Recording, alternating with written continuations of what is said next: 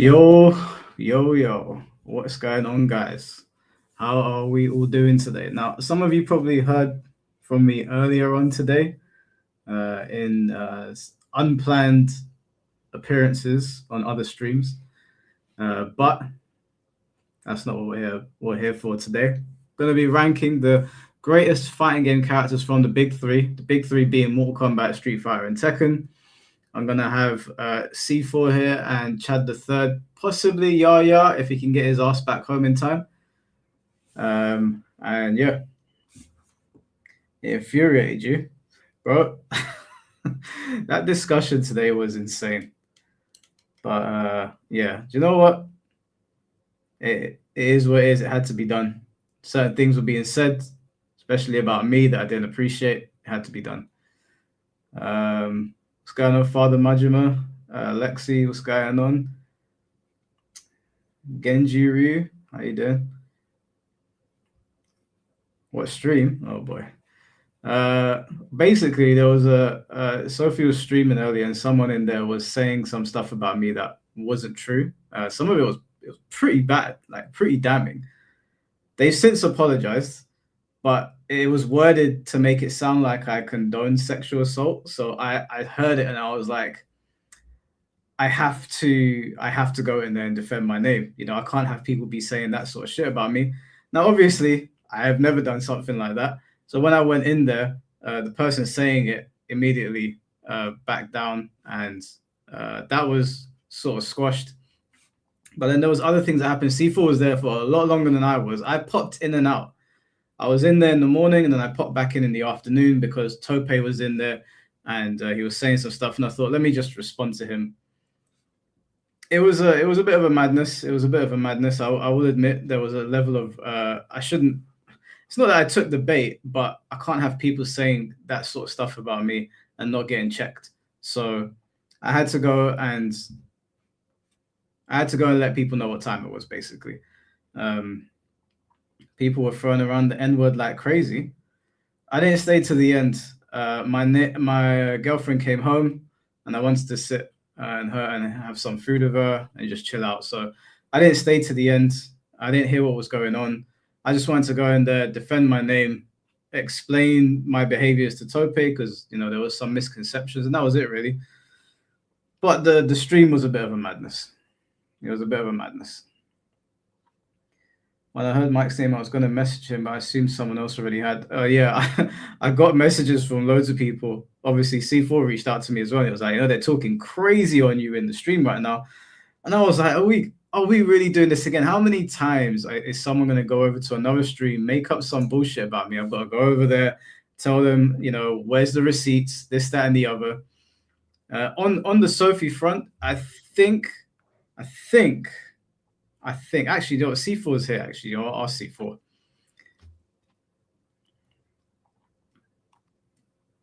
What's going on, bro? Yo. So, what was the conclusion then? Because I left. I went to have dinner and chill with the missus. What ended up happening? After you left, Tope was talking about the N-word. That's pretty much it. It's just the whole N-word thing again. Diesel was saying that they were spamming the N-word. He did a little bit. I said, I would rather hear Sophie say the N-word than Tope. I was just like, it just sounds weird when you say it. Then obviously to rub it in, he would say it over and over again. So yeah, he did the thing. My girlfriend came home and she was like, "Why are you in that stream?" And she goes, "Why is C4 in that stream?" And I was like, "C4 like swimming in the mud," as he says. So it is what it is. Yeah, it's a passion of mine that I should probably give up, but it's fun. It was fun. I appreciate you telling me though about what they were saying in the morning because that was crazy. That Angelo guy, I got whiplash. I was just casually lurking, and then I think he saw me in chat, and he was doing the whole, "Oh, Mike condemns Sophie for this thing, like he has the action," and then he was like, "C4, why don't you say something to Mike?" I was like, "I have." What do you mean? What?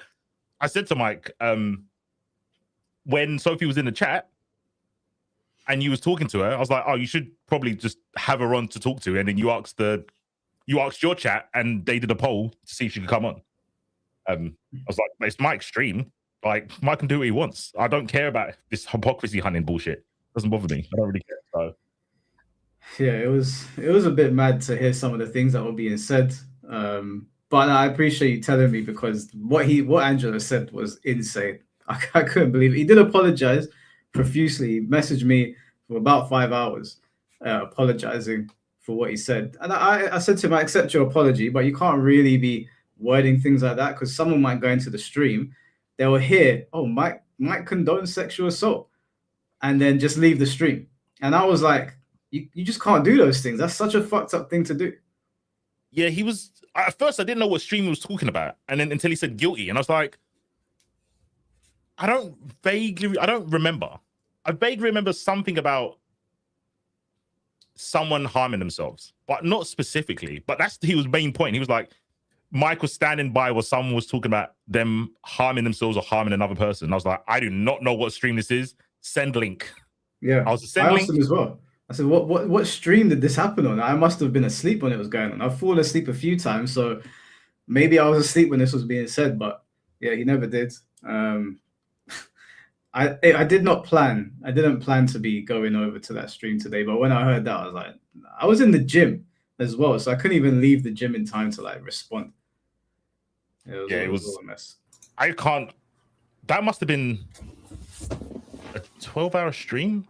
I think someone said they started at like 3 hours before I sent you the message, and it finished about an hour ago. That's mad. That's bro. She's got you beat. She's got you beat, bro. She's taken the title for that one. I'm not even trying to compete with that. I don't even know why it was still going for so long. But you know, if it got into an N-word discussion, I could see how that would just get dragged out for ages. She was kind of getting flames, bro. It basically ended up with I think Tope was in there, and I knew it was going south because me and Tope were agreeing. It was so close, bro. Me and Tope were like going, he's got a point. It happened both ways as well. And then it basically came down to, you know that Virillion guy? Yeah. He basically said, he's said in the past that he thinks the N-word is trivial and no one should be upset about it. And he kept kicking guilty out of the Discord, out of the voice chat. He did it like 5 times. And then finally, Sophie got rid of him. She took away his mods. And then Sarah Blast basically asked, don't you think it's a problem that Virillion thinks the N-word is trivial? And she refused to answer. So wow. I asked her, I said, do you think the N-word is trivial? And she's like, I'm not answering. Damn, that's crazy. Damn. Wait, hold on a second.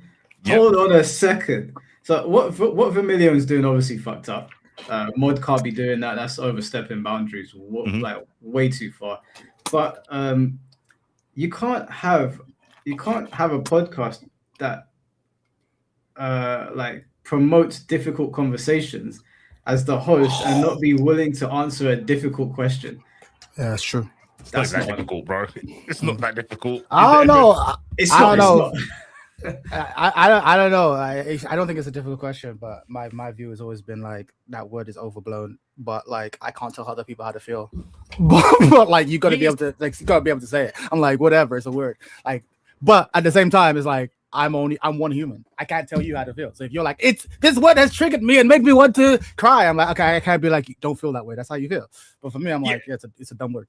I agree. Like, I kind of said I think you're in a tough situation because it's practically. Clearly, the word by definition isn't trivial because you felt an effect of saying the word. Right, totally. So it's not trivial. Exactly. But by theory, you can say you one should be. You can say it should be. That's valid. You can say it should be, but it isn't. That's valid. I think that's my take. It should be, but it's not. That's my take. I don't say that. She said she refused to say because she was going to get in trouble. So I was like, so you do think it's trivial then? Like, there's only one answer that can get you cancelled. So just. Yeah, you can't have a podcast and have promote difficult conversations and do that. That just destroys credibility. Like it's not a difficult question for us. We'll give our answer straight away, whether we're on one side of the fence or the other. Yeah. But if you can't give an answer, then like what I was saying was true, and I wasn't saying it as a put down. I'm sure you were there when I was saying it. It's not that like it's not about people being dumb. It's just certain people can't have these conversations, and that is proof of it. Yeah. It came to that. And Tope was like, yeah, C4's right. And he was saying stuff about the mods. They were making arguments that her mod shouldn't be able to do that, but he didn't take the same action with Brilliant that she did with Nova, I think it was. Right. So yeah, me and Kotopo were like, yeah, it's not a good look. And not answering, denying the answer is also a pretty bad look. But denying the fifth, baby, denying the fifth. I was like, bro, I'm not American. This plead the fifth stuff doesn't work over here. If you don't answer that question, I'm just gonna assume your answer. Sorry. Like, no, that's mad. Well, you and Tope agreeing basically it signifies the end. That's the sign of Ragnarok, bro. You can't. When me and Tope are on the same page, it's a long day for everyone. It's not a good look. Yeah, and yeah, I don't know if like Chad was there. We'll move on from it in a second, but I had to go in there and talk to Tope because the thing is, like, I don't know why he always thinks that I'm being nasty in the DMs. I'm not. I promise you, I'm not, bro. And I still don't dislike the guy. I just wish that he wouldn't get so angry all the time. Can I ask a question I've been meaning to ask for maybe like 8 months? Yeah. Who is Tope and why is he relevant? We've had this discussion. I've had discussions with him. I've watched him. I'm like, okay, but why? Who is he? I love watching him talk because I'm like, I disagree with him on almost all points. I see where he's coming from. But like, I don't. Why does he show up? What is he like a player? Is he big in some game? Is he a big streamer of some sort? Like, what? No. Why is he a celebrity? Tope, I find Tope to be interesting. Yes, and there's something that there's something I find interesting about him. So he hasn't got like a big YouTube channel. He hasn't got a big Twitch. He's not really too well known outside of like this space, or maybe I guess wherever he plays Smash. He's a Smash player. Okay. He's not and I don't mean this in a put down. Maybe in like outside of the FGC, he is a person of relevance. But in terms of like numbers, you wouldn't say Tope is a person of relevance. But I personally find him interesting, which is why he pops up here every now and then. Sure. For me, it's never like a numbers thing. It's just that if you say things, whether I agree or disagree with you, that I find interesting, then you'll probably pop up here every now and then. Okay, no, that makes sense. I was just wondering, it's like, yeah, is he big in the Smash scene, or not even necessarily big? I'm not big in any scene, right? But I'm just talking about like, where is he seeing? Because he's just to flow in randomly. Like, he must have a network of supporters somewhere. Like, where is he from? Like, it's like, all right, cool, Smash makes sense. He's an ex. I don't think he does it on purpose, but whether he knows it or not, he is excellent at rage bait. He's proficient in the art of rage bait, and I don't know if he's doing it on purpose. No, I don't think he's doing it. I've met people like him. He's not doing it on purpose. To be fair, what I like about him is that like he believes what he believes, and he will stand it to death. And there's a part of me that respects that. Like, even when you're wrong, I'm like, look, because it takes a lot of, I don't know if guts is the word, but it takes a lot of something to be able to stand in a room, thousands of people saying that you're wrong and being like, nope, like I know I'm right. I kind of fuck with that. I ain't gonna lie, but yeah, I do too. I like having him around here. To be honest with you, I know we're not friends, and I know he hates my guts really, but I like having him around here. I know it's difficult to get him to pop onto the stream. We've had him on like 2 or 3 times. I'm sure he'll show up again when the time is right, but I don't dislike him. I'm just sometimes he'll message me and I'll be like, here we go again. It's about to be another unnecessary fight. But yeah, sorry, C4, you're gonna say something. Yeah, oh no, I was gonna say that's the word, conviction. I think he's fascinating because I've always thought smart people are really good at believing dumb things because they convince themselves that it's true. Yes. And I think Tope toes that line. I think Tope's smart, and he's smart enough that he's convinced himself of the wrong answers. Yes. Yeah, it is like intelligence is such a double-edged sword because it's like it's a difference between intelligence and wisdom, right? And if an intelligent person is right, believes something, they can rationalize just about anything to reach their conclusion. And he is very good at rationalizing anything to reach the conclusion he's already come to. And it's like, oh man, this is so interesting. Yeah, I agree with him. I understand the fascination. It's so intriguing. I love picking his brain. He probably hates me, but I think after that stream, I think we broke a little bit of bread. I mean, I think it was pretty good. There was a lot of me and him started at the same place. Like, I also think words are trivial. You shouldn't, react. But I'm not going to call someone a rog because they reacted to a word. And I drew the line, but I started at the same place as him. I do think words are just words, and we shouldn't, punch people over words. But we live in a society, blah blah blah blah blah. We live in a society. It's the society meme. Like, But I believe it. Like, we live in a society, you can't just say what you want if you want to live amongst other people. Civilized. That's the thing. Yeah, you can't tell other people how they feel about that. You can argue for your position, but yeah, you can't tell other people how you feel. You just state your position and be like, all right, cool. There's obviously a level of respect for me to even like, because he messages. I get a lot of messages here and there, but if Tope pops up, I'll give him time of day to hear what he has to say. So there's a level of respect that I have for Tope. I don't even think that I dislike him. Like, when I say I don't like the guy, I don't even think that's true. I don't. Bro, I'm a fan. Tope. I'm a fan. I'm like, I'll hear you guys. I'll be like, I think we're all fans. I don't know if I don't know if I can do a 6-hour stream and then I'll see Tope on it. It's like, I'll give him 30 minutes. I'll give it. I'll make some time. He's interesting. You can be wrong and interesting. You can be right. You know, if Tope is on the stream, he's gonna say something and it's gonna elicit a reaction from somebody. It's gonna be incredible. You're in for at least an hour of good shit. 100%. I'm a fan, bro. I'm a fan for him the same way I was a fan of like Kurt Angle back in the day. Like, yeah, I'm there. He's an ultimate heel. I love that shit. All right, well, all that stuff aside, hopefully that Sophie situation is done now, because we provided receipts that kind of shut that down, but I'm assuming it's going to keep going. I just hope that I don't get brought up again. You're definitely going to get brought up. You're going to get brought up again, bro. Yeah. Which, I don't really understand either, because a lot of the people that were in her stream, I know that they watch, because they were citing things that I said, and I'm not hard to get in contact with. So I'm like, if you have something to say, I'm sitting right here. You can just say it to me. It's not like you won't get a chance to, but some of them were sneak dissing me, and it was funny because C4 let me know what was going on, and then we both came to the chat, and conversation changed completely. And I was like, why were you sneak dissing me? I wasn't out here trying to snipe people. So, I hate it. I feel like we're fucking Pulp Fiction. We just come and fucking ruin everyone's day. We just stroll up into like.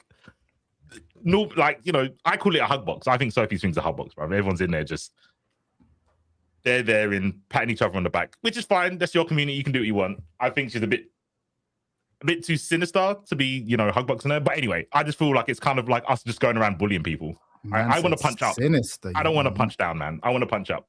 Man, that's literally what I said to my girl today. I don't like the idea that I have to show up to a stream and then some dude is like doing a 180 after he's just spoken a mad shit about me. I don't like doing that, because I like to think that I'm pretty welcoming to everyone, and we could just have chit chat here, or you can private message me and I'll get around to it.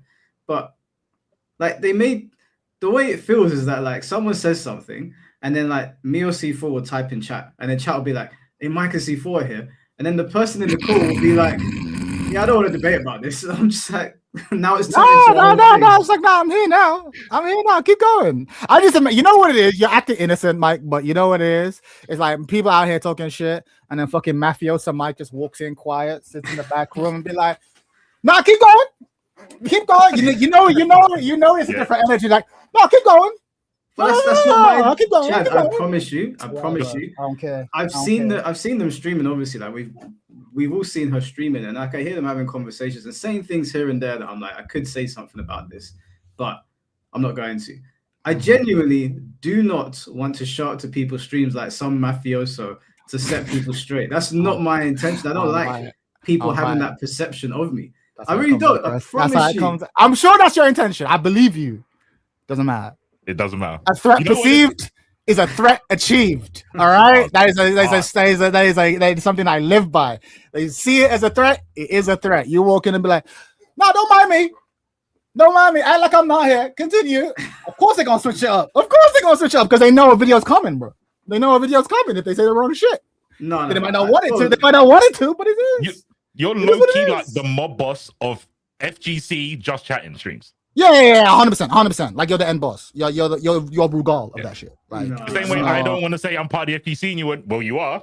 You are the boss. Like, people. No, this is giving me a title that I haven't like claimed or anything. It's just a but true titles aren't given by the wielder. They're given by the observers. Like, you don't choose to be the thing. It is what it is. Like, you might not like it, bro. You might not like it. It is what it is. Well, I don't want that title. I don't claim it. And I also just look, just this. Okay, obviously, we're messing about. It's not a mafioso, guys. Like if you have a problem with me and something I've said, you can just come and tell me. I ain't gonna fucking sit you down like Scarface and have you say things and then shoot you. Like I'll hear you out. Okay. In the public eye, they are like rhetorically shot. You've always come away from a conversation saying, I fucking smoked them, bro. They're never gonna say shit again. Like, cool. Bro, but no one ever leaves the conversation with Mike feeling like I did all right. It's either I didn't die or I'm gonna be reborn. No one comes out saying there was a good scrap. Like it is what it is, man. And it's not a bad thing. I don't know why you're trying to. I don't try to duck it. It is what it is. Like people respect your opinions. True, actually.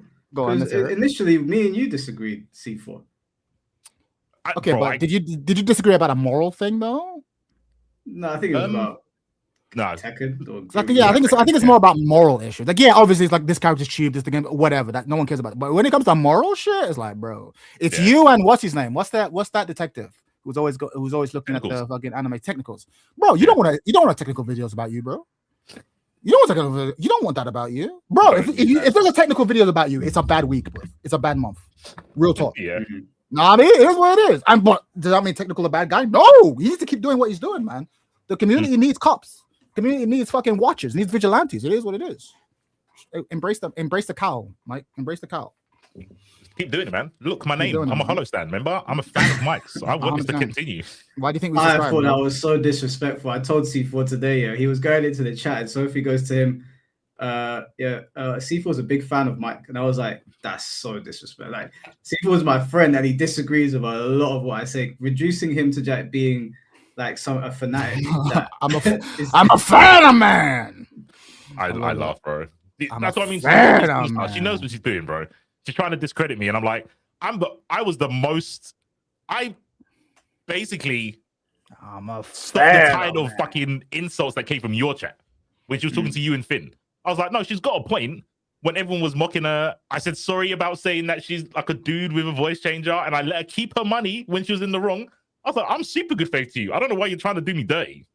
So yeah, I had to go on her stream and let her know. Set the record straight. Well, hopefully that doesn't happen again. Because, bro, I was in the gym. Oh, it will. I was in the gym, right? I was doing some legs with the missus. I see it and I'm like, are you fucking kidding me? Like, I sat there. My girl went home and I continued training, and I'm sitting there just listening to the crazy shit that is being said about me. And I was like, and she's saying to me, "Don't go in that fucking stream." And I'm saying to her, I ain't going in that stream. And then they kept escalating. I was like, no, I have to go. Someone questioned his Christianity, bro. That's what I was like. Wait, what? The fucking meme. I was like, question whose Christianity? What? The Angela guy said, not very Christian of you, is it, Mike? I was like, bro, it's just having conversations. Like, this is mad. I wish I clipped it, but I missed it. I nearly dropped my phone in shock. This motherfucker's calling you a pagan? Not on my record.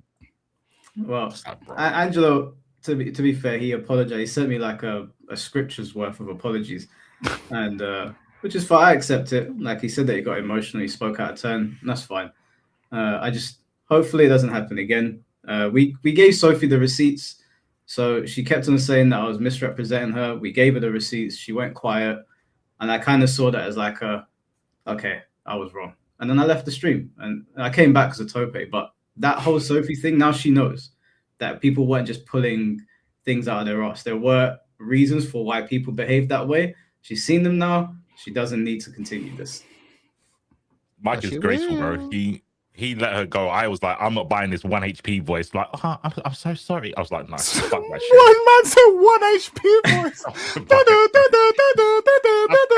I was like, don't put this shit on, bro. I said 1 H. I've never heard that expression in my life. That 1 HP voice. With someone who's got so much energy. Before Mike showed the receipt, she was gung ho, bro. She was gung ho, and she was matching energy that Mike had on the last one. She was swearing in all sorts, and then as soon as you saw the receipt, fully 1 HP, bro. Focus dash activated. I was so tired of that. I'm dying. I don't know why that got me so 1 HP voice, because it's so, that was Shakespearean, because I can hear it. I can hear it. I know exactly what you mean. That You know tone. the voice, right? I know the voice, bro. You know the voice. Do you know what the worst thing was about that particular moment? When she was like, go and get the receipts, I couldn't get to them because, you know, Twitter sometimes just stops loading messages when you go too far down. It just has that like white dot and it doesn't go any further. I'm scrolling and obviously Arturo's like tweeting.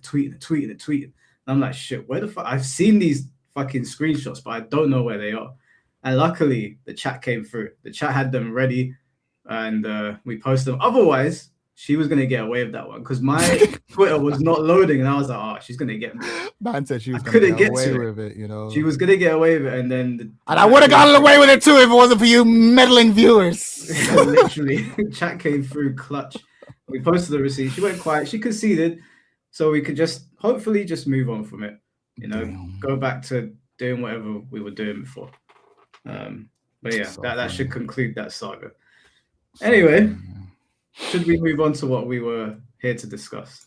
Yes. Oh, let me get a notepad up. This is going to get... Let's go. So I've got a notepad here. Okay, cool. So I was going to use that tier list maker, but it's going to be so difficult to save pictures and if we name random characters. So I thought we just put their names here. So we've got different tiers. We've got legendary, iconic, staples. I mean, they're all right. And it's the biggest piece of dog shit I've ever seen. All right, cool. Okay. So cool. Basically, we don't have to not name other fighting games, but primarily for time's sake, because we'd be here literally for 15 hours, we'll probably stick to Street Fighter, Mortal Kombat, and Tekken because they're the main big three. But I don't mind other characters being brought up that are really important. So yeah, we're going to be ranking the greatest fighting game characters for these particular games. I'll give the floor to Chad to start with a character that he wants to throw out, and then we'll rate them based on their design, their impact, and I guess maybe what they mean to the game. Cool. All right, I think I'll start boring just to get a sense of where we're at, right? What do we all think about Karate Man Ryu? In the year of our Lord, 2026, so many fighting games have come out. Style has come out. The culture's view on martial arts has come out, has developed and expanded. Where do we put Ryu in that? Because that tells me what this means. What do we think? Because I think you can make an argument for legendary, of course. I think you can make an argument for iconic. I'm gonna keep it a buck though. I also think you can make an argument for. I mean, they're all right.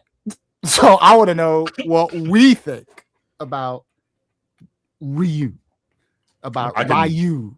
I'll let C4 go first. I'll just quickly say thanks to Mr. Mars for the 199 and perception is reality. Unfortunately, let's not start pushing that, guys. I don't want to be known as some sort of mob boss in the FGC. That's not a good look. You come to me on the day of my daughter's wedding. Asking for a favor. And Bazooka, thanks for the 10 memberships as always, bro. Really appreciate that.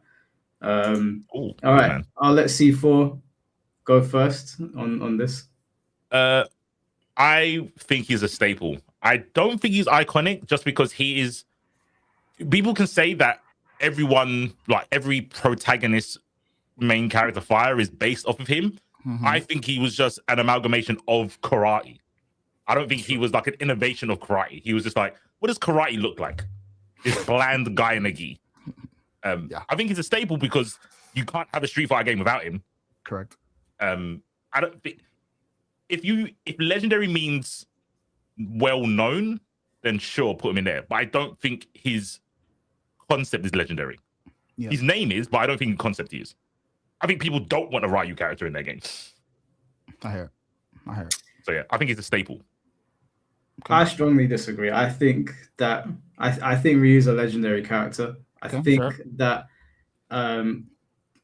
he was. I think that Ryu. You're right in saying that he's an amalgamation of like how we perceive the Karate Man in like the 80s.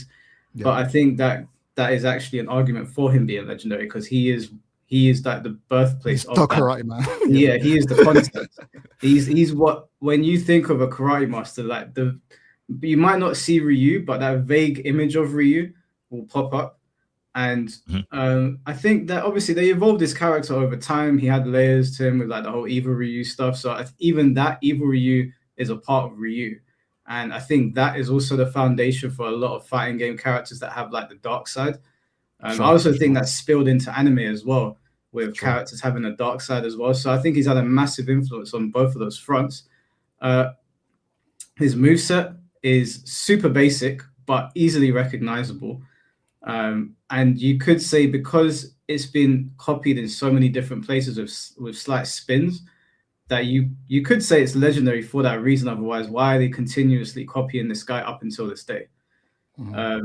The Hadouken itself is a legendary move. I know even like the motion of it. I think the Kamehameha came first, but obviously there's always that comparison. So I think that motion of a fireball, whether you go Goku or Ryu, is pretty legendary. And then obviously his impact on Street Fighter is like, you don't really need to get into that. That's like, he is Mr. Street Fighter, and his theme song is legendary as well. It's one of the best Street Fighter themes. So that would be my the Street Fighter 2 one specifically. Yeah. Even the Alpha 3 one. Oh, really? Is really Alpha good. 3 is pretty good. Yeah. I'll give him that. Street Fighter 6 is obviously newer. I really like the Street Fighter 6 one, but it doesn't really fit Ryu. It's just I think it's a good tune, but it's a bit of an odd.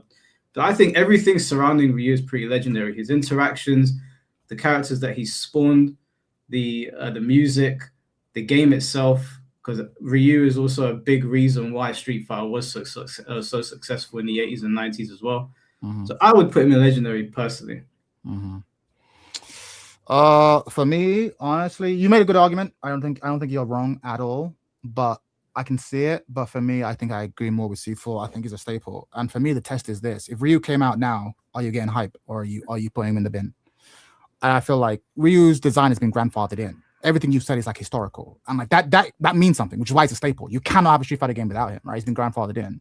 But there are certain designs that are going to come up in this discussion where even if they came out for the first time now, you'd be like, oh shit, that design is strong. And you can't say that about Ryu, I feel like, right? And even a lot of stuff you were saying is like, oh, I was inspired by the evil character. I disagree. I feel like the evil version predates Ryu by a long shot. In fact, they came up with the evil version to make Ryu interesting. Like, so I don't think he inspired that. I think it was more that they borrowed that trope from other things to try and make what was a boring character interesting. Again, this isn't to disrespect Ryu or people who like Ryu. He is a staple. I do not ever want to see a Street Fighter game that doesn't have Ryu in it. But like that, so much of that is just about being grandfathered in. In terms of his actual like plays, I don't know. I feel like his design is kind of lame. And I think a lot of what they've been trying to do, no, lame is not right. Lame is not, he was good enough for the time. Because he just had to be a karate man. He just had to be a karate man. Whereas like right now, everything they're trying to do is to make him more interesting. They give him a beard, way more interesting than he was before. Like it was infinitely way more interesting, right? Infinitely more interesting. Like Hobo Ryu, way more interesting than he was before, right? Do you know what I mean? Or you put Ryu in like a sports jacket, like what the fuck? Sports jacket Ryu, way more interesting. Like, you know what I mean? The further they go away from the original design, the more everyone's like, yeah, make him relevant again. So I'm like, I don't know. So for me, again, this is why I wanted to start with Ryu, because I think having this discussion will help us determine what these phrases mean for all of us. I totally understand where the legendary argument comes from. He is an icon. Like, I totally understand it. But for me, I'm just talking about like quality of design in 2026. Does it hold up? And for me, that's why I've got to put him in staples. Like his historic run is what keeps him above staple. It's what keeps him above. I mean, they're all right. But I truly believe if Ryu, Street Fighter 2 ass Ryu came out today, brand new character, get hyped for, ain't no one getting hyped. No one getting hyped. But does him coming out today diminish the fact that he's legendary? Because Bruce Lee's legendary, but if Bruce Lee was still doing his shtick today, he might not be as relevant. I don't think scaling someone's legendary status to the times is fair, because times change, but legends don't, right? So if you I hear it. I think if Bruce Lee came out today looking the way he did back then, I still think Bruce Lee is going to get a fan base. I actually do. Like I think the one that he had previously, with the knowledge that MMA wasn't really a thing, and we know how martial arts has changed over time. Yeah, I do think he would. I think he would. I think he wouldn't be as big, but he'd be like Donnie Yen big. Like you'd know the name. Because he's cool as fuck. Yeah, but he's cool as fuck. Donnie Yen would Okay, no, I hear that, but I don't. Donnie Yen's path to stardom is very different to Bruce Lee's. Well, they were both in like Hong Kong action movies in Asia, and then Hollywood gave him a shot to give him a bigger audience. It's a very similar path to like Jackie Chan too. Like start off in Hong Kong, doing awesome shit out there. You get a Hollywood thing, so now the average Westerner has an idea of who you are. It gets big. Same thing would happen with Bruce Lee, I'd imagine. Does like shit in Asia, fucking hype as fuck. Like I do hear what you mean, because it's hard to untangle it, right? Because a lot of the reason we consider it generic is precisely because they were so iconic and then it became the norm, right? So he's kind of the blueprint. So what you're kind of saying is, can you really dock someone for being generic by modern standards when they were the one who set the standard? Which I think is 100% a valid take, and it's hard to untangle. For me personally, though, I'm gonna say Ryu kind of falls on the wrong side of that, where Bruce Lee doesn't. I can't. It's just a feeling, to be honest, because you might be right. Which is why for me, I'm like, I'm gonna go with Staple. But if someone's like, Chad, you're fucking crazy. He's a legendary. I'm not gonna argue with you. I'm not gonna fight you. Like I'm like, no, you can totally make that argument. It just comes down to what these terms mean. So would you make the argument? I don't want to deviate too much, but I do want to say, would you make the argument about Superman? Yeah, I think Superman's a really close analogy. I think for me, Superman, because there's so much bad Superman though. That's the thing. If we're talking about Superman at his best, even now would be iconic. Yeah, I think Superman even at his best now would still be iconic and awesome. I think generic Superman is bad, right? But like the reason why they keep reinventing Superman is because like, you can't just do it's truth, justice in the American way. You can't do that. But we don't. That's not the Superman we typically get now. In fact, you know what? I'm going to flip it. I'm actually going to go against what I just said now. I actually think in this modern age of fucking cancel culture and everyone's a problem, everything's morally complicated. I actually think someone just being very boring, like I stand for truth, justice in the American way. I'm a good person in a boring way. I'm optimistic in a world that is incredibly cynical. I actually think Superman is probably more important now than he was even when he was like a big deal back then. So I would actually argue that generic Superman, if he came out now, could be really good if you played it that way. So yeah, I would say Superman holds up in a way that Ryu doesn't. But again, subjective, super subjective. Okay. That's my well, I mean, the way we're going to do this, to be fair, is like it's a democracy. There's three of us. So, what are you two voting Staple over Legendary? I'm going Staple. Yeah, I'm going Staple. Yep. Okay. I think it's Staple. So that makes him iconic. That makes him what? Low iconic, or is it just 2-1? How are we saying? Because you're saying Legendary. So that's I'm saying Legendary. Yeah. Okay. Fine. Yeah, so that'd be like low iconic, right? Man, iconic minus. Yeah, local minus. Yeah, we are gonna get flamed for this one. Let him, bro. Let it sit on the record that I did not do that. I made my argument, bro. If you don't like it, suck a dick. I don't know that, bro. I don't know what to tell you, bro. Like it is what it is. After school chat. 100%. Joel, thank you for the $5. Sorry, but Ryu is legendary. Imagine a Street Fighter game without him. That's right, you can't. They tried it with Street Fighter 3, excluding him, and the backlash was enormous.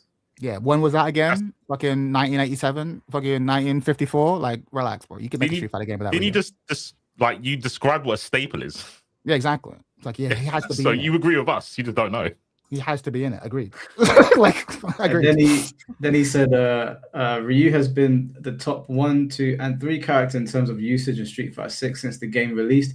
How is he irrelevant today? Stop hating on my karate, man. I'm gonna keep it a buck. Ken is more interesting than Ryu, and there's a reason why Ken is number 1. You could delete Ryu and just make Ryu a Ken skin. There, I said it. You know what's crazy? Isn't the Street Fighter film based around Ken and not Ryu? 100%. You could just make Ryu a Ken skin, but y'all don't want to hear it. I was trying to be polite, but if you're gonna come at me, I'm not gonna say you could just make Ryu a Ken skin. Like when you pick Ken, you can just press circle and you get Ryu instead. You know what? Okay. I don't co-sign this. A good example for Ryu is he's you get those artists that are featuring, but they always make a banger song. Oh shit! Ryu is T-Pain. Ryu is T-Pain. Ryu is fucking Timbaland. No, that's so true.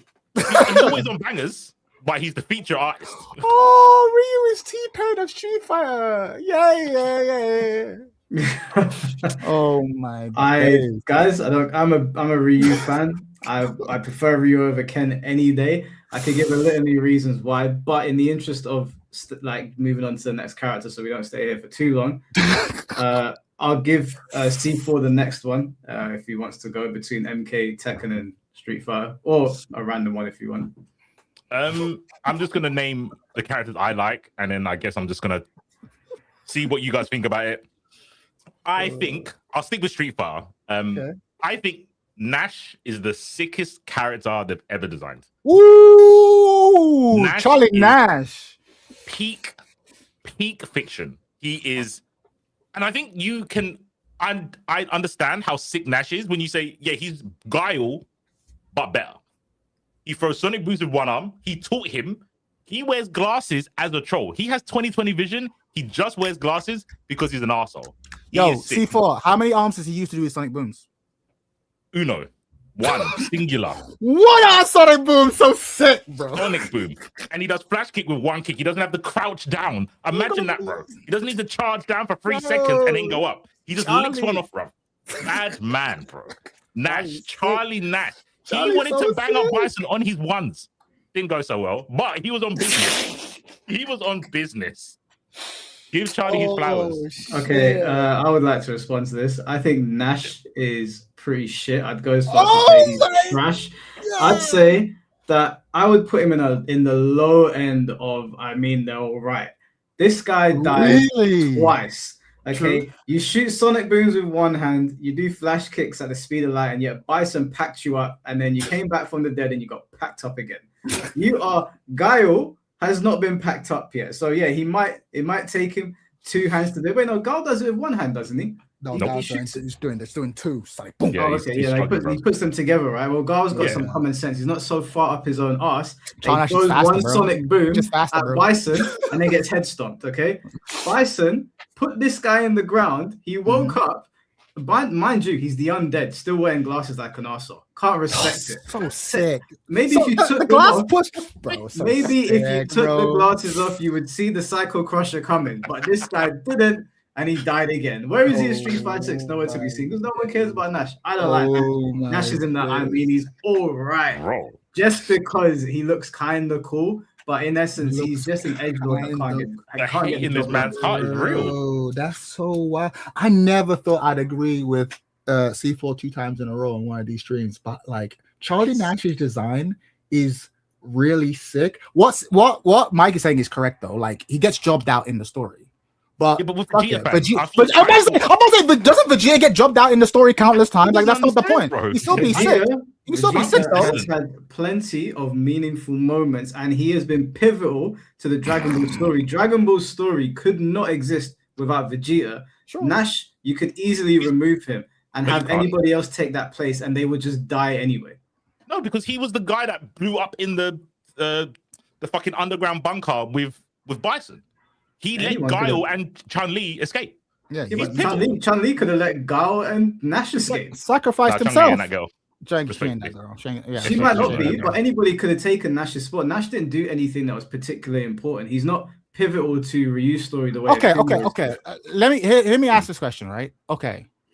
In terms of, I'm gonna ask on numerous levels, right? Because you're right. In terms of achievements, it would just be like who achieved more. Of course, okay. Yeah. Achievements not the greatest. In terms of visual design. Guile or Nash? I prefer Guile. Guile. In terms of voice lines in the various games that we've got, voice lines. Guile or Nash? Easy.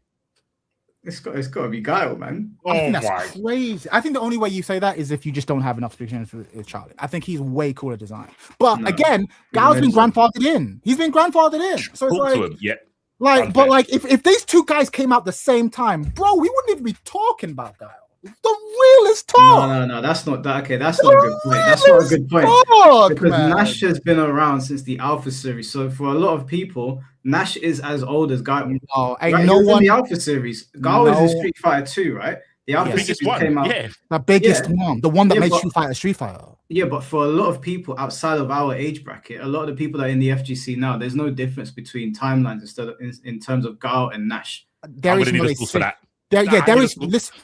Mike, there is not a single alpha character, who is more iconic, more loved, more known than the Street Fighter 2 characters. Like because of the grandfathered in, like it's just not possible. There's no name him. Cody. Name him. Cody. So Cody's more famous than who? He needs more love than who? That doesn't count. He's got his own game. T-Hawk. That doesn't count. T-Hawk. He's from another game. T-Hawk. I don't think about T-Hawk Street Fighter 2, but you're right. Okay. Point Technically, okay. Yeah. Wait, T-Hawk Street Fighter 2? Yeah, but like a late version, like a fucking super. He's not one of the original. But he's saying who in the Alpha series is more iconic in the most technical ass sense. Mike is correct there. Like, yes, if you go on the extremities, yes, Cammy technically is Street Fighter 2. Technically, sure, okay, yeah, okay. Sakura. She was not Street Fighter 2. No, she's Alpha. She's more iconic than some. But she's more popular than like T-Hawk. And you're gonna pick the wings. Yeah, the wings of Street Fighter 2. Okay, fine. Yeah, okay, you got me. All right, cool. I think, what was it? DJ Cammy, T-Hawk. Was it Fei Long? Were they the four? Yeah, Fei Long came Street Fighter 2. Yeah, but come on, bro. I would say they're all. Ain't no talk about them about Street Fighter 2. But you're right though. I get it. Bro, right, everyone's begging for fucking Fei Long though. Everyone wants Fei Long back. But Fei Long's Bruce Lee, so I wouldn't bring Fei Long up in that conversation. Bruce Lee archetypes are always popular, but I'm saying that there are. Yeah, no, he's challenging my claim. Yeah, I was saying that there's no one. He's like, there's some. So, all right, fine, fair. I would argue, Nash does not appear in that conversation. I could name Alpha characters. Nash doesn't pop up in that. You would be lying to yourself. Like, it's Nash, Sakura, maybe Karen, and Gen. Man said Karen. And maybe Releno. I can't not Releno, sorry. Sodom. I can't co-sign Karen. I can't co-sign Sodom. Ain't no one asking for Sodom. Come on, bro. Come on, bro. He's like, no asking. Like the fucking, what they call the size? Bro, ain't no one looking for Sodom. And you're losing me, C4. You're a hater. We went. I was with you with C4. I was with you with Cody. But the thing is, we're gonna lose this fight. It is what it is. We might have to accept this as being a fringe one. But I think Charlie's design is fucking sick, but he gets jobbed out, and so y'all out here fucking dismissing him because he fucking sacrificed himself to be, did what a man had to do to take down Shadaloo. But yeah, I think for me, Charlie is above. I mean, they're all right. I think he's iconic. What are you saying? Man said, I'm saying that he's below staple. He's not a staple, obviously. Yeah. Like he pops up every now and then. He'll probably pop up in Street Fighter 16 when they haven't got any ideas on who to play in the game. But he's not going to be in Street Fighter 6. We all know that. Come on, let's be real. And he's not going to be in Street Fighter 7. I see. Yes, most likely. Hey, listen, Ingrid got in the game before Nash did. Let's just be honest about this. Yeah, but she ain't been around since fucking the fucking 1950s. Leave her alone. Like, she's allowed. I'm saying that he's in the all right section, but I'll have to concede if you both think that this guy that twice in the same series and doesn't even have Dragon Balls to come back. Okay, but then by that same logic, Bison's a bum. But Bison's not a bum, then I can tell you. Yeah, but how many times has he died? That's not the point. You know what I'm saying? You can die and still be sick in the series, bro. You gotta lose some. It's like pro wrestling. You gotta lose some. It is what it is. Didn't do anything. You don't know. You didn't see, bro. It was off camera. Oh my god. It was off camera. This is slander. This is Charlie slander, bro. Oh, it's true. He kept Bison in that bunker. He was throwing hands. It is what it is. Nah, we have to accept it. It's not going Bison beat him. Maybe the fucking bunker falling on top of him killed him. We don't know. He might have been smoking Bison and then he done a body swap. Charlie, we've seen Bison fighting. Charlie was getting thrown around that cage and he was just biding time. With the camera zoom in and the up glasses, it's so sick. Do you know how you know Charlie got fucked up? How? Tell me a lie. Half of his face like mummified when he woke up in Street Fighter. Bison punched his face up. Colleen just did a botch job. It was a botch job by Colleen. She's bad at stitching. It is what it is. Yeah, that's not her. Why would you need to do a job? Why would you need to stitch him up if he didn't get packed in? Because they had to bring the hero back, not this bum Ryu, bro. 100%. This bum Ryu, like, oh my gosh, Akuma's playing with my emotions. I'm gonna be evil. Like, he's such a bum, bro. Give me Violent Ken, bro. Violent Ken's actually gonna get stuff done. Last time I checked, Ryu survived the attacks from Akuma, overcame the evil path, and now he's canonically one of the strongest characters in the game. He's an emo, bro. That can't hold on, Bison, man. Let's take a step back. Okay, you're correct. Ryu has now solved his problem. Can we just write him out now? He has nothing Satsui no Hado is the only interesting thing he had going for him. I was like, I found peace. Excellent. Retire. Leave, bro. Like, you're done. No, I don't like it. Chad's trying to give you an olive branch. Fuck this olive branch. If Riley was doing his job, why is Bison still in the game? He's Batman, bro, and Joker's still around. He's useless. He doesn't get the job done. Well, His I homie mean, got abducted and they did a whole film and he couldn't save Ken.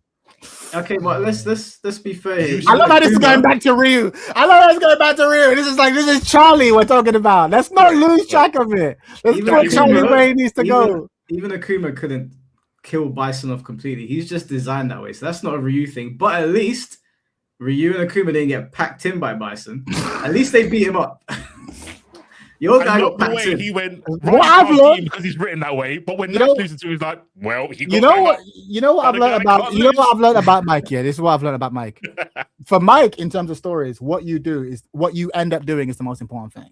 And for me, I'm like, if you are sick and you fail, I can still look up to you. Whereas you're like, if you fail, I don't want no time. You got no time. No, for it. that's I'm not like, true. no, but that's what I see. Because your biggest thing is like, he did this, he got fucked up. He did this, he got fucked up again. I'm like, okay, cool. But like, I can think of many characters who are fucking sick who have fucking get destroyed multiple times. That's Make not it true bad. though, because my favorite character in Naruto is Obito.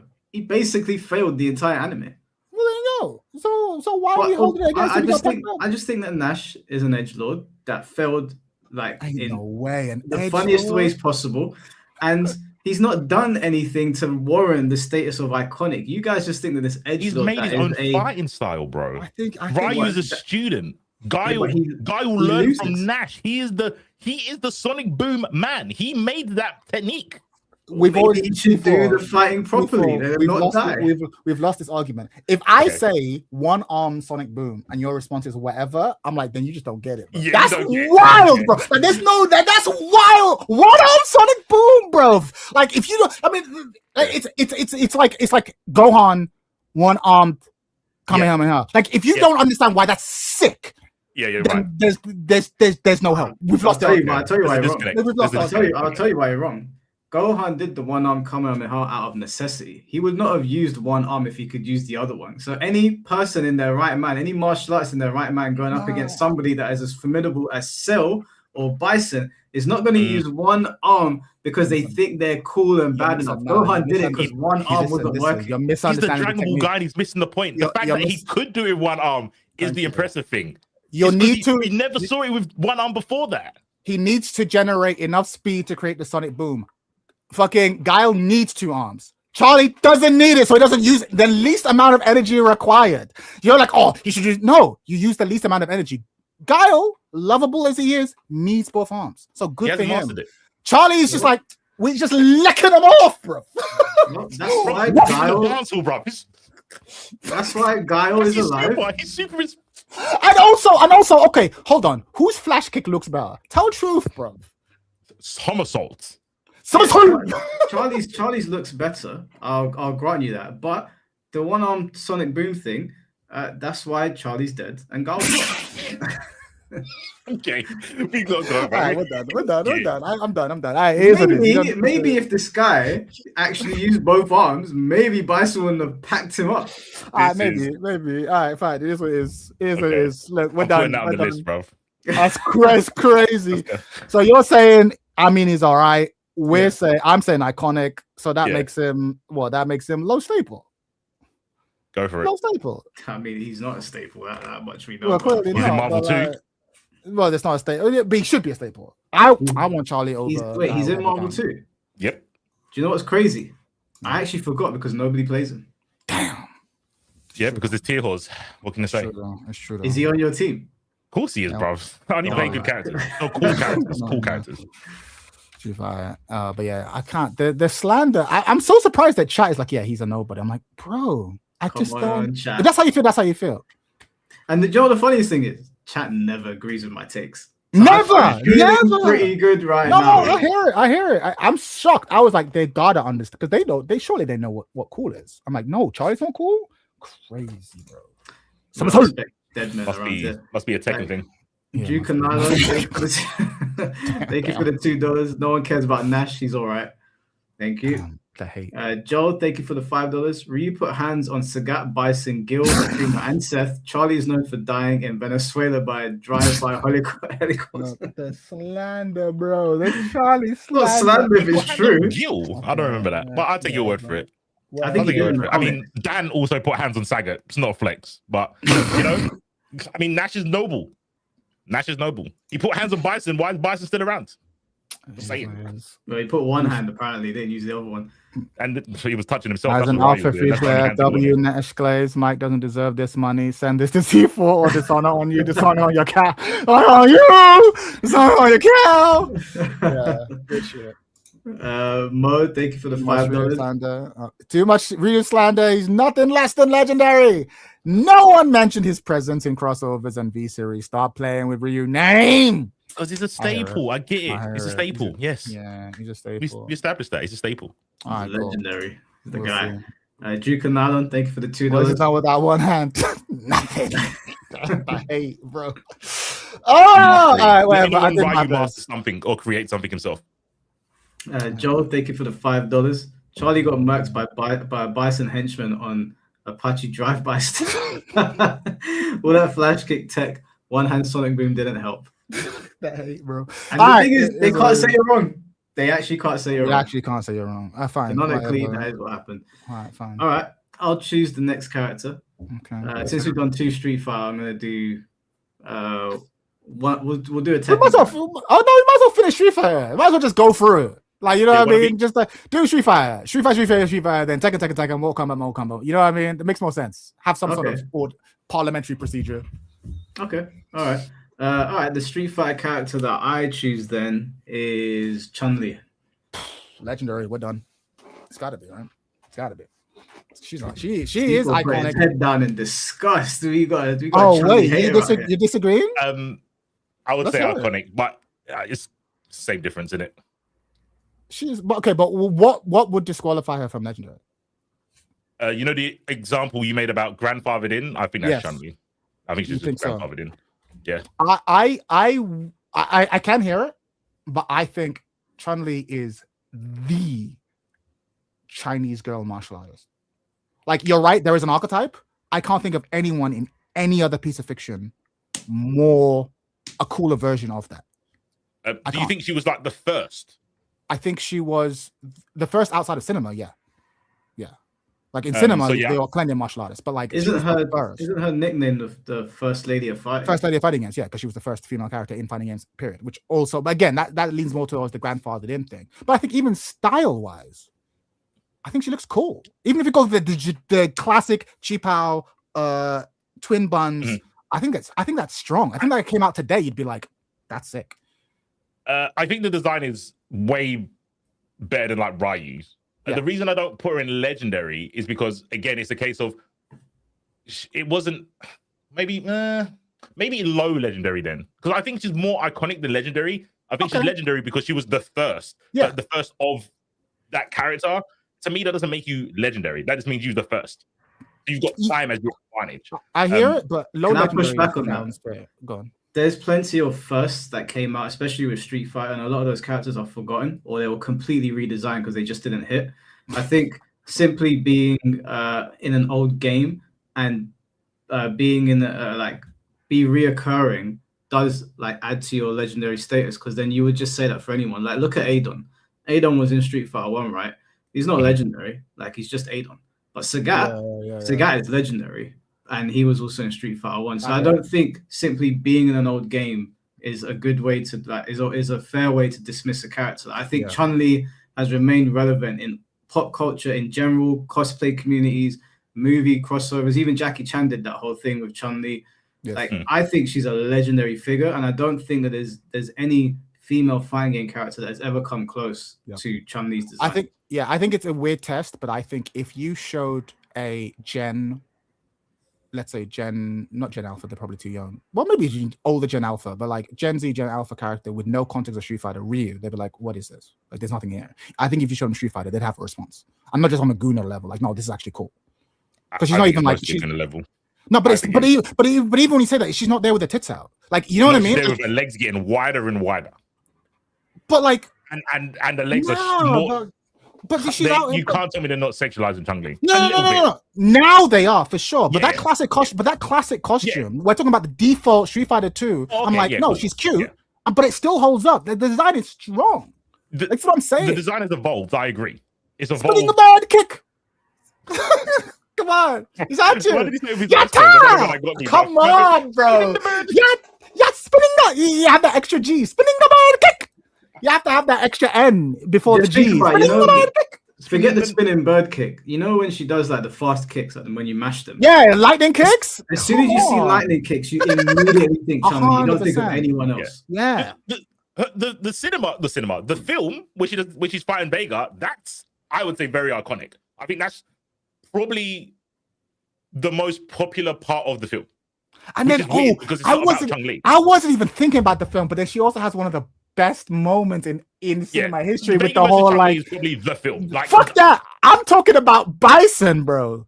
When she goes on that speech about like your people came to my village or whatever. It's like the day Bison came to your village was the most important day in your life. But for me, it was there's so on every level pop culture relevance. She's getting mobbed. 100%. But pop culture relevance, move iconic animation relevance, core design relevance, like personality. She's been lovable since the beginning. Yatta! Like she's she's legendary, bro. She actually the reason maybe I'd put a legendary, like low legendary, only because I believe, I can't prove this, if Juri came out instead of Chun-Li, Juri would be in the exact same spot. Now hold on. You're right. You're right.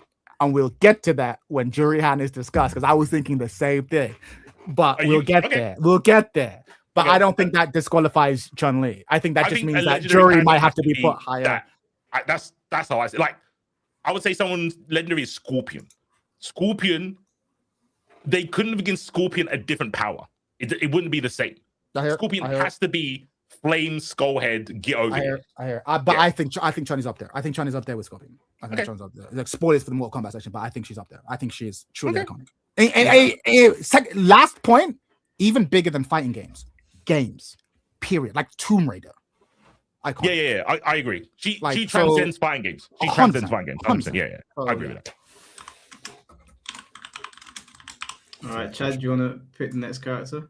Just for the streets. I guess new character, new game. I know you guys have more of a relationship with Mortal Kombat, so given that we've already spoiled one, I'll take the low-hanging fruit and say Scorpion for Mortal Kombat. Because I feel like we're all going to agree legendary, right? So I'll let you guys have the more interesting discussion. It's got to be legendary, right? Get Over Here transcends fighting games. Transcends games. Like, people who don't play video games, if you went, Get Over Here, would get the reference. I would know. Yeah. Obviously, people of a certain age, of course. Like, yeah, it's iconic. So I'm like, he's got to be. In fact, ironically, he might be the most legendary of the three we've discussed so far. Like, I agree. At the highest point.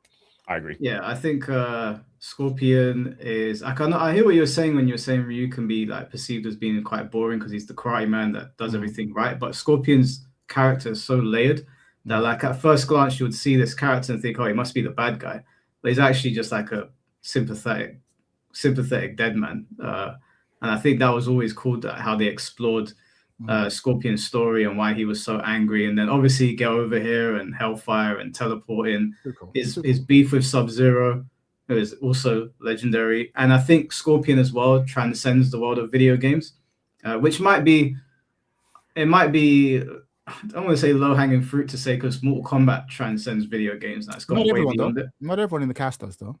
Not everyone, but a large portion of their cast does. I'd say a pretty large portion. You've got Scorpion, Sub-Zero, Johnny Cage. You probably throw Katana in there as well. She's in Fortnite. Like, she's I would challenge Johnny Cage. I would challenge Johnny Cage. I think if you showed someone a picture of Scorpion, they would probably be able to name check him. If you showed Sub-Zero, they could name check him. I think if you showed someone Johnny Cage, they could be like, "Oh, he's that guy from Mortal Kombat. He punched you in the dick." I think he loses it a little bit. Katana, probably female ninja, with the fans. I think that I could see them struggling to name check Katana too. Ironically, but like, with Scorpion, at least I think we're all in agreement. He's so easily identifiable, and everything about him has been like either like it's in meme culture or it's crossed over into something else. And he wasn't even initially the main character of Mortal Kombat. And he's technically not the main character, but he is kind of the main character. He's like the poster child now. Think about that. That's so legendary. That Mortal Kombat isn't really his story, but it is his story now. Yeah, pretty much. Yeah, it is his story. Like, how many front case covers is he on now? Like, he is the guy. Like, who? talking about names, I think people could name Liu Kang, but they might not be able to point out which one is Liu Kang. I think people know the name, but they don't know the character. Yeah, like you could show them martial law and they might be, oh, that's Liu Kang. Exactly. And you could be understandable because they're Bruce Lee clones, but Scorpion it's crazy that he's not the main character of the game, but he's the poster child of Mortal Kombat. Yeah, him and Sub-Zero 1-2 in terms of just market recognition. 100%. Yeah, all right, we'll put Scorpion in legendary. So yeah, figured that'd be an easy one. Start the Mortal Kombat discussion. I have once we end the Mortal Kombat discussion, I have my C4 controversial pick. Okay. Why do you call it that? We'll get there. Well, that's what you do, bro. You bring the controversy. Before C4 goes, I'll just read out the super chat that came in. Joel, thank you for the $5. Go search the most iconic character in fighting games. Ryu is number one. Even AI is Team Ryu. I mean, that's an argument against it, bro. Why did you add that last bit? What I'm hearing is that Ryu is like the generic, like fucking, like the Taylor Swift fighting game pick, and that's insulting. I buy that. Yeah, it's a generic pick. Like lowest common denominator, Ryu. That tracks 100%. I don't co-sign this chat. 100%. Let's get away from the Ryu slander. Ryu, the Taylor Swift of fighting game characters. I get it. I agree. Next one. C4. Who did you want to pick? I was gonna say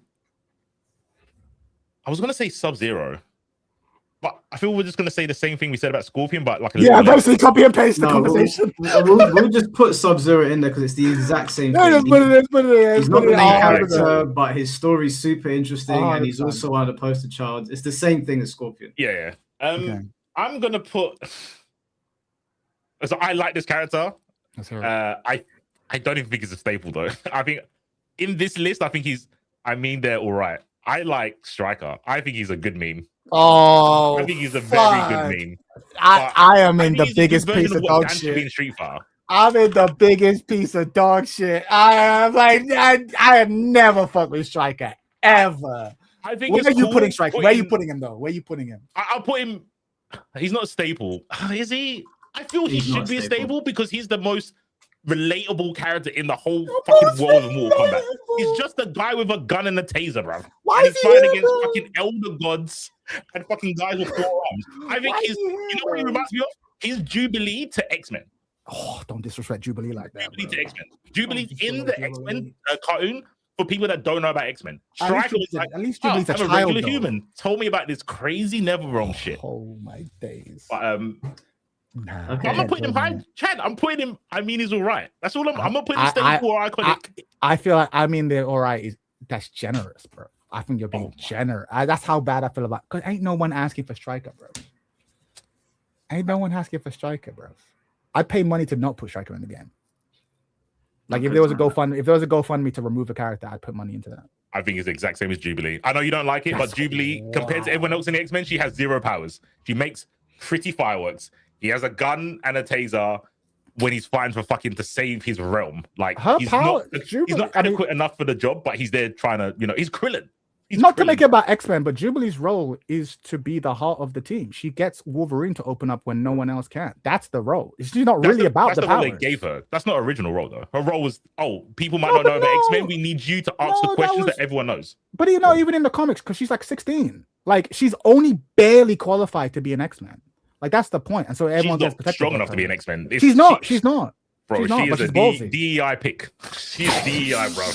Jubilee should not be in it. Let's be real. Oh my What is she ever doing, bro? The Sometimes Asian she flashbangs someone with a fireworks.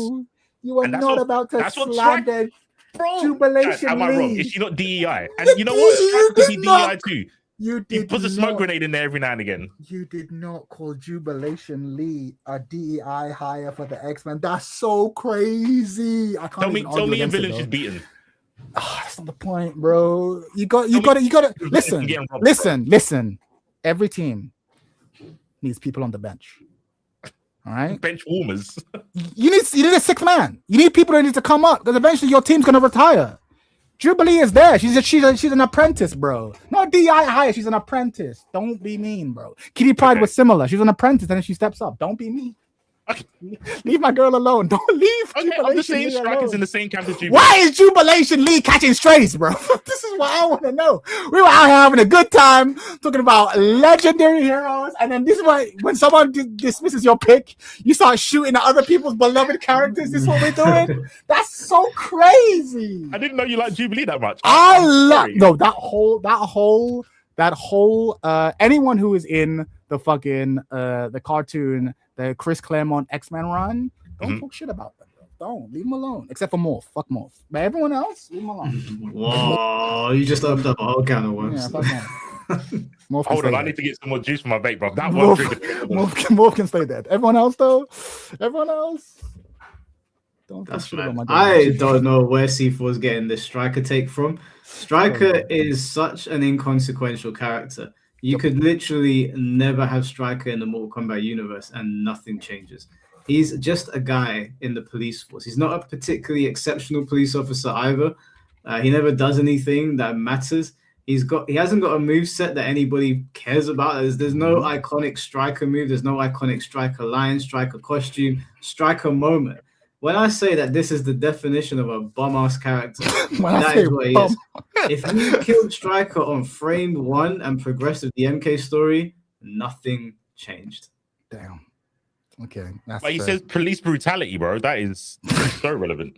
So that is such an edgy joke right now in this day and age. That's so crazy. He's aged poorly. You sound like something right now, bro. I like my done something. Striker's gonna be biggest pile of dog shit. Maybe you know what? High biggest pile of dog shit. How about that? Upper end. Almost all right. Bro, what happened to? You know what? Never mind. This is not the hill I want to die on. You can. You got pick. I think it's cool. I think that's fair. That's fair. I didn't want to say, obviously, right. My first character was Sub-Zero. Don't forget that. Yeah. When I play MK, I go to Sub-Zero first. No, of course, yeah. We all know who the legendary ones are. Okay, my controversial one. I know, Mike, you're the MK guy here, so I know you need to get in. But can I have I want to hear your take because I'm a casual MK fan. Okay. In terms of newer design characters, I actually thought Devora, specifically her MKX design, was sick. I thought that was artistically sick. I thought the voice work was sick. I thought the moves were sick, and I hoped that she would be like she would stick in the series going forward. And they've kind of just jobbed her out, and I don't know why. I thought her design was incredible in terms of new additions. Yeah, so Devora is a really, really good design. Her character's done really well in the story because I detest her. But it's not like that detest. It's not like where I don't want to see you on screen. Yeah, it's that every time I see you, I get nervous because you're always doing something fucked up. You might kill someone I like. Yeah, and she did kill a lot of people I like. And I think the whole bug gimmick was perfect for MK because it was very gross. They did a really good job of making a character that I truly hate, for both in the gameplay and in the story, for good reasons. It's like when you're watching wrestling, like a heel, like Edge becomes a rated R superstar. You hate him for what he did to John Cena. You hate it for all the stuff with Matt Hardy and Lita, but you know he's a great heel. That's how I look at Devora. I don't like the character, but I don't like her because they wrote her so well and being such a dick. I think the design is really interesting. Yeah. And I would have liked to see them explore it a little bit more. I think she did get pushed a little bit too hard in MKX. Like her killing Zelina I was like, all right, slow down.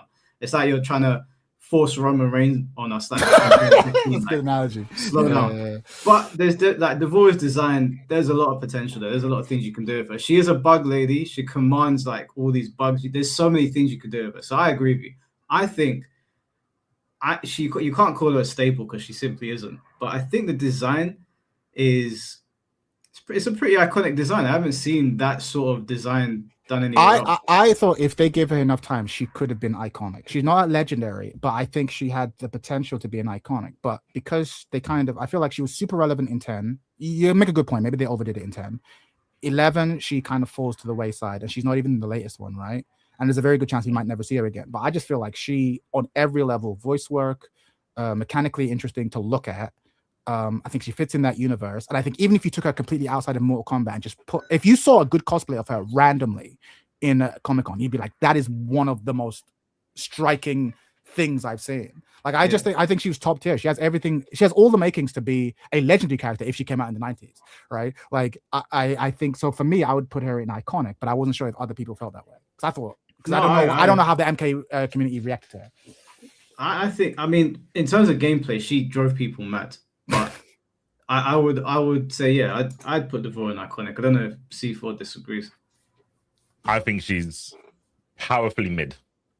Interesting. Why? What's no? You just like there's just nothing iconic. There's nothing interesting about her visually, sound wise, mechanically. It's all just. It's a 5.5. That is painfully mid. That's that's powerfully mid. Yeah, the powerfully mid is like a statement. So it's one thing to be like, it does nothing for me. I'm like, yeah, but you're like, no, she's actively mid. That would imply that there's like something about her keeping her down. I'm like, what is that? You know, for me, visually, when she's got the hood up, that's kind of gangster. Everything else is just above average. Like the concepts, what she does in the story, how she played, everything just felt like, yeah, that's just above average. Just like wild. I just don't get it. Like I've got nothing bad to say about her. I've got nothing good to say about her either. Even the voice performance was so good. It's like, you will serve the TEKKEN. And he's like, oh god, she's going to fucking ruin. Like as a story piece, she's incredible. Like, I thought she's incredible as a story piece.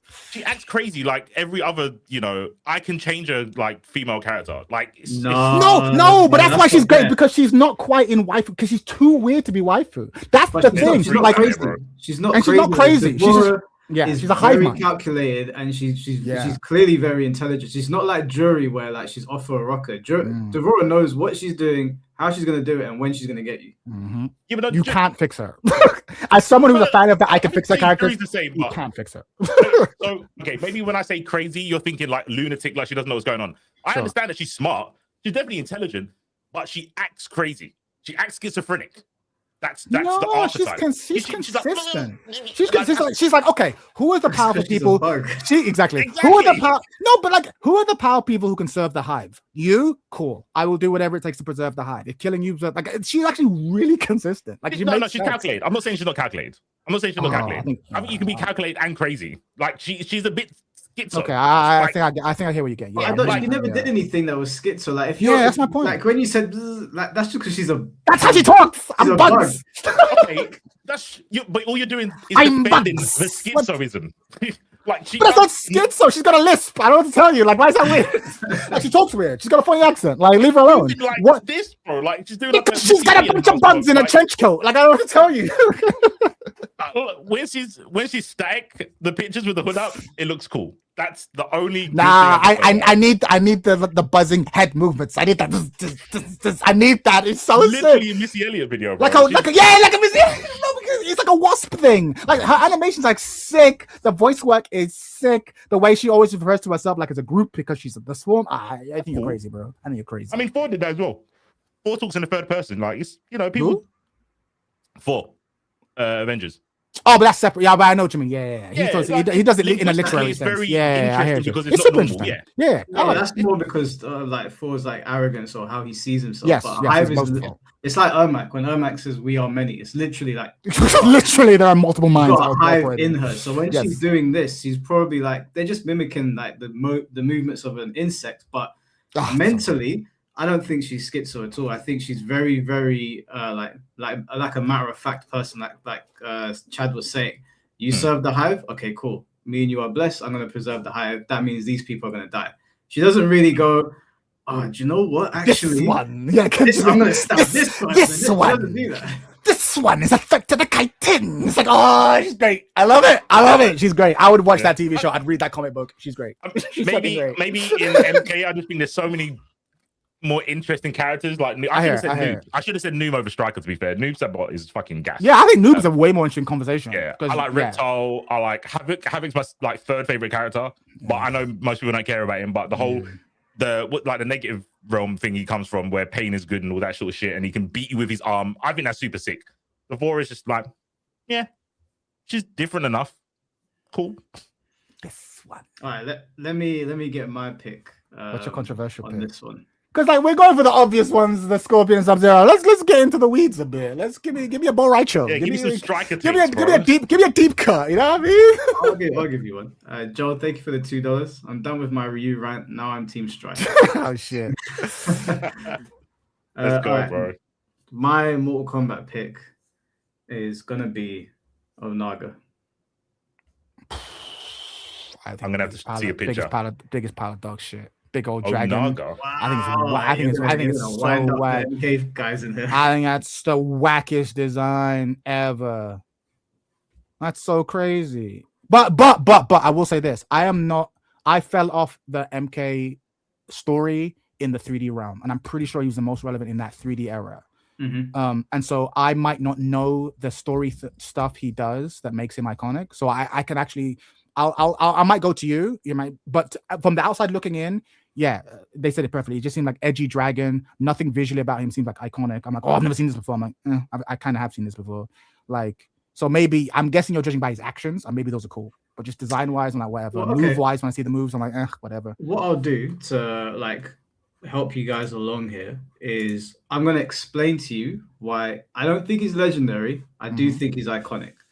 And whilst I'm explaining that to you, I will I'll play the opening so that you guys can maybe you need a refresher. You need to get a sense of how cool this character was. I didn't get this graceful for Nash. He just told me the story and then we moved on. But we all know Nash. Now we got to see a whole cinematic of this dead character. Oh my dead character who failed in all of his objectives. Yeah, that's it. Bro, he is any ogre ripoff, bro. He looks like, you remember that cartoon, The Gargoyles? Oh, man's a He looks like a rejected character from The Gargoyles, bro. I know. Okay, so let me explain to you why Onaga is iconic. At the very least, iconic in the Mortal Kombat world. Okay. So you guys just see a generic dragon. You don't see anything special here. Within the world of Mortal Kombat, Onaga was kind of referenced for many years. They alluded to the fact that there was someone stronger than Shao Kahn. And the 3D era games are very popular for their stories, right? They expanded the Mortal Kombat story. They did it in a really, really great way with these openings as well. And they brought in Onaga at the perfect time because this came after the fact that Shang Tsung and Quan Chi had taken out Liu Kang and Shao Kahn. So there was no one left to challenge them. And as you're seeing here, Raiden is like the last stand against these two. So they already planted the seeds of there being a more powerful being than Shao Kahn. And then they bring this guy back, right? And Onaga's not just a big brute who doesn't know what he's doing. He's actually highly intelligent. He was a tactician. Shao Kahn was deathly afraid of him. And, I had to basically poison him to shut him down. And when this guy came in, it wasn't a case of big bad guy is here going to smash things up. This guy had a whole plan set in motion. He's got a whole army of the undead, like the Dragon Army. And it basically took, I think it was actually Jinko and Scorpion, like to basically put this guy back down. So he's not just like this big brute that you fight in the game. He was like the leader of Outworld. He was the guy. He commanded this army through like complete fear. He's not just some big, strong, I'll punch you guy. He's genuinely like a physical threat to anybody. So he's not just this throwaway character that you guys are making out. And also, I do need to stress that his entrance into Mortal Kombat has got to be one of the greatest entrances of all time. Of all time. I mean, I've listened to everything you said. I'm not sold, but I'm willing to be sold. I've never seen any aura. I've never seen him really cool. I've never seen a move where it's like the sonic boom, the spinning bird kick, the flash kick, where you're like, oh, that's the Onaga, that's special. Even Sub-Zero, freezing someone or freezing the puddle of the ground, iconic. Get over here. Like for every, you know what I mean? Like for big characters, you can often point to a move. And even if you don't play the game, you're like, that move was sick. Especially if it comes from the big three. And I'm just like, Onaga, what's Onaga's move? So I just don't know. I just don't know, bro. Yeah, I'll explain it to you. Onaga's not known for having like iconic moves. It's his presence in Mortal Kombat. He's almost become like this shadow over Mortal Kombat, where it's constantly like, when are we going to see Onaga again? Because we know. I'll put sound on for this particular part. In his conquest. But it is said that there is only one. How impactful this was back then. Kasama just said Obama is all visual. Obama. And that you know? ruler Obama. returned. Agreed. Obama's old issue, bro. Oh no, God, where's my healthcare?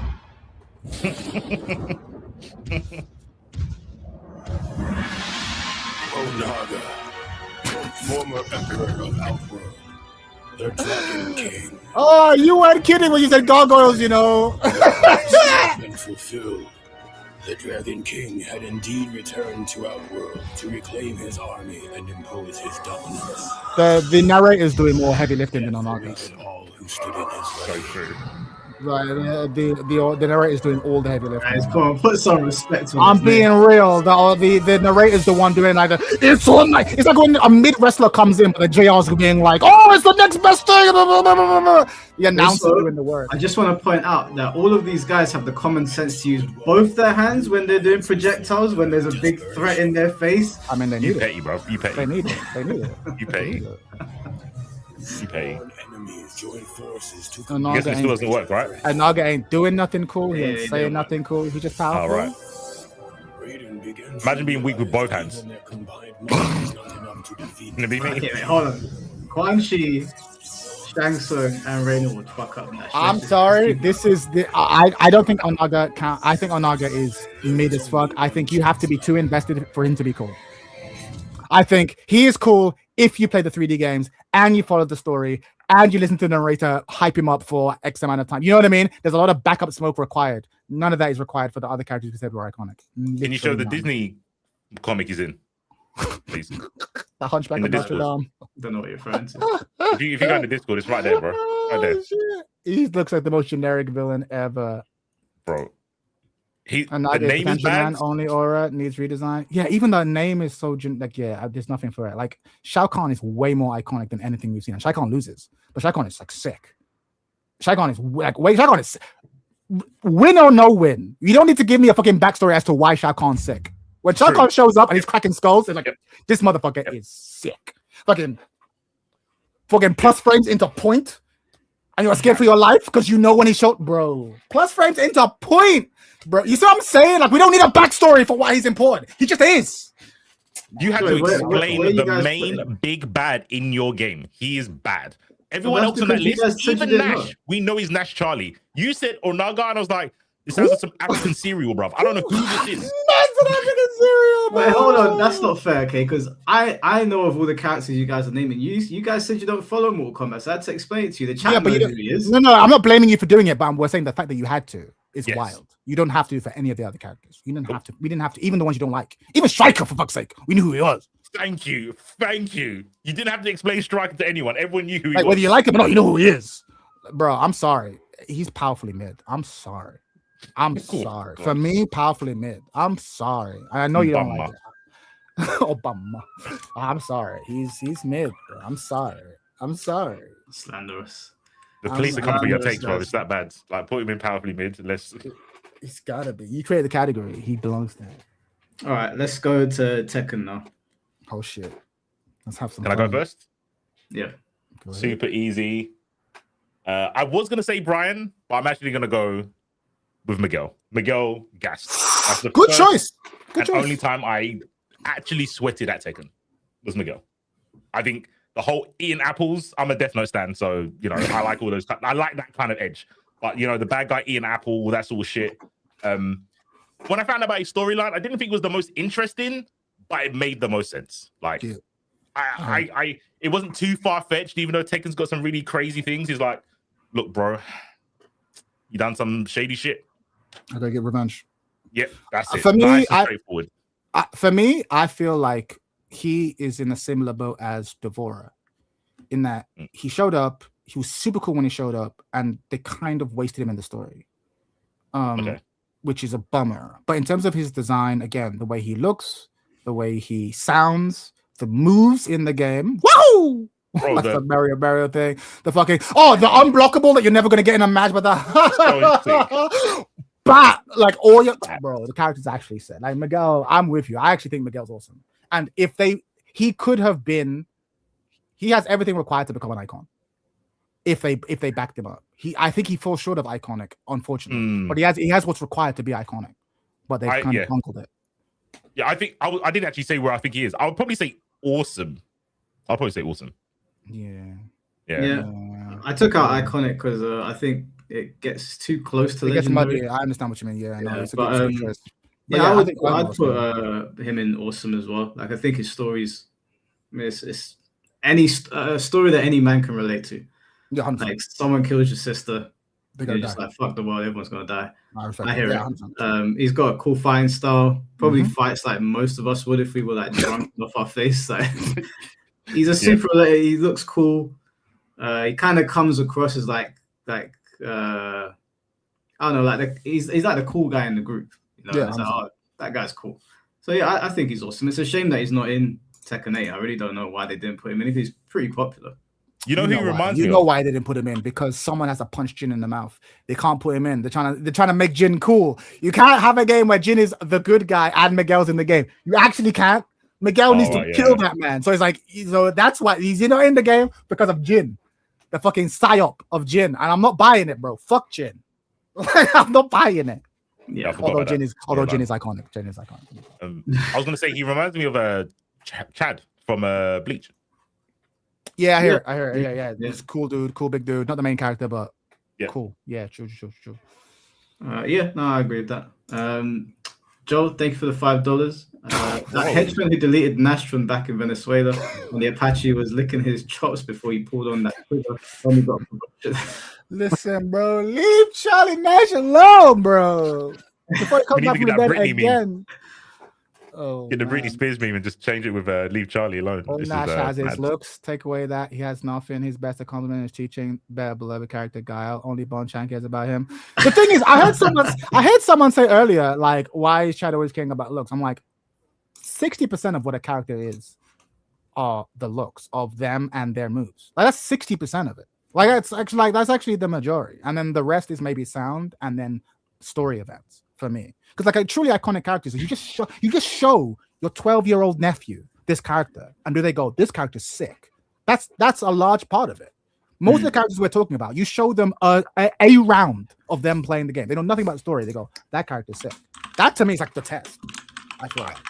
I just don't think he's not had a childhood, bro. Man's got a bomber jacket, dog tags, glasses, the hair is on fleek. He's a cool character. I'm not disagreeing. Miguel's sick. Miguel's sick. Miguel's sick. In the chat. Is chat saying Miguel's whack? Chat saying Miguel's whack? Miguel, Charlie, Nash. They're saying Nash is whack. Yeah, if I wanted to support a cool guy in a bomber jacket, I'd watch Back to the Future and support Marty McFly. Okay, I love that. Charlie McFly. Where's the Back to the Future fighting game? The hatred feeds me. Lol. Good one. Yaya sent me over a picture of gargoyles. Yeah, man. Yaya, that was me, bro. Show the people. Yeah, like Onaga. I saw Yaya say, this is my favorite. He was responding, but Onaga is literally a gargoyles character. Like he's got the chest and everything. He's not. Don't deny it, bro. But Miguel's a good pick. I like the fact that we're going for the undercover picks. Should we? I mean, we should just eliminate like the top ones. Like in terms of like the Heihachi boys, the Mishima boys. Sorry, Heihachi, Jin, Kazuya. Like, are they all legendary? What would be interesting is, do you think one of them is more important than the other? Jin. I hate Jin, but it's Jin. You think I always thought it was Kazuya. I think it's Heihachi. Oh fuck! Wow, so all three. Okay, let's hear. We all picked a different one. All right, let's hear the argument. Yeah. Why is it Heihachi? Top to bottom. Yeah, I think it's Heihachi because I feel like it all ties back to him, and so right now it's all sitting on him. With where Tekken 8 story's gone, I think Kazuya is fucked up because of Heihachi, and because of Heihachi's Jin is also somewhat fucked up because of what Heihachi did to him in Tekken 3, and for most of his childhood. Kazuya's abusive relationship with Jin is because of Heihachi's fucked up abusive relationship towards Kazuya, and Heihachi was the one that started like the terrorist version of the Mishima Zaibatsu, because when Jinpachi had it, it was like a benevolent sort of thing. Jinpachi wasn't a bad guy, so it all ties back to him. I also think Heihachi is probably the most recognizable of the Mishimas just because of his outrageous haircut. Everybody knows the old man with like the spiky devil horns. You see that in like memes everywhere. You've seen people with haircuts saying, "I got the Heihachi Mishima." Yeah. I think Kazuya is probably like a close second, then followed by Jin. But I think it all ties back to Heihachi. I think you're crazy. But let me hear the Kazuya argument from C4. Mine is very simple. I think when everyone, me as a normie, if I'm talking to another normie, the thing you think about with all Mishimas is the kid that got dashed into a volcano. Yeah, well, not a volcano, technically like a cliff. Sure. He got dashed down, and I think he's the linchpin to why people don't like Heihachi and why Jin is so fucked up. Okay. And he was like the first devil sort of thing. Like, and I get it. If I got fucking abandoned and dashed off a cliff by my dad, I'd probably be pretty bad as well. Here's why I think out of the three, Kazuya is the least known. I think, again, name check. If you were to ask people to name check everyone, I think Kazuya gets named the least for one simple reason. He was not in Tekken 3. And like, Tekken 3 is the reason why that girl who works at the coffee shop could name Eddie and couldn't name most other fighting game characters. Tekken 3 is the Street Fighter 2. Unlike in terms of just like popularity and going through. If you're a Kazuya player, if you're a Tekken player, Kazuya is probably more iconic, right? Because he has that role. Mike's example is also, again, it's very story related. You're right. Like, it's story related. But like someone said it's not relevant, but it is, because we're talking about like icons. I remember a lot of what we're talking about with like Chun-Li and Scorpion and like Sub-Zero, even if you don't play the games, you know these characters. Unlike, I think Jin is the protagonist of Tekken, whether we want him to be or not. And I think more people would recognize Jin than either of the other two. Maybe Heihachi, because Heihachi has been in all of them. He is super iconic. So I could see maybe Heihachi taking Jin. But I don't think there's a single person who could name Kazuya who couldn't name Jin. But I bet you could go the other way around. What generation are you talking about? Because he's what generation are you talking about? Because he's in Smash. Kazuya's in Smash. Sure, Kazuya's Smash, 100%. He is in Smash. But I think how popular is he, and does that necessarily? That's a good point, actually, because Gen Z changes things because he is in Smash. That's a very good point. And so I don't know if I think you have to consider the fact as well that Tekken 3 was seen like the Street Fighter 2 of Tekken games, but a lot's changed since then. And the most popular Tekken game is 7 by a long shot. And I think that I'm going to challenge you there. I don't think that's true. I think that's the one that sold the most. Yeah. I promise you, Tekken 3 still has had a way bigger impact on the culture. Because same way that there have been Street Fighter games that have sold more than Street Fighter 2. Street Fighter 2 is still the one. Yeah, and but I don't think that Tekken's the Tekken argument fits for Street Fighter as well. I think that Street Fighter always remained super popular. Sure. It never fell off. It kind of fell off in Third Strike. Yeah, about to say around 3. Yeah. But like it also had Alpha around that time as well. So Street Fighter was always kind of relevant. When it came back, it was super popular. Tekken's not always had that. Tekken has had fall off moments. Sure. And Jin has been present for those fall off moments. And I think that Tekken has, I wouldn't say reinvented itself, but it's definitely it's been introduced to a lot more people in more recent times. So if we're going to take the argument that Kazuya and Gen Z, and we have to consider that, we also kind of have to consider that for Tekken 7. Yeah, no, I hear it, but I guess let me boil it down. So you think more people, let's say non-gamers, would be able to name check Kazuya than Jin? I don't know about Kazuya, but I think Heihachi. Again, that I'm willing to concede. If you tell me I think Heihachi more than Jin, we can have that discussion. I just don't think Kazuya's there. That's my point. For me, it's like we can have the argument about Jin or Heihachi, right? But I just feel like Kazuya, just if you are in the scene, yes, Kazuya. Sure, most popular, most overplayed character in the game, most popular character is what it is, right? But I'm saying that I think he stands out. I think more people can name Jin. In fact, I think more people can name Eddie than can name Kazuya. More people can name Yoshimitsu than can name Kazuya. More people could name, actually, probably just those two. Maybe Paul. Nah, Brian. No. But definitely Yoshimitsu and Eddie, Paul, and Yoshimitsu would get named more than all the Mishimas as well. All the Mishimas, yeah, exactly. Well. Even Law? Law maybe. But this is what I'm saying. That to me is what I'm talking about, like the king as well. But this is what I'm talking about, like in terms of ranking. And so for me, you're right, Yoshimitsu would clear everyone else. It helps that he's in Soul Calibur 2, right? And he's so weird. And he's in Tekken 3, right? He checks all those boxes. And for me, if you're doing that list and you come down to the Mishimas, I think Jin, Heihachi, Kazuya. But if you want to say Heihachi, Jin, Kazuya, I could see that too. I still think it's Jin. That's if you go down the list, that's my rating. But we'll see. I As think a former casual that, chat is spitting, just tell him former casuals. I think that Heihachi really crossed over into meme culture as well, and I think that really helped. Like True. his haircut Yes. has been memed to death. Like Yes, I don't know if you ever saw that video of the Japanese guy getting a haircut, and they spun him around. It was like they gave him the Heihachi Mishima. Like 100%.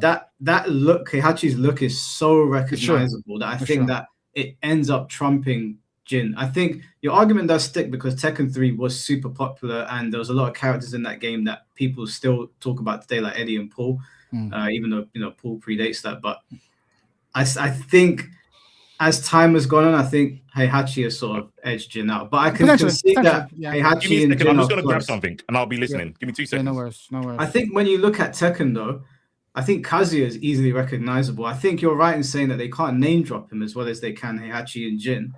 But I think maybe with name dropping, you might win the argument because Jin's name is also easy. That's just because it's easy. Very easily recognizable. But a lot of people say old man in Tekken, and we all know who they're talking about. But I would even take if you're like, his name is Hey. So even I would count that as a win because you know it. You just can't call on that information. So I would still take that. But I just feel like there's lots of people just wouldn't even have the Kazuya thing in their mind. Because I truly do think like Tekken 3 was. That was what brought it into the mainstream.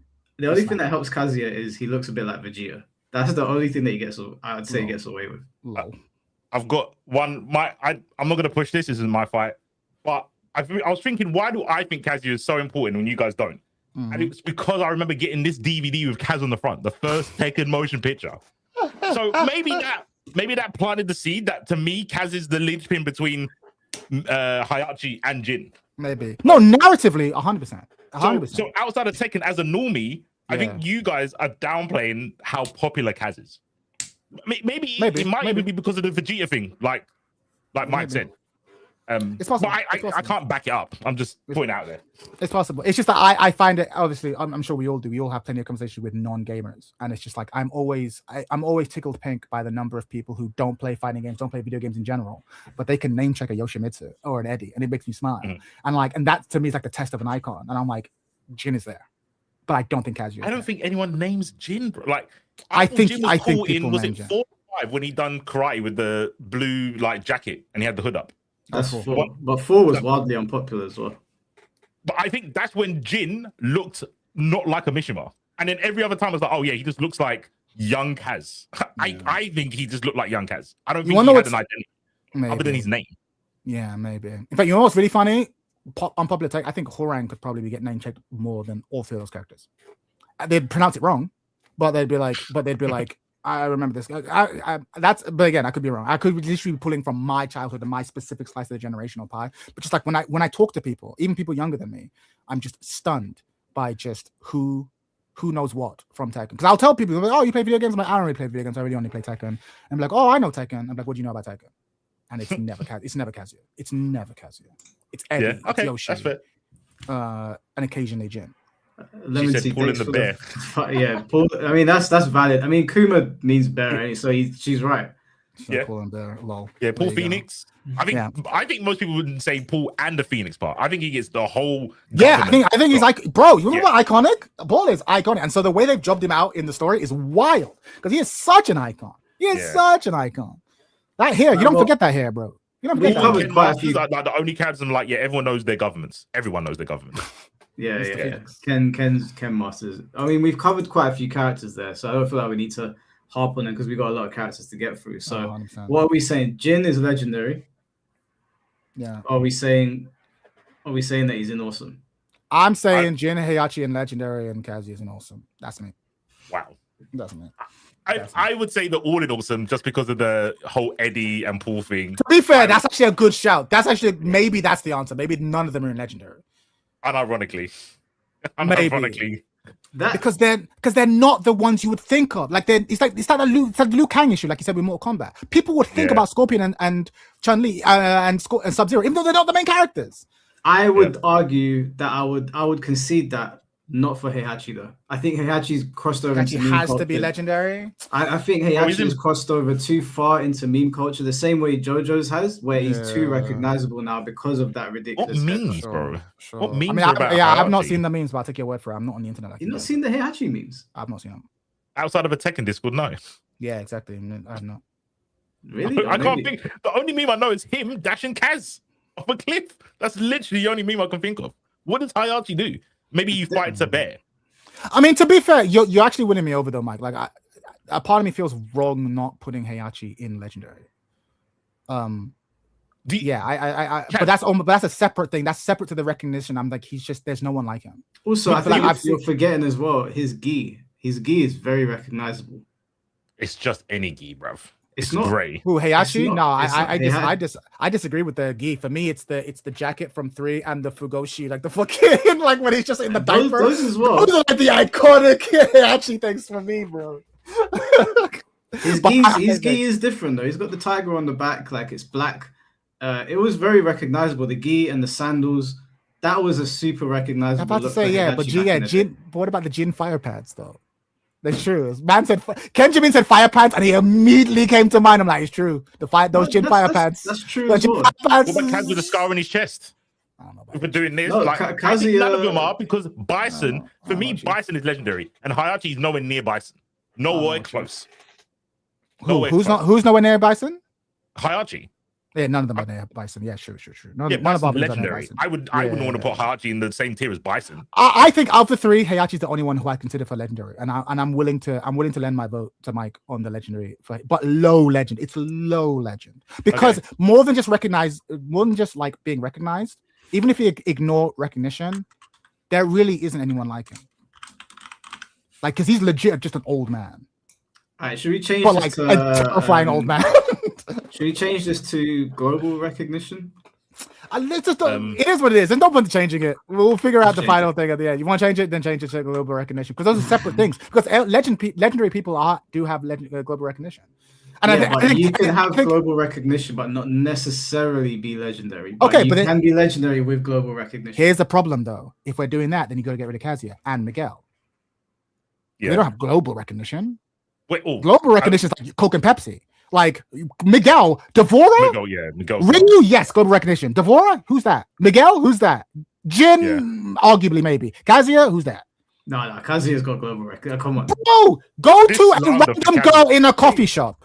Go to a random girl in a coffee shop. Another tier. Yeah, that's what I'm saying. You have to make another tier. Go to another girl in a coffee shop. Like, do you know who Kazuya is?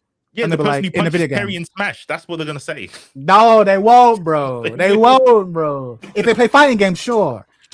But Ryu transcends fighting games. Sub-Zero transcends fighting games. Chun-Li transcends fighting games. Yeah, I don't think Kaz transcends fighting games. I will agree with that. That's what I'm saying. That's what I'm saying. Yeah. So global recognition is like none of the. And I love these guys. I love Devora. I love Miguel. Global recognition, you can't put him in that category. And I don't think Kazuya can be there. But I don't think you know any of the Mishimers if you don't play fighting games. Agreed. Okay, cool. As long as we're on the same page here. Agreed. That was my point. That's why. Hold on now. Wait a minute. All right, wait. We consider Smash Bros a fighting game or not?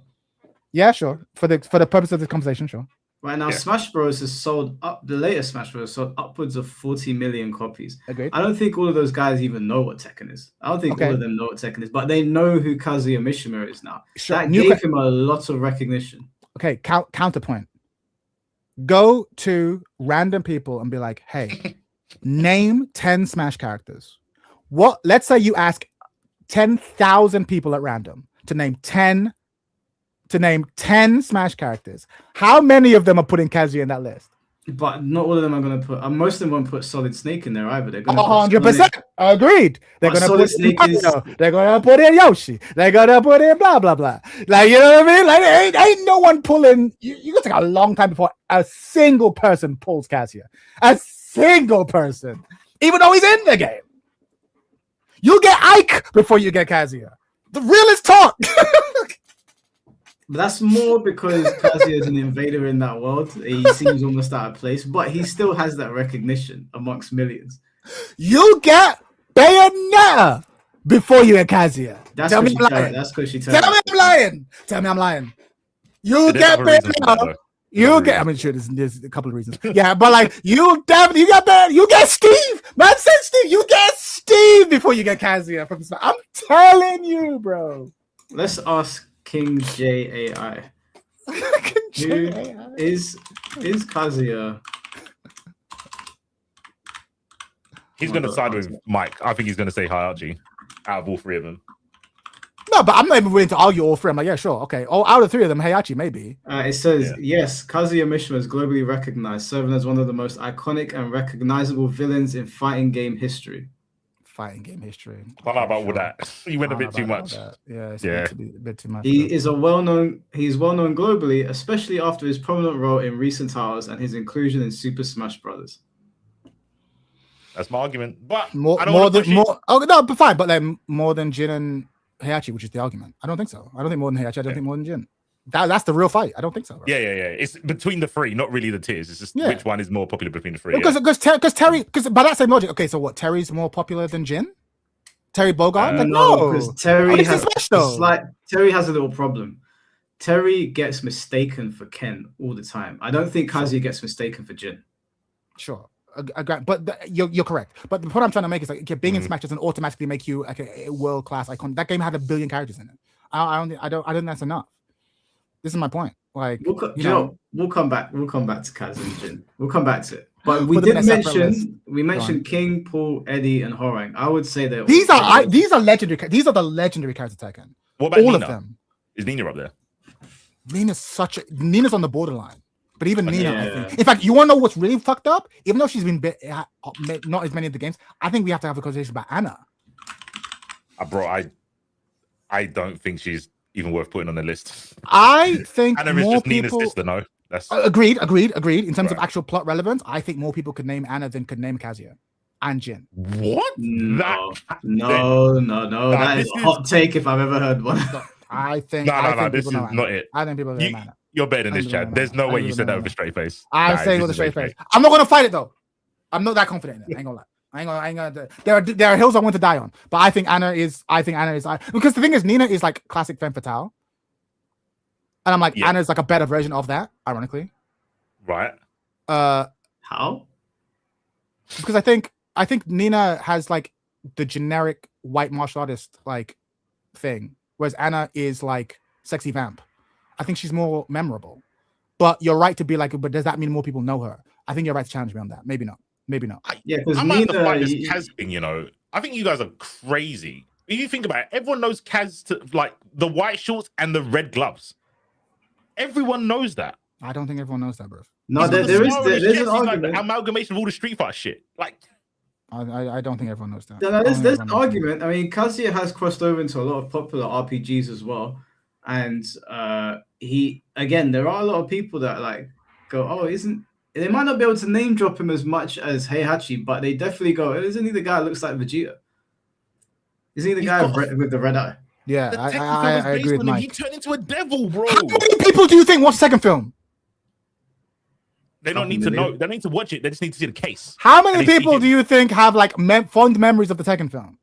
I'm a grown man. I've never seen that film. Base upbringing, then yes. Okay. I unfortunately many of us did not have a base upbringing, so we didn't see it. It's not the fucking iconic everyone has seen it film. What about the new one where they had the fucking the shadows that are all triangles and shit? Wasn't he like the main character in that as well? No, he wasn't. Heihachi and Jin were. Oh. Okay, we'll give the other two some love because the first film that mattered, Kaz was the main character. Sure, I buy that. Kazuya only showed up a bit, like it was like the ominous presence that they kept on referring to, and then they showed him for a little bit. So it was mostly focused around Heihachi and Jin. Oh, so he was the big boss. Yeah, ultimately. Sure. Yeah. Sure. Well, like he was, but he wasn't in the anime like that. Like Naga. They referred him in the background, and then he shows up, and then we're supposed to care. But he does, but we don't. Touche. That was a good one. Touche. I'm just saying. But it's funny. We're spending all this time on these three, but like King is way more iconic than all of them. Yoshimitsu is way more iconic. That's the funny thing. Yoshimitsu is like iconic, bro. If you could go up to a random person and be like, if I say the word Yoshimitsu, what does that mean to you? People will be like, he's that weird sword guy in Tekken. He sits down and he does the fucking. People could point to a move. I think if They're you say gonna put Yoshi some to most moves, people, bro. they're gonna go what Yoshi Islands. Yoshi, they're gonna go If Mario. you say Like, if you say Yoshi, but if you say Yoshimitsu, you'll be like, I've heard that before. Some might just not check it out, but some people be like, Yoshimitsu, yeah. I'm telling you, man, Yoshimitsu is iconic in a way I that think none Eddie's- of the Mishimas are. I think Eddie laps him, bro. No, On yes, Captain America, I agreed. think Eddie laps laps him. all of them. Agreed. Eddie does that. All Okay, of them. Eddie cool, cool, Gordo. yeah. Yeah, agreed. Oh, There's yeah, levels yeah. to legendary. There's levels. Yeah, no, I put all of them in there because we touched on all of them, but it's very obvious why like Yeah, Law legendary, is they're legendary. Paul Yeah. Phoenix gets his government name dropped.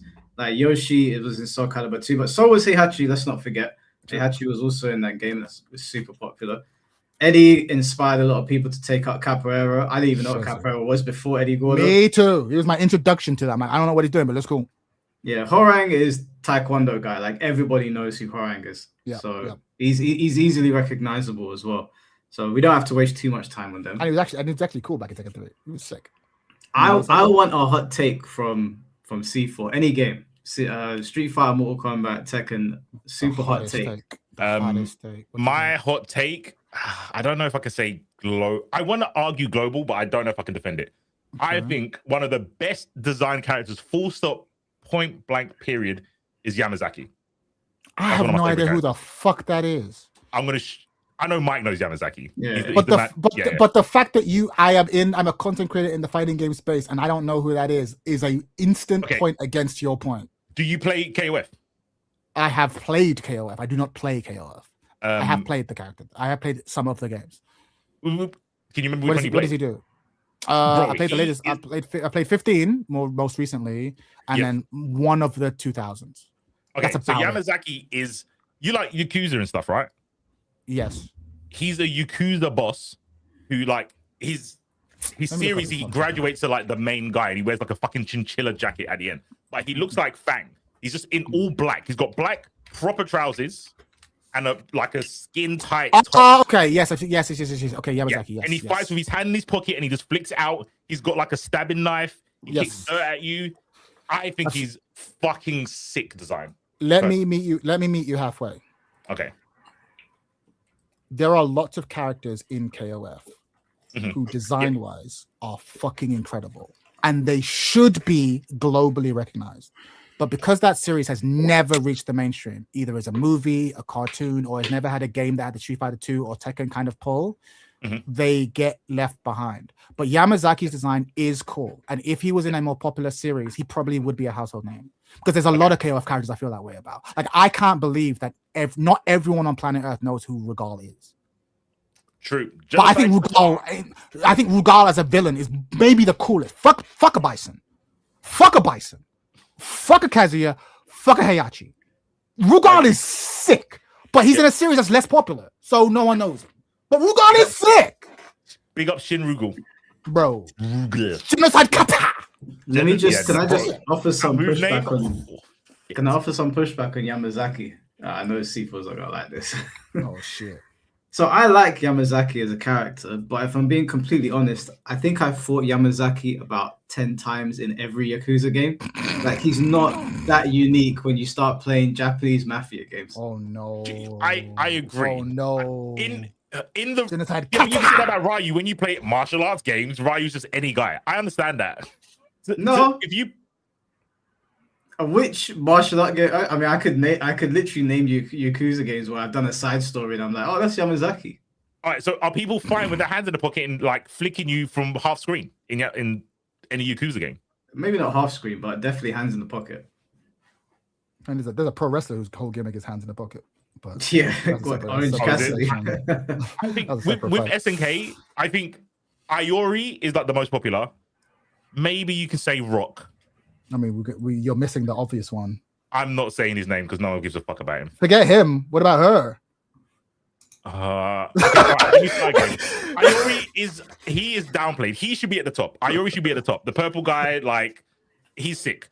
Then because people like Yaya. Then Terry because he looks like someone familiar. Whatever.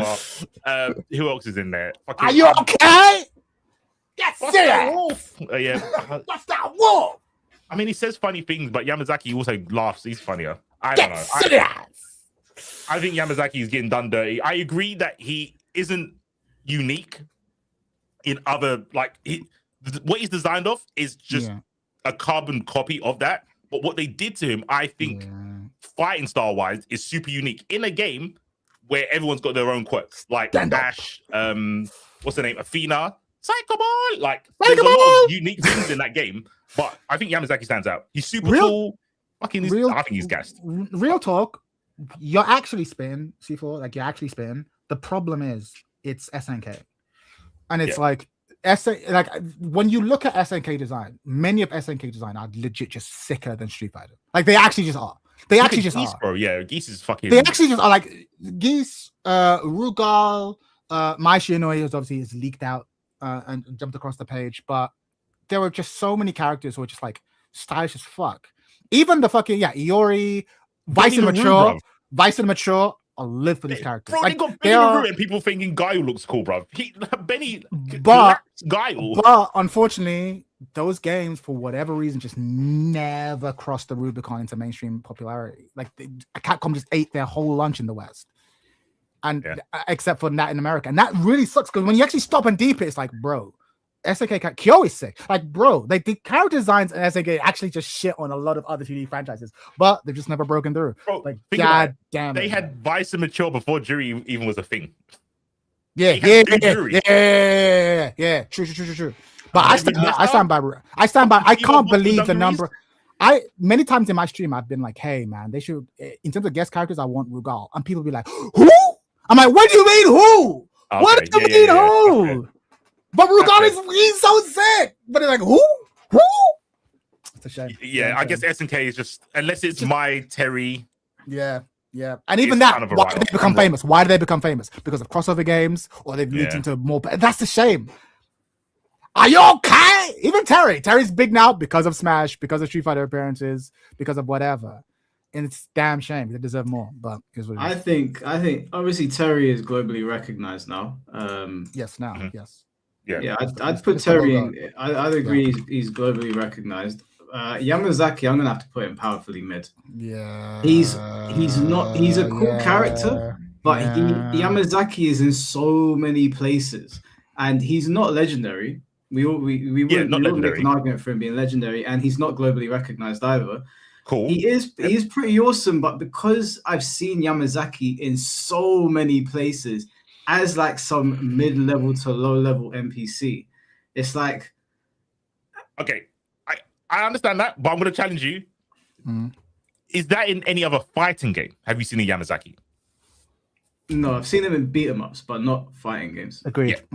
So I'm talking about just in fighting games, because I think saying Devora is awesome and Yamazaki's not. Devora is any side villain in any Marvel superhero. Or Okay, relax. Don't shit on my character. Don't pull my character down to pull your character up. Let's not do this. She's just any character, bro. Devora is not just any character. Like, she's not just any character. That's not narratively. That's not true. She's very impactful in the MK story. And design-wise. Yamazaki's not. Yamazaki is. You could tell the story. Mike's he's a rank climber. He started off low level, like sideman, and look at him in a KOF 15. He's got the chinchilla coat. He's the boss now. He is the boss. But the boss of what? A family that geese could crush like that. Apparently, you got Onaga, the African cereal that can. I see this man's become just shooting everyone else's choices. It's so funny. This is where we're at. Fuck Onaga. You know what? Fine. Fuck a Devora. Who do you love? You're wrong, but put him powerfully mid. Yamazaki is fucking peak. Man is lashing out, bro. I'm taking you with me. I still think that you guys putting Ryu not in legendary is insane, and I want to stress to the chat again. Hang on. I want to stress to the chat again. That was not me. Okay, I'll hold it, bro. I'll hold it. I'll take it. I'll hold it. Whatever. But you know what's ironic? Ken goes in legendary. That's what's was that your take that you're saving? I think Ken goes in legendary. I think I'm not mad at it. He's the most played character in every Street Fighter game ever. Ken Masters. You know how legendary he is? I think he's the most played character in every Street Fighter game.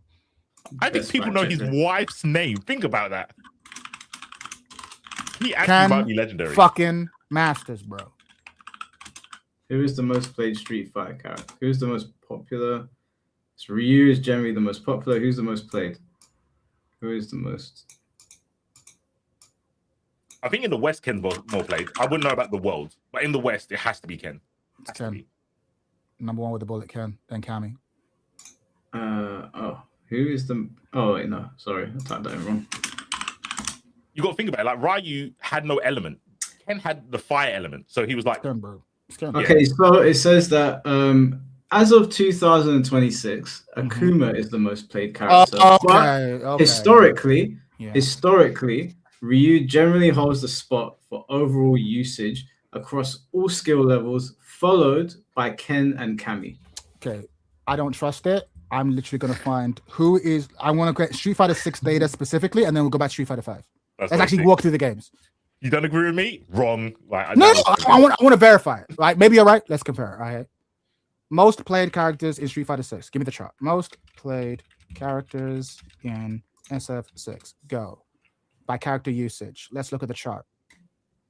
In all, I'm looking at, this is June 2024, so it's a little bit out there. Okay, no, it doesn't give me the top. Okay, where's the top? Give me this. Give me a second. So it's a bit outdated.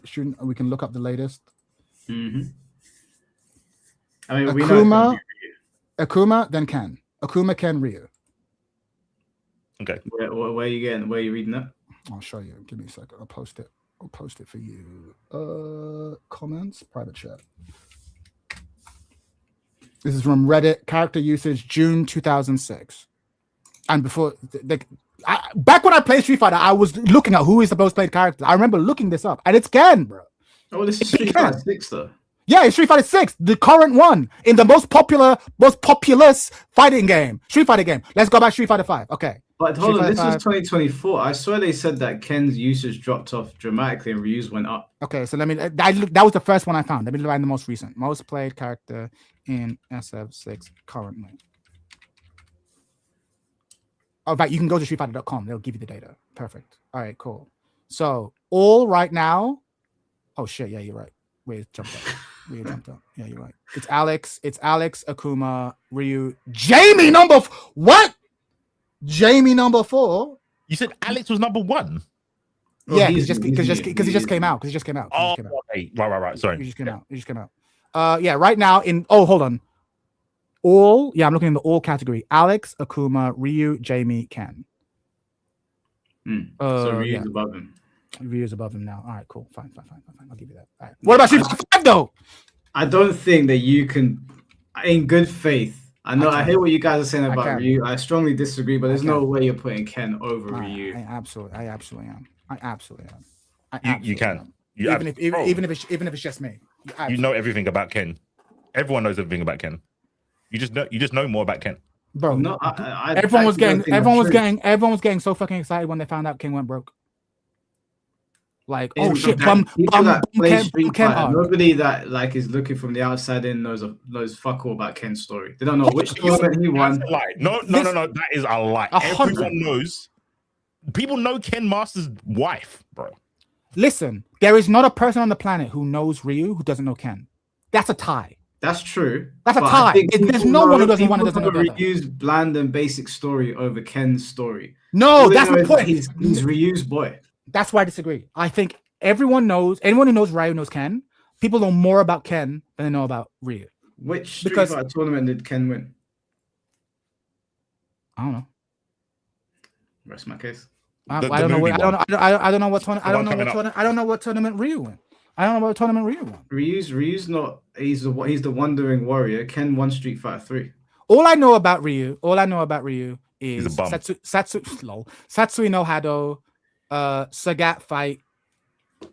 These are like the key moments. These are key moments for him. With Ken Masters, I'm like the rival of. He's the Vegeta of Ryu.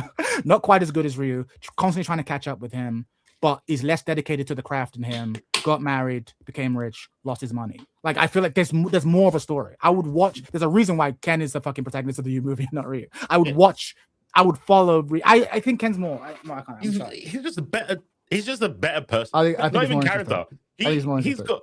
Imagine being just below someone who dedicated their life to fighting, and you're only like one notch below them, and you're a millionaire, and you've got a wife and kids. bro. Ryu is slacking. You guys slurping the nipple of this guy. He's whack. All he does is practice. I don't know about all that. I don't know Ken about all that. hobbies this, and he's on par. I don't know about all that. Ken hobbies Relax. I ain't gonna say. I'm not gonna relax. The only reason that I'm saying Ryu's a bum. I'm just saying that he's. He is a bum. I ain't gonna go that far. Let's just get a couple facts straight here. The only reason that Ken was ever able to keep up with Ryu is because Ryu was not only fighting his opponent, but he was also fighting the darkness within. Oh So it was a constant battle. Internal skill issue. It was a constant battle. Yes, emo. Yeah. Yeah, it was a constant battle to not kill other people because of what might happen. So now that Ryu's overcome it, Ken's not on par with him. Ken's not as strong as Ryu. He should have put Linkin Park on when he's fucking walking. Here's my question. Like, yeah, here's my emo kid. But Ken hold on. Are we going to dismiss the fact that Ken is not as strong as Ryu in the current canon?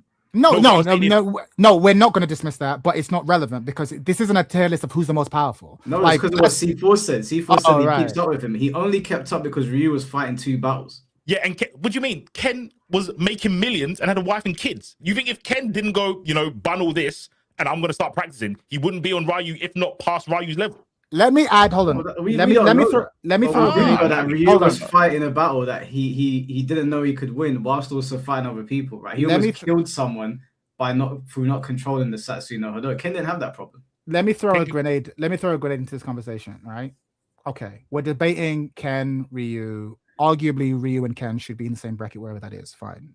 I think Ken is higher. You think Ryu's higher. Maybe if we had Japanese people here, they'd feel differently. Okay, fine.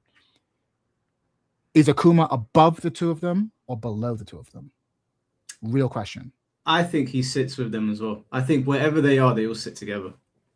That's so interesting because I feel the opposite. I actually feel, despite the fact that definitely Ryu and Ken have more global recognition, I think Akuma is above. Yeah, I think he's above. I think he's above within the Street Fighter fandom. Yes. I think more people recognize Ryu and Ken. I think more people get hype net for Akuma. Yeah, but I don't think that necessarily puts him above. But I think normies know about Akuma. I don't think normies know about I think normies don't know about Akuma. No, yeah, so in terms of recognition, Ryu and Ken eclipse them, right? But it's not just recognition that gives you legendary status, right? I think that Ryu doesn't really get that many people excited. I don't think. No one. Flaccid, bro. Reminds me of their childhood. I remember. It reminds me of the thing. If Akuma gets people hype. I think if Ryu doesn't get people excited, why is he? I think he's the most crossed over fighting game character to this date. Yes, because he is the Wolverine. He is X-Men Wolverine. He is like every popular franchise will have a face, and he is the face of the franchise. So the more popular Street Fighter is, the more iconic he will be. But that's because of the power of the franchise. I don't think he moves it. He's just the poster boy. He's like a Pac-Man. He's like a Mario. He's like a. Do you think that Street Fighter would have been a juggernaut without Ryu? Yes, I think you could have had a different person in that position, and it would still work. Yeah, I think so.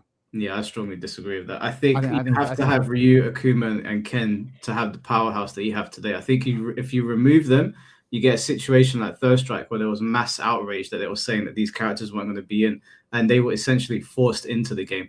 Mind you, the only 4 characters from the World Warrior age that were forced into the game, none of the other ones. Yeah, Chun, Ken, Ryu. That's fair. And Akuma. I think that's a little bit. I think that's a little bit revisionist, but we can't know that for certain. I think the case of this Street Fighter 2 as a product in terms of what it was doing was incredible. And so you could have, in many ways, put any design over many of these characters and had some success. But those characters were good enough. You know what it reminds me of? Here's a great example. I think Akira Yuki from Virtua Fighter is boring to look at as fuck, right? He's a karate man, just like Ryu, right? Mechanically, though, he's super interesting. Aesthetically, he's dry. You're not going to tell me that Ryu is a cooler designed character than Akira Yuki. Or if he is, it's like a fractionally so. I don't know if anyone's the difference. But here's the thing. Akira Yuki and think it's Ryu. Right. Here's the thing, though. Street Fighter as a product is way bigger. And it has way more love. Therefore, Ryu pulls more than Akira. But if we're going character for character design, they're the same fucking dude, bro. Well, that's what I'm trying to say. And you know what's funny? When you said about Terry, people mistake Terry for Ken. No one has mistaken Ryu for Akira or vice versa. They're just the same karate man.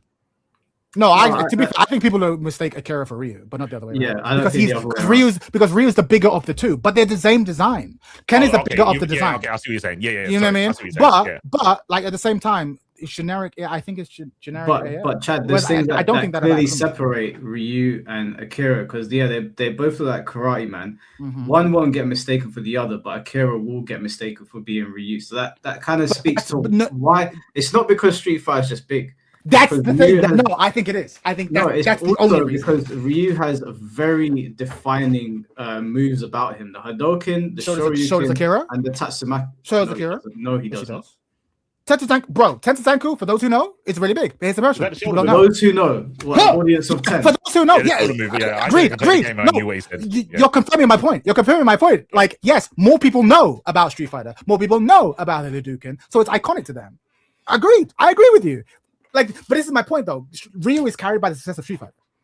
He's the face of Street Fighter. Therefore, the more love that Street Fighter has, the more that we will be like vicariously pushed onto Ryu. But it's not the strength of his actual design.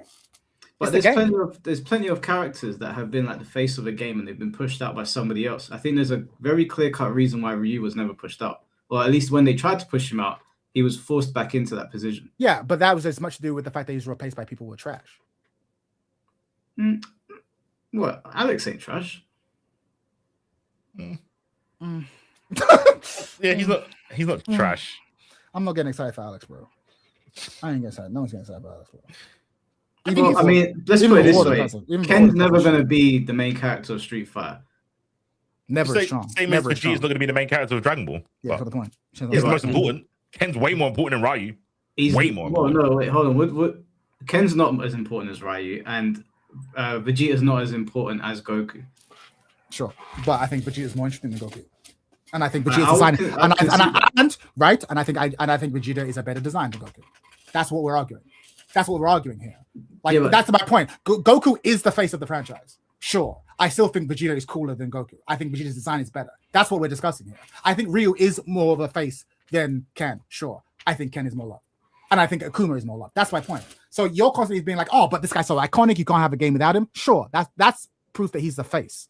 But the same way that I think Vegeta isn't the face, but he's still cooler than Goku, I'm like, okay, Akuma isn't the face of Street Fighter. He's still cooler than than Ryu. It's the same argument I'm trying to make. Yeah, no, I hear what you're saying. It's just that I think that Ryu's more cooler than Ken. So obviously, it's just a clash of like what we think is cool. But do you think he's cooler than Akuma? No, he's not cooler than Akuma. Akuma's like Akuma's the blend. He's like both of them. He's super stylish, super hype. People get hyped to see Akuma because you know something crazy is about to happen. Yeah. Every time there's an iteration of Akuma, you know something mad's about Someone's to happen. going to die. Yes. Yeah, but with Ryu, like, or with Ken, you know Ken, you're going to get style. And with Ryu, you're going to get hard-hitting Karate Man. But with Akuma, you know you're going to get both of those into one with, like, Dragon Ball Z powers and shit. So he's obviously more hyped to look at. But I don't think you can have a tier that separates these three. I think they all go into the same tier. Yeah, I think for me, ironically, we're having the same conversation we had about Kazuya, Jin, and Thingy. And like, but for me, I do think one does step above them, and I think it is Akuma. But I can't say that for a fact because in terms of market recognition, it's Ryu, right? In terms of it depends. All three of us have different weightings, which is what's judging our choice. But for me, I'm putting Akuma above them, a tier above them. I think for Shin Akuma, the whole was it the Street Fighter 2, like this. Not the Easter egg, the joke about, oh, if you beat Bison in a certain way, you fight Shin Akuma. They had like a special intro. What was it? It was like, you know, they did Dragon Ball AF. Like they had a whole meme that developed into something real. I think this happened in MK as well, where they said like, oh, wouldn't it be funny if this was a secret character like the pink ninja and shit. Shin Akuma was spawned from that. And now that you've been saying it, I'm like, you know what? I think Raging Demon might transcend fighting games. I think everyone knows what Raging Demon is. So yeah. sick. Raging Demon's such a in all of fighting games. It's actually one of the sickest sequences, bro. It's up there with like the greatest finishing moves of all time. It might be, yeah. It's so in every the fucking slide up. Oh, it's so sick, bro. Yeah. How wouldn't you say the Shoryuken also transcends fighting games as well? Like to be fair, the Hadouken, the Shoryuken, you're correct. You are correct. It's a shared, but Akuma has all of those. So all of them share Hadoukens, Shoryukens, and Tatsumakis, but only one of them has Raging Demons. That's not true.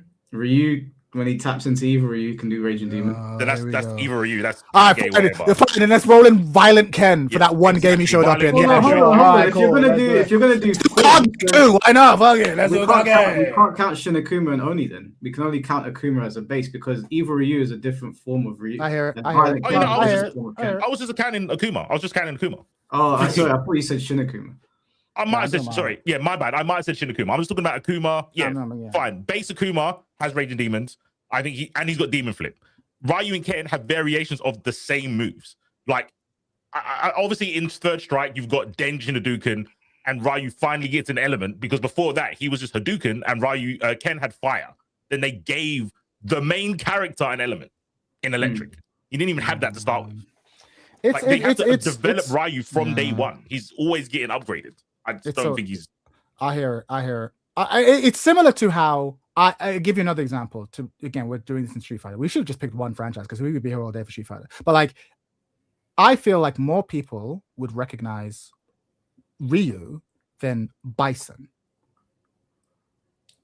And Bison. I think more people would recognize them. I can imagine. People recognize Ryu over all of the Street Fighter characters. Yeah, agreed. But at the same time, I think Bison is a way cooler character than Ryu has ever been, and that's my point. So market recognition can't be the whole thing. This is my point. Like this, even from the film, you can't believe that Bison was the main. That's what everyone talks about the film. What was there is no one who can name Bison who can't name Ryu. But I think you can't say the same in reverse. I think there are plenty of people who can name Ryu, but could not name Bison. I think you could name, but I think people know Bison from the film, the live action film with the actor. They can say, "Oh, Bison from that film," without knowing Ryu. I don't even know that if you show them the actors from that film, they wouldn't know which one's Ryu. I don't think they would say, "Oh, the karate one." That's it. But they'll go, "Oh, Bison, that boss guy." But the film's not fair because obviously Guile was the star, and like you know what I mean, like. I don't know, man. If you want to ignore the media, I would agree with you. No, yeah, you're right. That's why I stopped speaking. I was like, yeah, that's not a fair test on my part.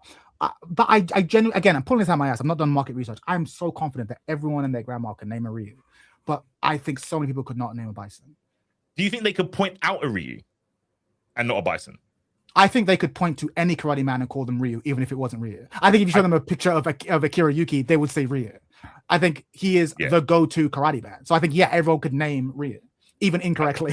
So that's the bit. That's the bit that matters to me. The incorrect part. If you saw like boss characters from other games, no one would accidentally look at Shao Kahn and go, "Oh yeah, that's M Bison." Yeah, true. And that's the key point. You're right. No one's mistaking Shao Kahn. You might not be able to name him, but no one's mistaking him. 3 people are naming Rugal, but they know him instantly. Whereas it's true. And Bison, I don't know. I think Bison deserves to be higher on this list than those others. And also, I saw someone in the chat go, "Nina in Legendary?" ? And the second I read it, I was like, "Yeah, you might be right." No, he's 100% right. Nina shouldn't be in Legendary. Yeah, we gotta get rid of Nina. Nina's got global recognition for sure, but she's not in Legendary. I have not. Yeah, I don't think she deserves it, but the others, sure. I don't know. I think only Eddie should be in Legendary, personally. I think he transcends all of them. Maybe Paul as well. Paul, yeah, Paul. I think you guys are too in the Tekken. King though. Yeah, King would be like, especially in terms of like Japanese wrestling and King's origins. He comes from like a legendary wrestler, so just on that alone in the wrestling world, he would be considered legendary. What about her? Maybe it's because of all of them in there. I just saw a comment I don't want to go past. I saw someone said, no one was a Spanish one. To correct you, Chad, no one could name Rugal in English, only Spanish. Hard. That's the truest. That is the truest shit. Yeah. that is so true. All right, wait, hold on. Let's before we go to another character, or Portuguese. So you guys want to put Akuma in Legendary, but Ken and Ryu in global recognition? I think so. I think Raging Demon is just too much, bro. I just think I'm not necessarily going to say that. What I'm going to say is this: Ryu, Ken, Akuma need to be close to one another, and wherever we put them, Akuma needs to be on top. That's what I'm saying. If you want to say none of them make Legendary, okay. If you want to say all of them make Legendary, okay. But I'm saying Akuma above them. because I think Akuma is something else, bro. Akuma is something else. Akuma is so sick. Yeah, Akuma is so I would fucking I would sick. concede that Ryu and Akuma, purely because of their crossover potential and all the things that they've been in, like Ken doesn't typically get the crossover favor like Akuma and Ryu does. Ryu above Akuma, I would argue they both go in legendary, and Ken can go at the top of top tier. You're not about to say that Ken does not belong with Ryu. You're not about to say that. Wherever you put Ryu, Ken has to be there. Okay, no, that's fine. That's fine. But all three of them go into there. Fine, that I can live with. Okay. What we're not about to do is put Ken and Ryu up, play Akuma and Ryu up there and be like, "Can you stay downstairs?" No way. I don't. This isn't going to change Mike's mind, but I think the whole Ryu is the face. Ryu's not in Fatal Fury. Ken is, by the way. Times are changing. You got to get with the times. I think Ken is in Fatal Fury because of the whole thing with Terry. I think that's the reason why they put him in there over Ryu. I think it fit more. Maybe, but it's. I mean, if Ryu's got so much pulling power, they should have put him in it. Well, isn't Ryu in Fortnite? I mean, to be fair, I think it's just a marketing So tool. it's like Cammy, right? I think it's T-Hawk's just in Fortnite. I think it's just a case of like Ken is the more popular character in the West, and they want to sell it big in the West. I think it's. Yeah. I don't think it. Don't deep it. Don't deep it. Like it's literally just that. Who sells the most in the West? I agree. I think Ken is way more popular. Who sells most in the West? It's Ken. So you put Ken. I really think it's that deep. That simple. Mr. Jamie, thank you for the $5. Yoshimitsu is definitely iconic. Bro spans 2 franchises. I see him starring in his own spin-off, Ninja Gaiden, Shinobi type games, and in Fortnite.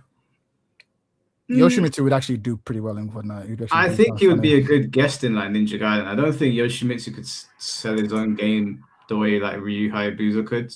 No one in the Tekken cast is strong enough character-wise to sell their own game. There, I said it. There's not a single one. You don't believe that, right? No. I believe that in my heart. Who?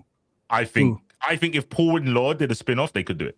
No. What would that game be? Like a brawler? Body cop game. What yeah. virtual cop? Fuck out of here, bro. If they did like a side-scrolling beat 'em up, like Final Fight with Paul and Law, I would buy it. I'm a Tekken fan. I'm a Tekken content creator. I ain't buying that fucking game. You're crazy. You're fucking crazy. You're crazy. Bro, that's a sick combo. I think you downplay the combo of Paul and Law, bro. That shit is... I love them as comedy sidekick, fucking Chuckle Brothers to me to you shit. That's hilarious.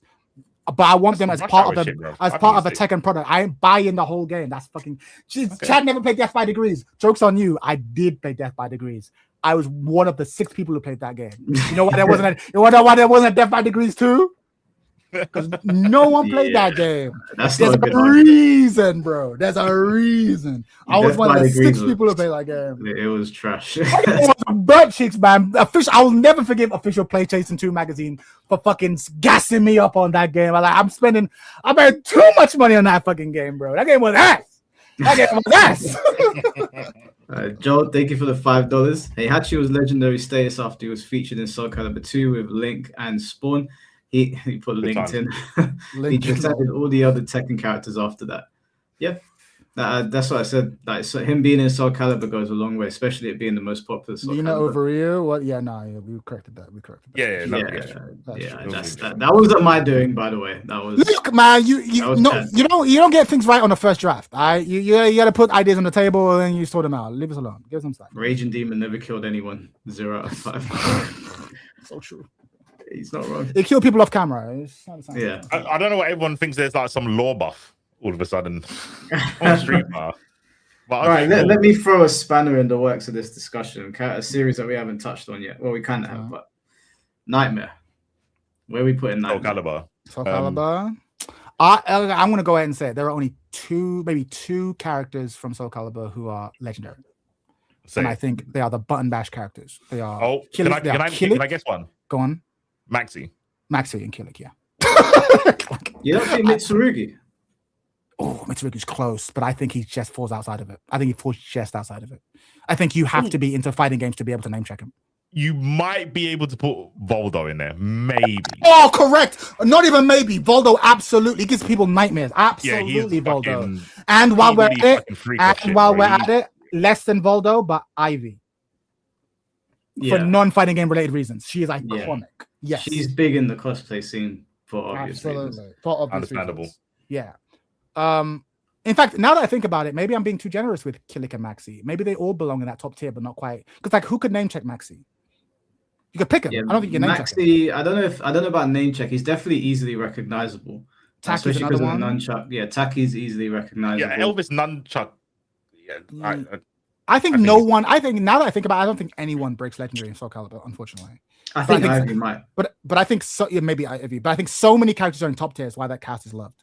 I think there are so many because like a lot of the casts spread across the thing. Whereas I think pretty much almost every Soul Calibur character, at least in Soul Calibur 2, is like top tier, except for maybe that lizard thing. Everyone is like because Sophia, even if you can't name check Sophia, you'd be like, yeah, but I know her, like sort of Greek warrior. Like you could, like I think they're all iconic. Nightmare is iconic, I think, Yeah, but not Astaroth is legendary. iconic. My I think hot take even is Siegfried. you can't put any Soul Calibur character over SNK characters. I think- disagree. I think you can. You I don't shouldn't be think able Soul to. Calibur is more I popular think- than SNK. I think you could, but you shouldn't be able to. I go back to what I said is that SNK characters should be more. able to. Yeah, I think SNK characters should be more popular than they are. But I think more people in the West have played a Soul Calibur game and have fond memories of playing Soul Calibur with their friends at uni or an after-school club or whatever. Yeah. I think people don't have that memory for SNK. I- Casuals will have a memory of playing button bashing Soul Calibur in a way they won't have for SNK. Did Soul Calibur have arcade caps? I don't. Yeah, I think it did. Yeah, it pretty did. sure. Yeah, it did. But I think it Okay, became I don't big remember on- arcade caps, but I remember SNK. Even though there might not be people playing the SNK caps, they Sure. were SNK caps, so they saw the game. I I don't buy remember it. there being many Soul Calibur caps. That's fair, but I think that's almost not relevant because in order to become truly mainstream, you have to leave that market and sell well on home console. Yeah, There are Soul plenty- Calibur there are- did pretty fucking well for a long. Like, don't forget they had Star Wars in their game. There are they lots have- of there are lots of games that had cabinets that were fucking awesome if you played them at cabinets, but then they died when it came to the home releases. Whereas the games that really transcended and became mainstream were played on home consoles. I think home consoles are what make you transcend into mainstream. I truly feel that. Mortal Kombat was not actually, let me take that back because he was big in the arcade scene. But a lot of people fell in love with MK doing fatalities at home. I A lot of I people. think it's the other way around. I think they saw it at the cabinet and then they wanted to get it at home, but I can't prove it, so I'll Yeah. I'll accept what you're saying. I hear I it, think- I hear it. I think what Chad is saying is true though. Like, I could literally write Soul Calibur cast and put it all in top tier. Like, they're near enough. It's so strong. Most of the Soul Calibur characters are really I well mean, loved. you're making a face for. Who would you put out? Let's go through it. You think Sophia doesn't count as a well designed Bro, character? ain't no one's looking at that budget fucking Wonder Woman, bro. No one Oh, cares. fuck, I love Sophia. I'm someone, and I fucking I'm love sorry. Sophia. Respect. And same You're with the only one who Cassandra. cares. Okay, It's we'll just a see. lizard Chat- man. It's, let me know, it's chat. booby lizard man. What It's about what about Siegfried?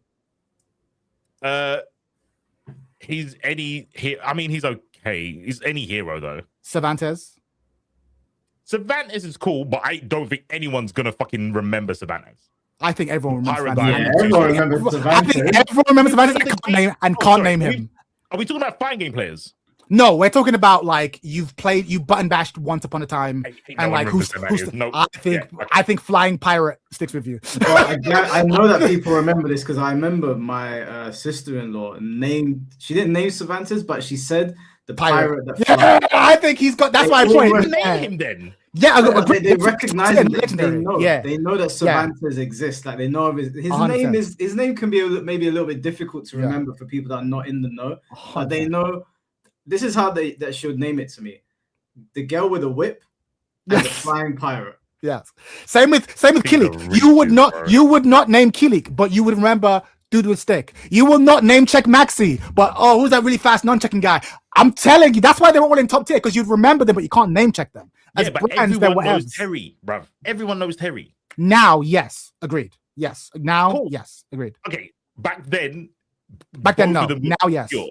Okay, but now no one's going. The guy with the hat. Yes, more people can name check Terry now than any character in Yeah. Soul Calibur. Agreed. But Agreed. Terry clears all the Soul Calibur. That's what I'm saying. Okay, fine. But Soul Yeah, Calibur cool. as a cast will clear KOF. Yeah. Terry Wait, hold and Mike. Because K and Mike will transcend, and then everyone else will be like, "Who's this? Yamasaki guy? I never heard of him." Okay, Who's sure. ru- So, like, that's the what I'm two saying. Okay, I see you. Yeah. The two characters, those two characters, lap Above, Soul Calibur. lap Soul Yeah, Calibur, but then everyone else everyone is else- below. Yeah, okay, yeah, fair. That's the fair. point. Oh, That's yeah, my point. yeah, That's Soul Calibur. That's my point. That's why I'm like, no one in Soul Calibur is legendary, but they are all consistently high tier. That's what I'm trying to say. There's a consistency in quality for Soul Calibur. They don't reach the high heights, but Very few of them go to the low lows, unless you're in Mexico. In which case, flip it.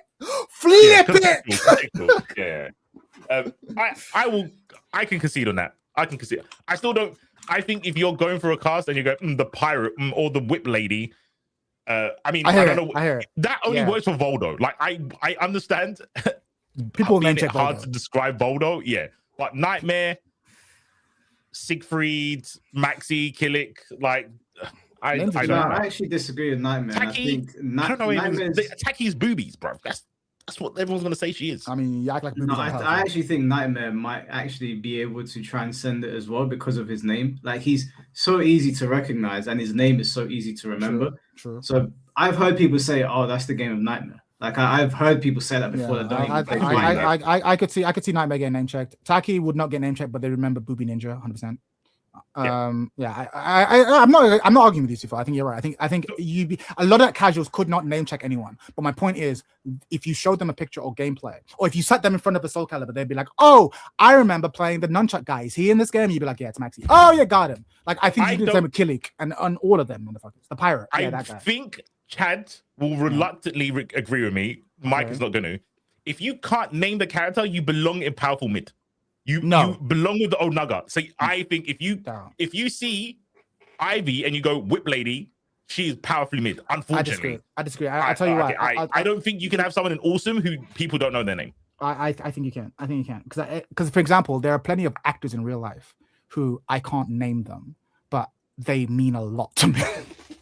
like there are people who could not name check Lucy Lawless, Xena Warrior Princess, but if you showed them her, they'd be like, not only do I know who she is, I fucking love this woman. And I've seen her in more. Like I think there's lots of stuff like that, bro. I can do that. I can, but there are other actors. Like I'll give you another one. I can't name him. There was an actor. Have you ever seen Cool Runnings? Yeah. Who's the actor who teaches them? Who's the actor who teaches them to bobsled? The white dude.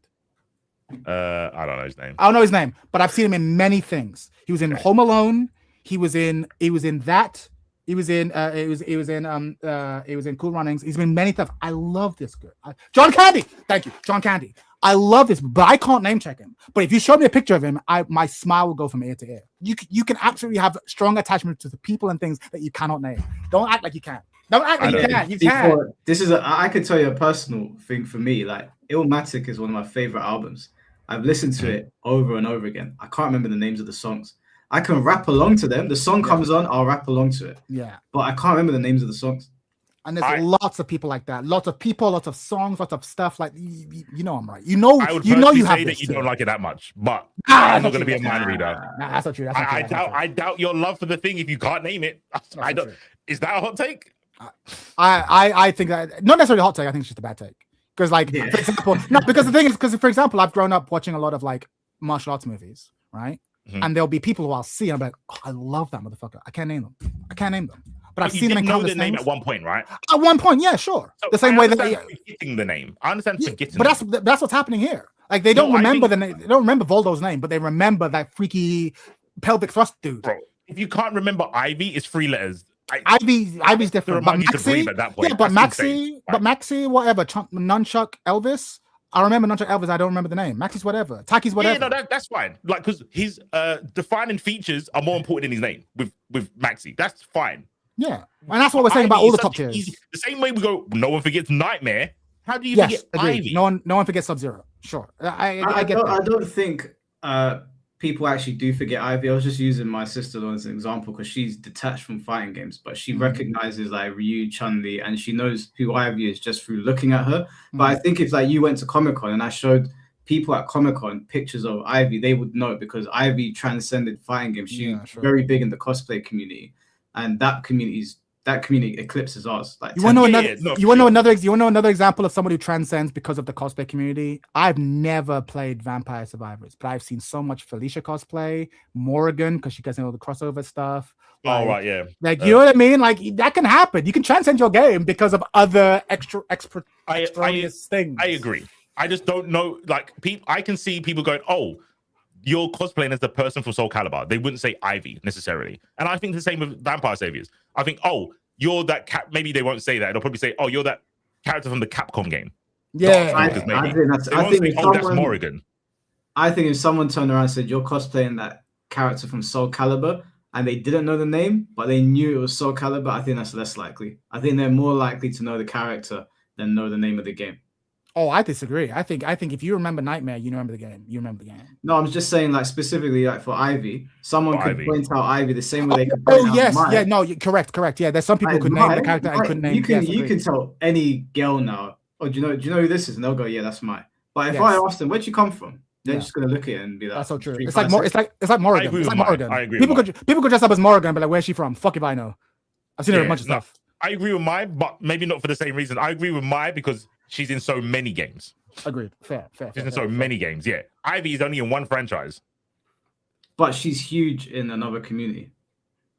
Yeah, because I agree with that. And the people that cosplay her might know the name, but Yes. people that don't cosplay Ivy will be like, if you go to Comic Con, they're gonna be like, "Oh, you're from that fighting game, or you're from Soul Calibur." The Counterpoint. cosplay people know she's from Ivy.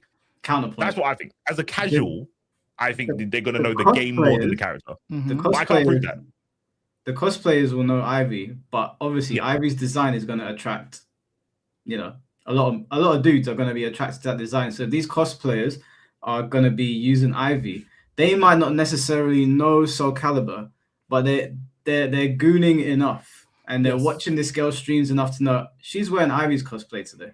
Here's another one Okay. outside of fighting games. I bet there's a bunch of people. And there's a who lot of could- gooners out there, so that's not similar. I think there's a lot of people. Shout out to Yaya. I think there's a lot of people out here who would recognize Lady Dimitrescu, but could not name check Lady Dimitrescu. Mm. Oh, you think not, they couldn't name the Resident Evil. Yeah, But they would name the I exactly. can't say her name properly either. But you see the character and you'd be like, she's from Soul Calibur, tall lady, big boobs. We're like, what's her name? I don't fucking know, but I've seen the memes though. I've seen the yams. Like All that right, fine. happens. You know what? That When happens. I know that shouts to King J, when he found out who Jacko was, he went in a deep dive. Jacko. And I think he will forget about what game Jacko's from at some point in the future. So 100%, okay, cool. 100%. Yeah, if you're gooning, then the name of the character is way more important because you can't type in who's the sexy character from Soul Calibur. You're gonna learn their name. Yeah. Although here's a good shout. It's funny that you brought that up. I need to go in a bit, but you've actually brought up a really good one because you brought up Guilty Gear.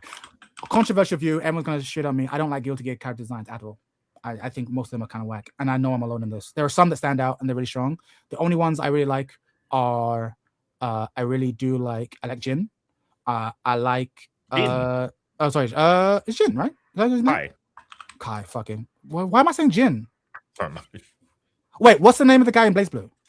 Oh, that's Jin. Yeah, That's Blake Jin. Blue's Okay, Jin. okay, cool. Okay, so that's I'm getting those mixed Okay. up because they're the same character. All right, cool. All right, so I like Kai and Jin in Blaze Blue. I like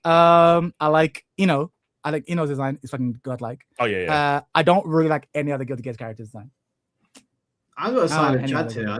I like a few designs. I think the ones that I do like really stand out, like Biken, but there's Biken's quite a cool, lot of Biken's Guilty cool, Gear Biken's designs cool. where I'm like, this is just so sometimes over-designed. like, so It's they're over-designed. over Yeah, designed, it's over designed. Yeah. super edgy, like to the nth degree. And I'm like, I do like an edgelord, like I like Sasuke and all that, but you got to draw it back a little bit. It's too much for me in Guilty Gear. Two more that I like. I do like Slayer because he's relatively restrained. Just vampire, cool for 60 vampire.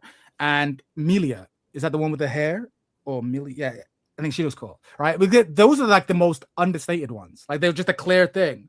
Where it's like, okay, trench coat, long hair, suave vampire, fucking, rock witch. You can describe them in like 2 words, right? Whereas like everyone else is just like, what is Soul Bad Guy? He's a scientist. Nothing about him reads scientist. Science with the sword, and like I think they're over designed in ways. Oh, there you go. Sure. But I believe you. They just don't do it for me. But that's not the same as them being bad. I think they're really going for an aesthetic. And they go hard as fucking that aesthetic. It just doesn't do it for me. So you don't think Venom looks cool? I don't. Although I do think he fights cool. The pool gimmick is so strong. That's Venom, right? The pool balls. Yeah, I think that that gimmick is incredible. I love that so much. I just don't know why that guy has. I don't like Faust. The bag on his head and the stick out. It looks weird. But that's not over designed. Okay, so it looks weird because you said over designed, but him you just don't like the design. Yeah, I mean, who is he? Like a Dr. Stu oversized scalpel, bag on his head, moves like a spider. Doesn't do it for me. Okay. Can I just? I'm just curious. I know Chad's going soon. Because of what you said about Ryu, do you feel that way about Sagat? Ooh, for me, as in it looks generic. No, I think Scat looks iconic. I think he looked great. I like Scat. I think he's less famous than the other two, but I think he's really cool. Tiger. I think move wise, aesthetic wise, he laps them. Personally, but he doesn't look good, or you just think he looks generic? Who? Scat? No, I don't think he looks generic. I think he towers over the rest of the cast. He looks really tall. And he has like this. He has this really interesting figure where he's not like generically buff. He's clearly in good shape, but he's tall and gangly, kind of like a real tall kickboxer. I think the X on his chest is a thing. The eye patch is a thing. Like these are design flares that I think actually make him quite interesting. You know and how over time, close you described Faust. Faust. Which one's Faust? The guy we just talked about in Strive. You're saying he's tall and dangly. He towers over the rest of the cast.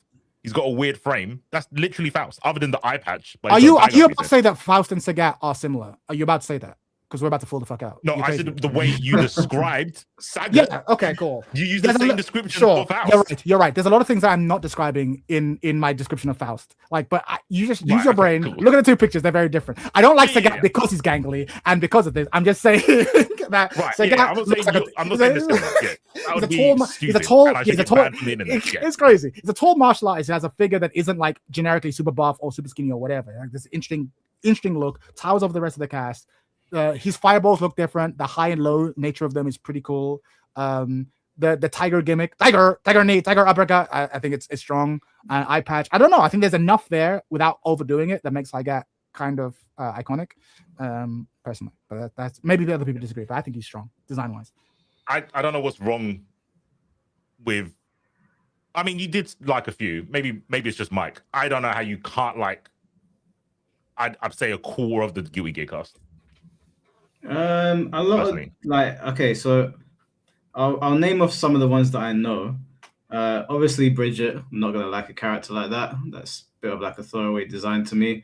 Bridget was okay. Testament, fighting like Testament is like is whatever. Yeah. Jacko, I was like Jacko. We all know Jacko for one reason. Yeah, like I'm not gonna look twice at Jacko in terms of like playing her, but everyone looked at Jacko for one specific reason. I don't think that's a good measure for a character. I think Biken's awesome. Yeah. I think Eddie, or is it Eddie or Zato? Is it the same character? Zato's the guy. Eddie's the little shadow puppet. Yeah, I think that's a cool. But obviously, I'm biased because I like JoJo's, and it kind of reminds me of a stand. So bad guy. I'll be honest with you. Like I don't. Maybe it's because I don't play the games. He's just. I think he's the wackest looking. Like a soul. I think he's the wackest looking protagonist out of all the games we've discussed today. Hold up. Out of all the games we discussed today, I think he's the wackest looking one. That needs pushback. That's insane. Out of all the games we discussed today, Kyo exists. He's the wackest. We've literally talked about Ryu and Akira. Kyo's cooler. Kyo's cooler. And I'm not even from Mexico, and I think it's cool. I think who else was there? What's Potemkin? I think whenever I see Potemkin on screen, I'm like, oh, someone's gonna get fucked over with like a 70% grab. But outside of that, Potemkin is just like whatever. Like like I'm not any writing letter talking about him. Who else is there? Johnny, whatever. You're lying. You're lying. He's literally based on Michael Jackson. Which one's Johnny? Hold on, Johnny. The smooth criminal guy. He's literally Michael Jackson. I think the Michael Jackson. John looks cool. Yeah, John looks cool. The Michael Jackson depiction in BlazBlue is better. I think. I'll stand by Johnny. I'll stand with Johnny. I can't remember his name. Here's a question. Here's a question. Hamza or something like that. Am I? Yeah. C4, you'll know this. Am I alone when I say this? I think BlazBlue's character designs. You're alone. Significantly better than Guilty Gears. You're almost not alone. You're just. Is that a minority position? Is that a minority position? Most people prefer Guilty Gear. No, I think most. Maybe it's 50-50. Really? Okay. I think the lore. Actually, no. The lore is crazy in both. Sure. Yes. Character design. I think Guilty Gear is better just because I can see the design. I can't see the design in Blaz. It's the most blurry bullshit ever. Crazy. Bro, they did not nail. Bro, let's be serious. KOF 13 is better visually than the newest Blaz. That's wild. You can't see anything. Pull up any, bro. And look at the cat. Right, okay, let me just talk shit about That's Blaz. Was it Arakune, that fucking black blob with like? That's so sick. I can't take you seriously anymore. That I can't actually believe all stand this with shit you. you spoke about Strive characters, and you went, that character is good. Can you show Arakune on screen, please, Mike? No, I like Arakune. Arakune is fucking both weird, but serious. like it's a clear blob. Like I understand what they're going for. I understand what they're doing. I'm going to pull rank. I'm going to do the Tekken thing. I'm not talking to you Tekken players about anime games. You know Just what? know You cannot look at Arakune and go, that's good. You can do that. You can absolutely pull rank. I'm not going to sit here and act like I'm going to out-knowledge you on this. But from the outside looking in, I just feel like the BlazBlue cast are way better designed. I just didn't. Here's my pushback for Arakune. From what I remember from him, when you're playing with him, he animates in a really interesting way. Like he changes forms and stuff. And I thought that was really cool because he's not just like a ripoff of like some Ghibli-looking character or like a Menos Grande. He actually animates in a really, really cool way. So when I saw Arakune at first, when I saw the picture, I was like, it's just a dude in a cloak. But then I saw him playing and I was like, oh, this is really fucking interesting. I actually stand with Chad on this. I think BlazBlue's got more interestingly designed characters than Guilty Gear. I think Hazama is a cooler looking character than 90% of the Guilty Gear cast. I think who's the I'm doing it now. I can't name the character. Hakuman, I think the Beastie Power Ranger. Yeah, White Power Ranger. I think he looks like slow guy. Yeah, I think he looks fucking. I think he looks cooler than Nago. I don't know if he plays the same, but I think he looks way cooler. Lychee with the staff and her putting the staff in the middle of the thing. I think she's like. Yeah. I think she's better Jam. I think she's cooler looking. Lychee Fei-Ling, cooler looking Jam. Cool. I love the fact that again I can't name the characters. You have Jin Kusaragi with the blue jacket, and then you have the girl with the guns. She also has a blue jacket, so you can tell that at a glance. Oh, they're part of the same like unit. Like they're part of like the librarium. Noelle, they're part of the same librarium. I liked I don't like Ragnar for the same reason I don't like so Bang. Yeah, the same kind of whatever. I don't like the Potemkin equivalent. Tager. Yeah, I don't like. Remember Taokaka? Taokaka, I thought she was interesting. I thought she was funny. I thought adorable. Cool. So I think she's funny. Yeah, I just, there are more characters that make me go, I like this character than in BlazBlue. Not in Guilty Gear. Not say there aren't any, because I can name the ones I like in Guilty Gear, but yeah, I think BlazBlue designs are way better. But that might be a minority position. It's not my circus. Not my circus, not my rodeo. I don't think you're a minority. I think most people made the argument. I just say they're just wrong. I think Baiken trumps all the BlazBlue designs, but I think she's the only one for me that really stands out as like the best Guilty Gear design. Other than that, like Kazama, Taokaka, I think even New 13, I thought that was a pretty cool looking character with the swords from across the screen. Yeah. Even Carl Clover, I think I like his design. Oh yeah, the puppet guy, yeah, magician with the young magician with the puppet. I'm like, that's so good. Like I think it looks great. Yeah, the character designs. I'm like, that's there's a. I look at the character and I'm like, there's a story there, and I want to know what that story is. Like, and I just don't really get that for a lot of the rest of the cast. And what's the other one? There's a woman who uses she has like a shield and a sword, and that's everyone, I guess. But like in BlazBlue, shield and a shield. And she's part of Jin's organization. She gets hired to kill Noelle. She used to be friends with Noelle. I forget her name. Sabaki, yeah, Sabaki. I remember thinking she looked cool. I wanted to learn her, and then I was like, I can't play anime games. But I remember thinking she was one I thought looked coolest. But yeah, I'm a Blaz hater, so maybe I'm the biased one. I hate Blaz more than I hate Tekken. I think damn, that's strong. And given the way their community works, I ain't gonna blame you. You hate them the same way I hate Kazuya Blaz. It is what it is. I did hate them before the files. I just don't think Blaz is a good game. It's slow, it's floaty, it's not very anime. I mean, how it plays is different to how these characters are designed, right? I think I can't speak to it. Yeah, if you tell me that BlazBlue is a inferior mechanic game, I'm not gonna argue with you. I mean, aesthetically, it's boring. I played a Biki. I thought he was kind of edgy and cool. Like he's got 2 swords. Bang maybe is kind of. Bang Shizagami's cool, bro. With the giant nail, he's kind of cool. I forgot about him. He's cool, I guess, but I don't see it. I think Uni laps Blaz. And no one's arguing. Uni is incredible. It's my favorite looking of the anime games. 100%. Uni's cast is gorgeous. No argument here. None. I think. You don't like it? I show anyone Enkidu and they go, that's a sick character. Everyone says that. Bro, Phonon. Look at Enkidu and say that looks trash. You just the guy that's like. He's got Enkidu's the fucking. He's like Eddie Brooks' dad because he doesn't open his eyes and he just is just a beefcake, No, like yeah, a normal size beefcake. Seth, Phonon really speaks to me. I love Hilda. I think she's a bitch. I love her to bits. Yeah, no, aesthetically, no, that game slaps. That game slaps. That game is so good. It got me to buy it, even though I knew damn well I was never gonna play it. So like these characters just look so sick. These characters look so sick. Even the monster character's sick. Macabre. Yeah. Even his sick. I'm the gun nun. Yeah, I can't remember her name. I started playing her, and then she I was playing on stream, and when you do a forward dash, she goes, Dashu! And I'm like, oh my god, I love this character. I was like, if I play a character, I'm just gonna be going, Dashu! So good. She's so sick. That game's great. That game's got so much character. Chad, I know you gotta go soon. I want to ask you something. Away from fighting games, I want to get your take on this. This might start a flame war in the chat. Oh fuck! Let me just quickly read out this super chat. Mr. Jamie, thank you for the $5. I put my Ivy and C4. You're gonna want to be here for this. My Ivy and Valdo in top tier. I love those two ladies, but they are nowhere near in the same tier as Chun-Li. Gooners or not, fight me, Mike. Well, that's why they're all the way at the bottom of this tier. I think Chun-Li's all the way at the top.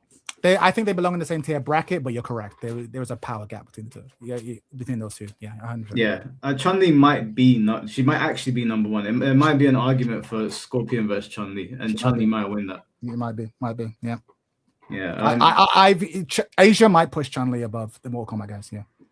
Yeah, like you see Chun-Li everywhere, everywhere. I mean, even people just adopted Chun-Li's style of like hair as well, like the way they do their hair. People just wear their hair like that, like normal.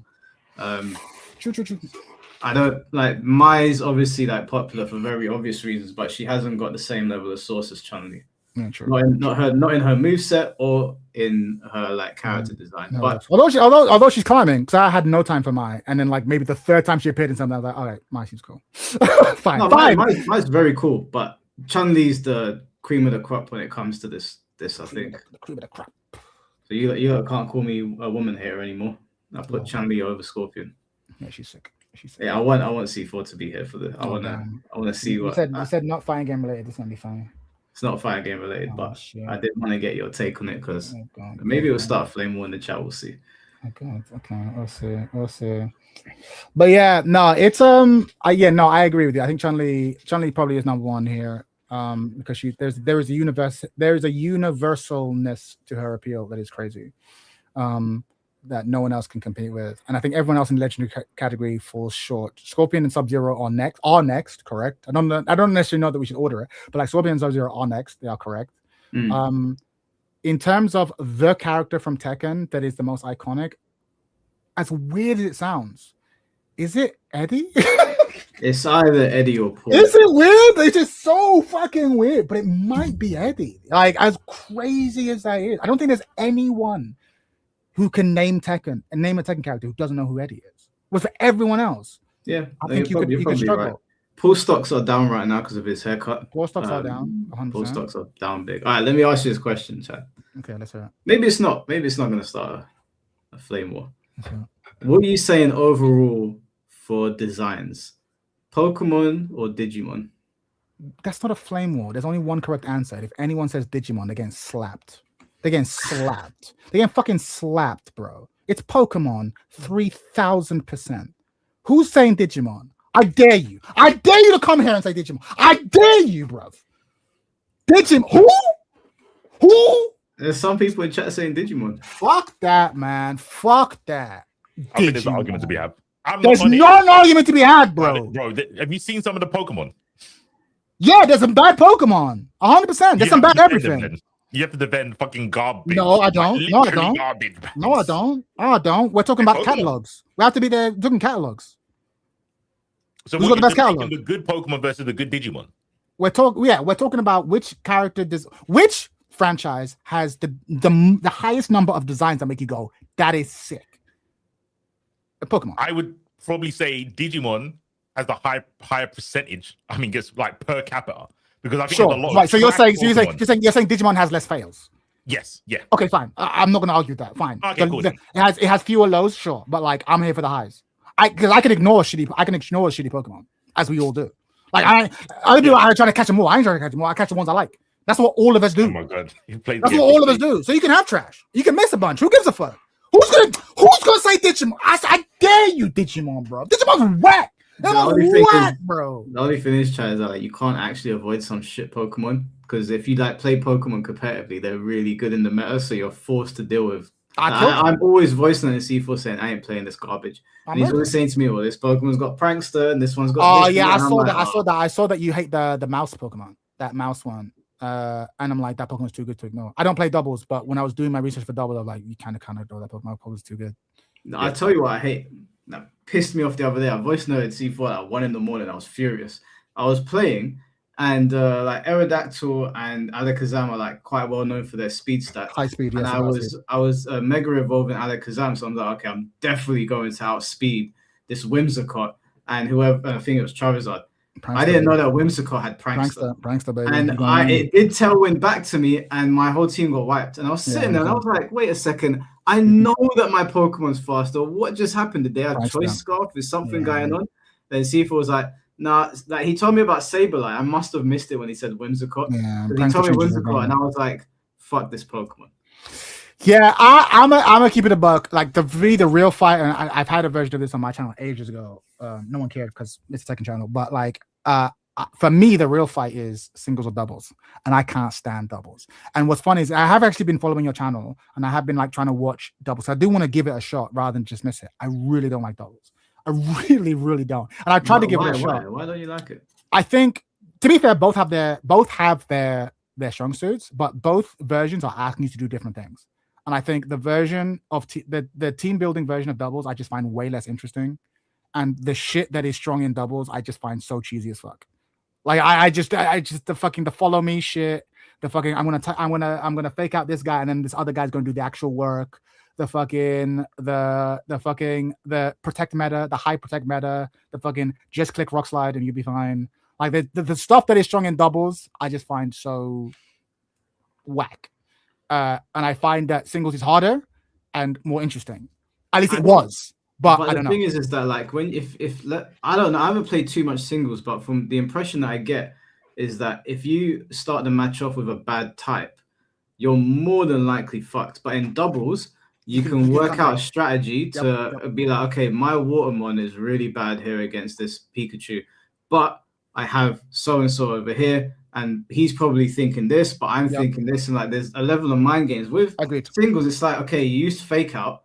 Well, you can't use it again now, so now I'm just going to use Surf and you're going to die. Or you're going to trade out. Like, exactly. But that's my point. Exactly. So fake out is weak in singles, but it's clutch in doubles. So it requires you to do different things. You can't just take your doubles team as a singles and make it work and vice versa. But what I like about singles is that, okay, I'm bringing in 6, I'm going to bring in 3. So in the team building phase, you're trying to create triangles. Like, you'll have a 3 Pokemon team that's really good, and another 3 Pokemon team that's really good, and another different 3 that can like work together. And you look at their team and be like, okay, which of my team's triangles works the best? So for me, the team building aspect is more fun at Battle Spot. For me, not saying it's a fact, just for me. And then also, there's less of this like, oh, this Pokemon just here to set shit up. No, you don't have time for that. Every Pokemon has to do a thing, and it's more about clever timing and stuff like that. And like you've said, and this is probably the bad thing, if you choose the wrong team to go in with, you can just be fucked. But that makes that initial decision so much more interesting. You look at the team and be like, which is the team to bring in? I kind of like that. And you can, but like, again, it's a very different thing. So I understand why people like doubles. They're not wrong to like doubles. I just can't stand it. And I've tried to get into it. Like I said, I've been following you guys. I'm following some of the YouTubers because you've inspired me to like look into Pokemon. I'm just like, it just doesn't do it for me. Maybe if I get my hands on it, I'll feel differently. I just don't like what the game asks of me. I'm tired of this follow me shit. I'm tired of it, bro. There's a guy called maybe I'll try and find a video. There was a guy that did an interview about people that were doing content for champions, and 2 of the people started on 1v1. Yeah, and they had totally different like views. Right, one of them's like they like top cut for like offline champions. His name's that's a +1. Okay. Like, he started off on singles, and there's a guy called Pokey Aim who's like really good. And he said he plays 2v2 now is because that's where the game is. That's what everyone's doing. Like, he prefers 1v1. And he said a lot of the stuff that you said, and he also said that there's more RNG in 2v2. Yes, there is. I think he's super wrong, but he knows way more about Pokemon. I think you're super wrong, but it might be interesting to hear him. I told 1v1 guy. I totally get it. I think I would like to see Mike do a singles arc. Stick with you. Learn doubles. Give singles Battle Spot a shot, because for me it is the most fun. But at the same time, you need completely different teams. Because the shit that's strong in doubles is going to get you killed in singles and vice versa. But I love singles. I fucking love that game because every choice is it matters. I tried singles and I despised it. I did it off screen. I didn't want to talk about it because I really think it's like it's literally just a stall fest, and you pray you don't get crit. It's so uninteresting. You're stalling in singles, bro. All I run into was Toxapex, Umbreons, and they just heal. It's attack, block, heal, attack, block, heal. Damn. It's so uninteresting. Damn, you gotta be source dancing. You gotta be source dancing, son. You gotta be source dancing. I wish you would. I wish you would stall on me. I wish you would. Not Einstein. I have an ability in me that's called survival, so I can't just sword start when I know someone can attack into me. Okay, I hear it, but here's my problem. It would be unfair for me to say that doubles is shit and then not lean into what doubles is asking me to do, right?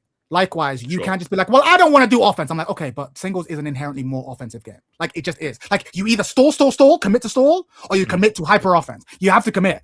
And that's just the nature of the game. So you'd be like, well, that's not my nature. Okay, fine. But then you're not really giving it a shot then.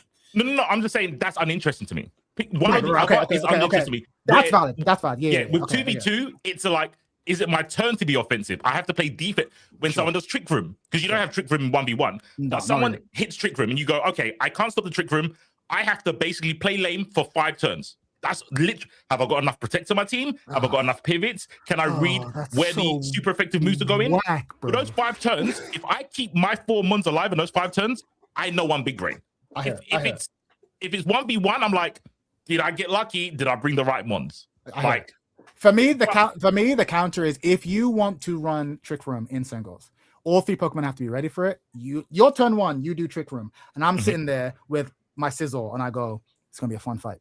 Because we're both going to try and force our game on the opponent. You do trick room, I do source dance. I was like, all right, cool. Like now you switch into something that's going to make advantage of it, and I can't just bullet punch. Fuck, I've lost a lot of momentum.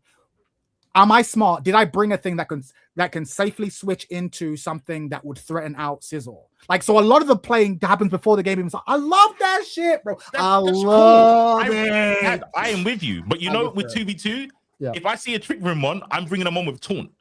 You see a trick room on, you go, I hope I guess right. But no. My team is I hear you, but for me, it's not quite, I hope I guess right. For me, it's a case of my team has to be ready to deal with everything. So at the team creation, I have to look at your team and be like, I think it's a trick room team. Or like, I think it's a weather team. I gotta be ready. I gotta bring the triangle that can handle sun. That can handle thing, and my team needs to have that. So the team building thing is I just find it way more interesting. And then sometimes you're wrong. You thought it was sun, and like it wasn't sun. You're like, fuck. All right, cool. We're gonna improvise. What are we doing? Bro, I love that shit. But it's not fair. It's a different game. It's a different game. Yeah, no, it is a different game. I think there's cause of it, like the 3 mons. We have the same. I think you have the same cause, right? You have water grass, fire core, because they can switch into each other and not take mad damage. No, not quite. I never had that. For me, it's a lot more different. So for me, for example. This is Gen 4, back when I was actually playing. But like, for example, Sizzle only has one real powerful weakness, which is fire, right? And then Swampert, which again, in any other tier, wasn't as good, but is really powerful in this because he can switch into a higher number of stuff. So Swampert, which is, right. So I would have Swampert. And also Yawn was really powerful in 3v3.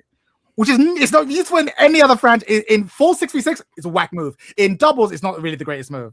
But like, it's usable, but it's not the greatest. But like switching it and then yawning the threat and being like, all right, cool. Do I think he's going to switch, or do I think he's going to sack? And I just love choices. And like, but it's not for everyone. But just give it a shot. I'm a fan. And if I do ever collab with you guys in your Pokemon channel, I'm bringing the singles hype because I love singles. I really do. I love singles, and I think. As someone who's getting back into the game, Mike, you should give it an honest shot, and then dismiss it once you know. Then you know you don't like singles. All right, fair enough. I played it for about like 2 hours because I was like, because C4 was teaching me Pokemon, but I was like, a bit of variety on the channel won't hurt. Let me go into singles. Let me see how I feel. I don't know if it's because I'm now doubles coded, and that's what I've like jumped into on the competitive side. But I found it so uninteresting. It just felt like I hear it. It felt like everything that I learned that was interesting about being creative and like getting a Pokemon that isn't necessarily that great, but you can make work with a specific team was all out the window. And it was like, man, he brought an Incineroar to this fight or whatever. My Pokemon just ain't gonna work. In doubles, Yeah. I've been like experimenting with Pokemon. Like, I've been told by everybody, including C4, Alakazam is shit. But last night I was playing around with a different team and using Alakazam, and I was having great success. But I don't think I would have that success with Alakazam on his own, because I just don't think he'd be able to stand up against a lot of the Pokemon that are in like the top meta. So I like the creativity aspect of it. I think there is creativity. I think it makes sense because you've been studying under Master C4 and you've been learning the defensive meta, and that demands a lot of you mentally in terms of your decision making. And you can't.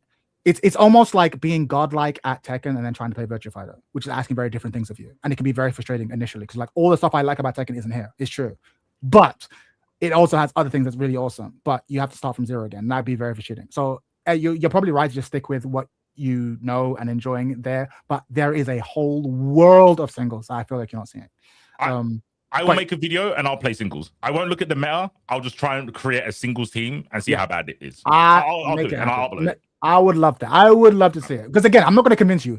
I find that players typically do prefer one or the other. So you might generally just prefer doubles, but I think everyone has to try both.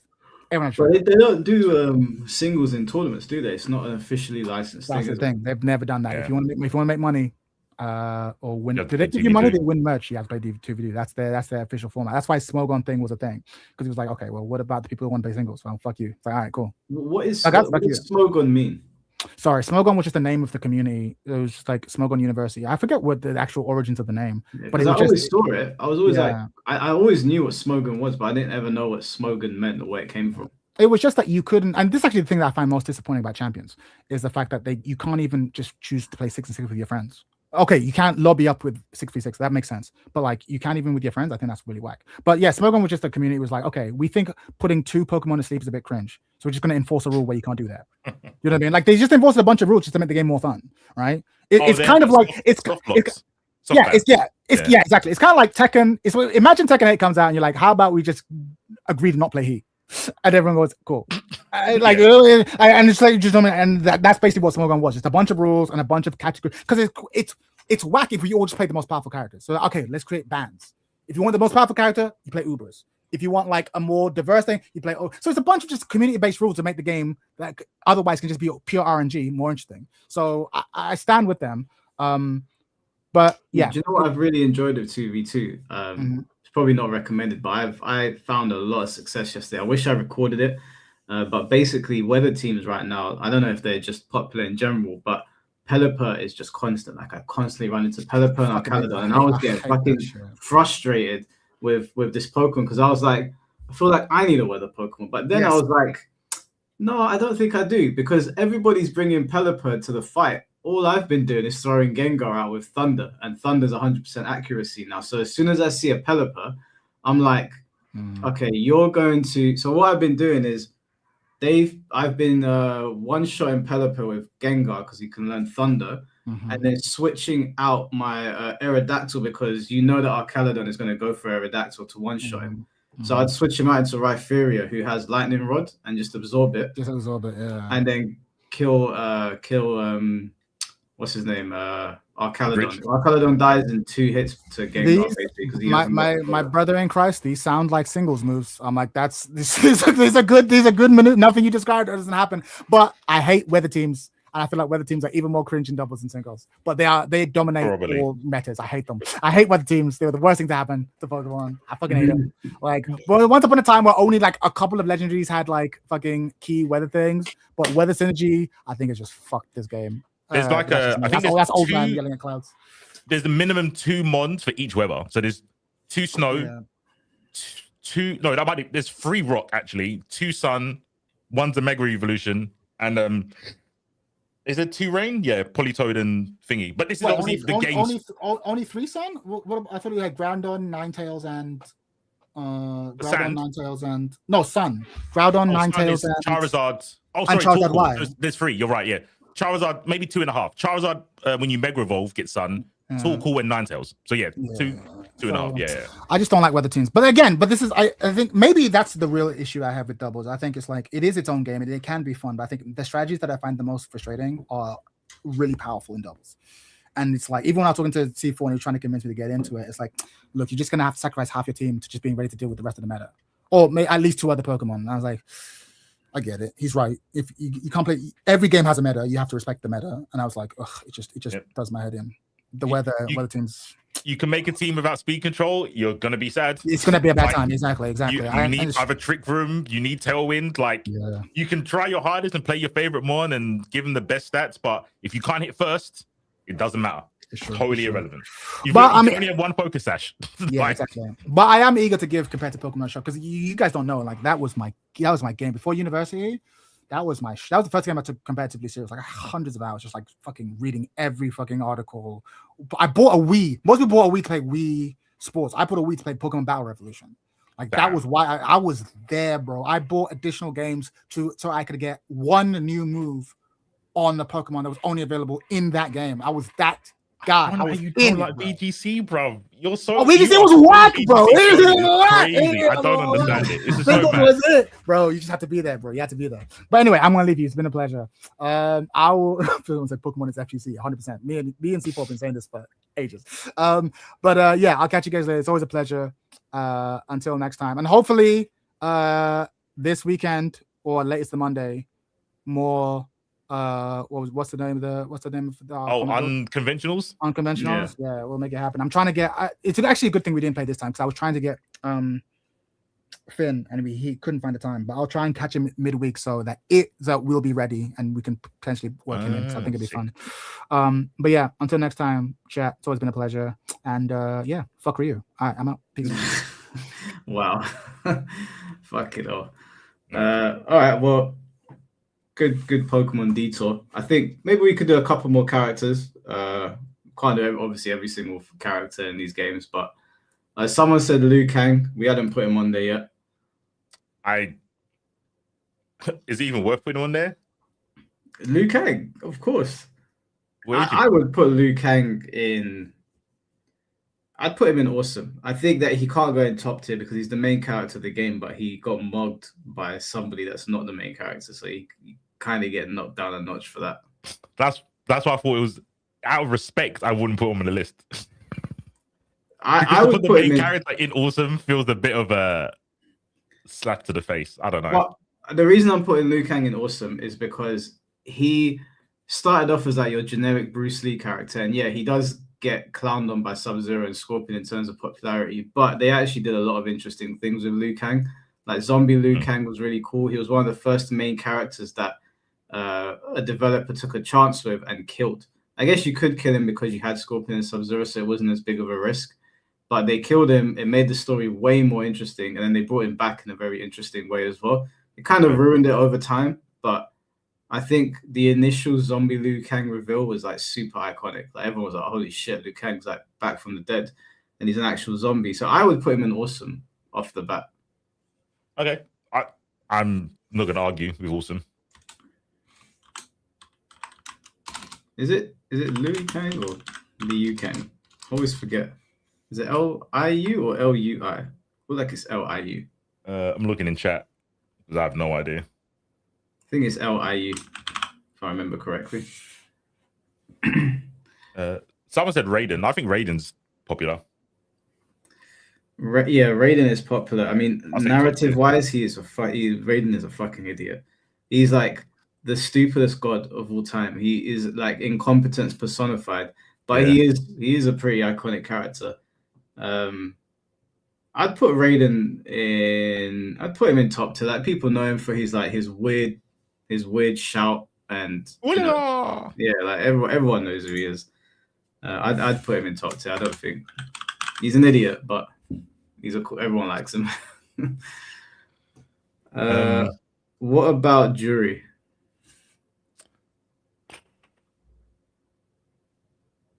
I think Jury is only held back by the time she came out.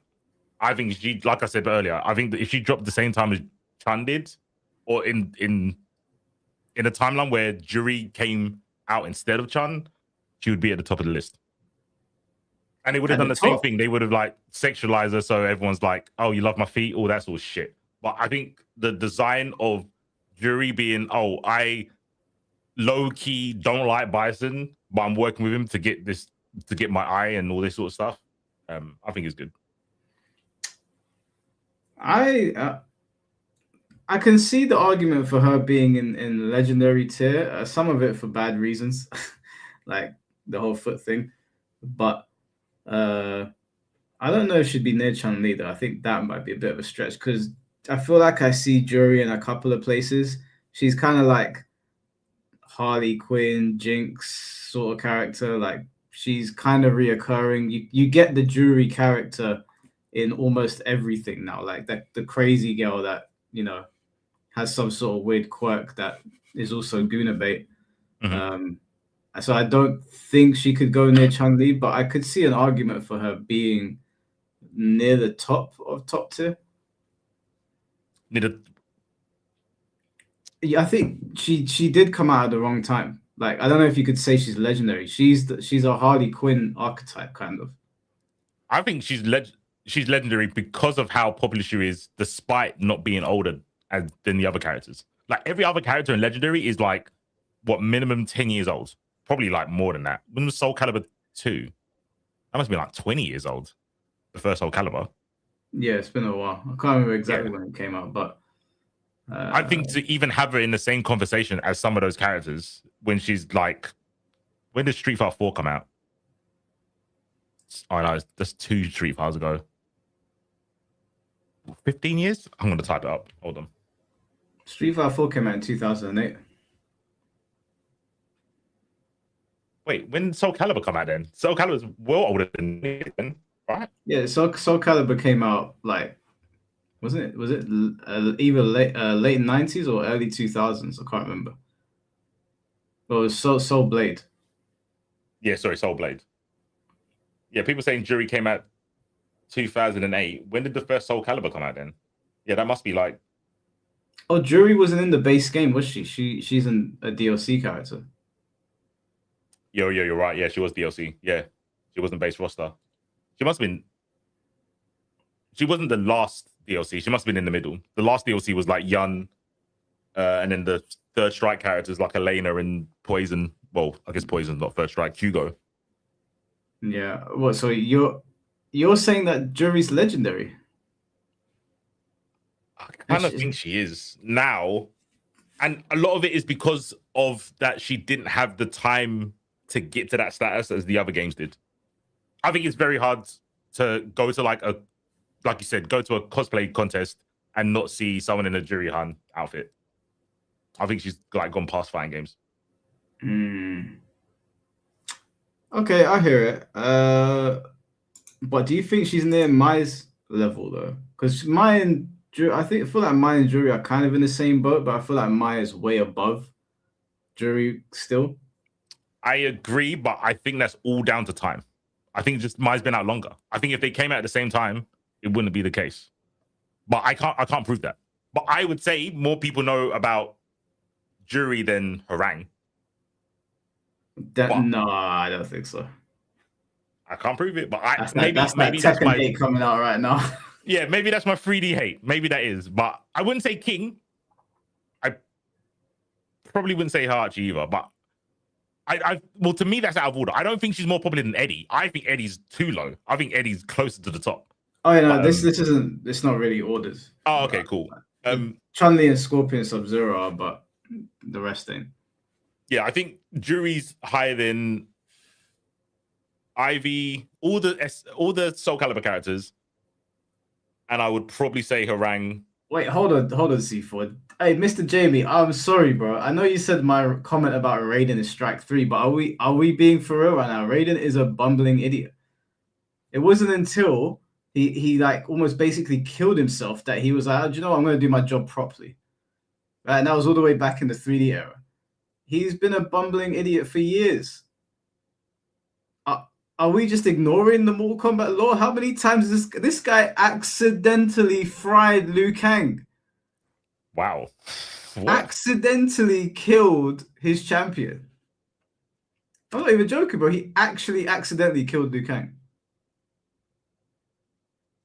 Yeah, he sounds like a donut. That's your god. That's your god. Ain't my god. He ain't my god. Like I like Raiden. I think he's iconic. I think that he's cool and all that, but he's done so much dumb shit. Like he's really, really incompetent as the guy leading Earth.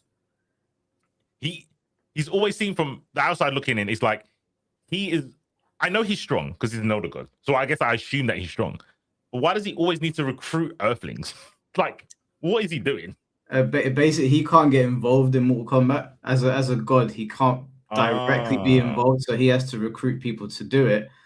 The only problem is that he ends up deep frying one of his recruitments. So it's just like, right, bro, like get your shit together. I mean, he's first of all in the original timeline, he ended up losing to Shao Kahn. Right, Shao Kahn beat him in the end. Shao Kahn's not a god, right? He's just a strong guy.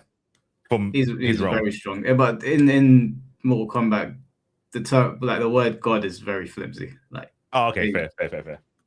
God, they're gods, but this is why like when people say, "Oh, Mortal Kombat characters can beat Tekken characters," I'm like, I think you're reading God and you're thinking like Beerus, but these are like, I don't know, like he's a god in title, right? He's having actual fights with mortals, like getting into fist fights with them. I'm like, oh man, the power doesn't scale at all. Like if you were to do like matchups, it would be between Tekken and Street Fighter, and then Mortal Kombat's beneath both of them in terms of like power level.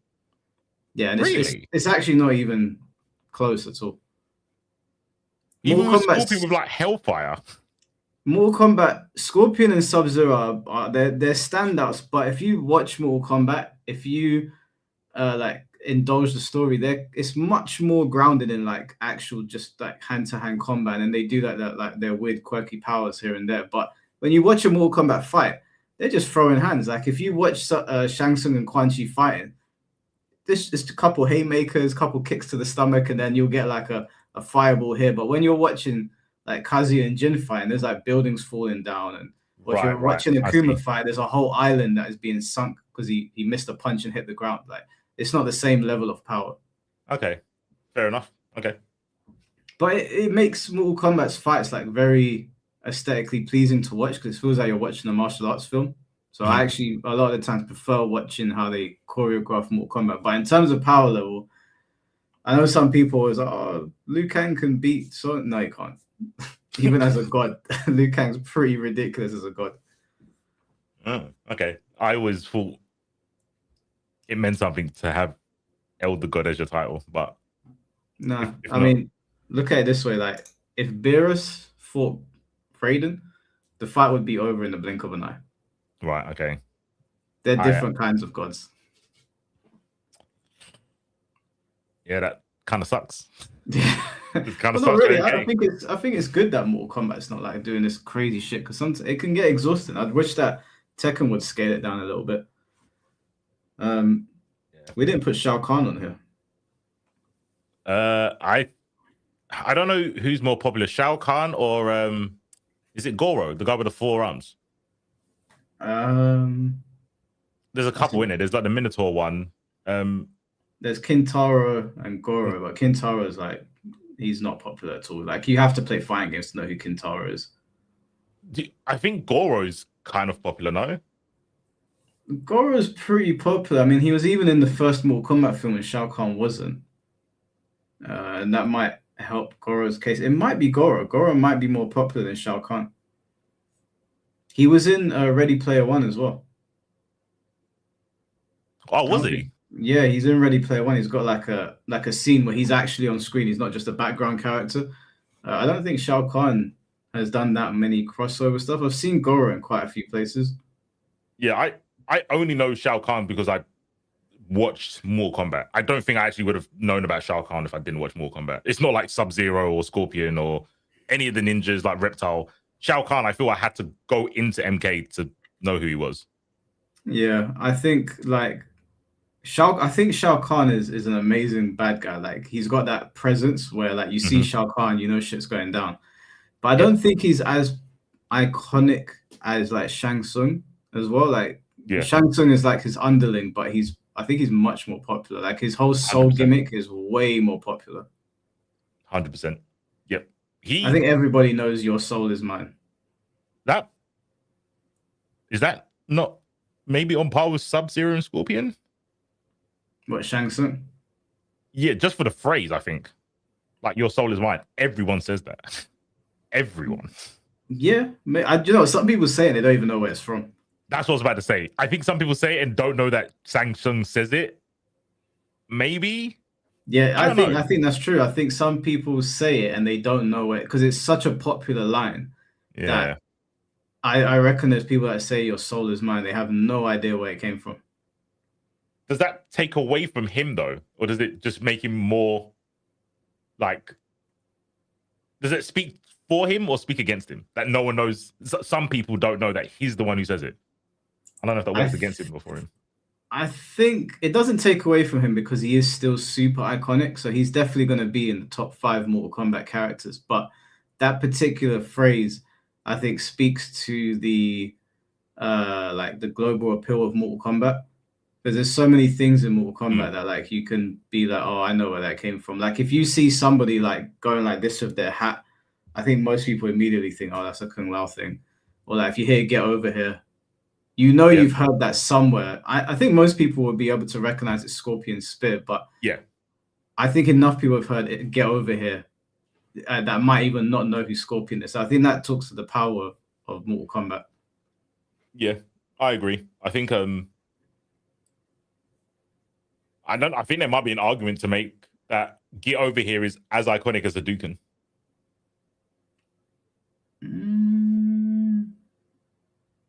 I don't know about that. That might be it might be. I might say it's just under it. I don't know if it's on par. I'm not the MK guy. I'm just saying. I think if someone said it to me, I wouldn't think that's a crazy take. I wouldn't think it's a crazy take. Like, "Get Over Here" is everyone knows it. I think like there's so much of MK that's in pop culture that is in every generation. Like there's some things like a Toasty that's in certain generations, but I think Scorpion and "Your Soul Is Mine" is every single generation. Every single generation knows that somehow. Yeah, I think "Finish Him" or "Fatality." I think those ones like, obviously that's not even a character specific, but I think like "Finish Him" is like everyone knows that. Everyone knows that's some MK shit. Yep, in the voice as well as "Finish Him." Like everyone does it. Like I think people do it without even playing MK. It's just because of media. Yeah. I can't remember the last time a fireball was like said outside of fighting games, like Hadouken. I just don't. I feel maybe I assume that everyone knows what an Hadouken is, but I don't hear it outside of FGC circles. Where MK stuff, I do hear outside of fighting games. I would have agreed with that until I saw the Street Fighter movie trailer and I read some of the comments and I saw how like the trailer's got a gazillion views. And if you go through the comments, it's like, oh yeah, like people are talking about the Hadouken. So like, I think the Hadouken and the Shoryuken, I think they're probably, I don't know if they're above "Get Over Here, but I think it would probably be pretty close. Yeah, I wish there was a way to find that because I think Tekken has chicken. I always think that everyone's heard of chicken. No, that's niche. Is it niche? Yeah, it's super. Even now, like the new Tekken players don't know what chicken is. Not the technique, but you know when you used to get the chicken in the I can't remember what mode it was. Yeah, Tekken Force. Yeah. Okay, if that's not big, then I thought it was big. I vividly remember picking up chicken and it's saying chicken. Everyone that played Tekken back in the day knows what you're talking about, but there's a bunch of people that some of them don't even know what Tekken Force is. So chicken would have gone over their heads. But "Get Over Here" and Hadouken have been like a constant. Yeah, There's never not been a Mortal Kombat. Well, actually, no, there was one, but there's normally a Mortal Kombat game where you hear "Get Over Here." Well, there was a Mortal Kombat without Scorpion in it. Yeah, Mortal Kombat 3. The original release never had Scorpion. Sub-Zero is the only Mortal Kombat character to appear in every Mortal Kombat game. Really? I did not know that. Big ups. Yeah. They did put Scorpion back in Mortal Kombat 3 with the subsequent releases, but initially he wasn't there. And everyone was like, it's kind of like with Third Strike, when they tried to exclude characters, it was like, why is Scorpion not in the game? Yeah. And they kicked up a fuss. Yeah. Okay. I wasn't even right. You don't really need to write these down. This list is going to disappear soon anyway. I wanted to ask you, who would you say In who would you? No, you can't put. You can't put. I was gonna say Ryu Hayabusa can't go on this list because he's not originally a fighting game character, is he? He's Ninja Gaiden, and then Dead or Alive came after. I would count him as a fighting game. The same way I count Cody as a fighting game character. I would actually count him. Okay. Yeah, I hear the argument for Cody. So I would put Ryu Hayabusa in Legendary then. I'm not a 3D head, I guess. I mean, if we're gonna include Ryu Hayabusa, we kind of have to reference his history in gaming, and that Ninja Gaiden itself is a legendary franchise. Yeah, it is. I hope PO doesn't hear this. In fighting game terms, if you've got like Smash as in not a fighting game, I think DOA is like near that in like how nobody cares about the game.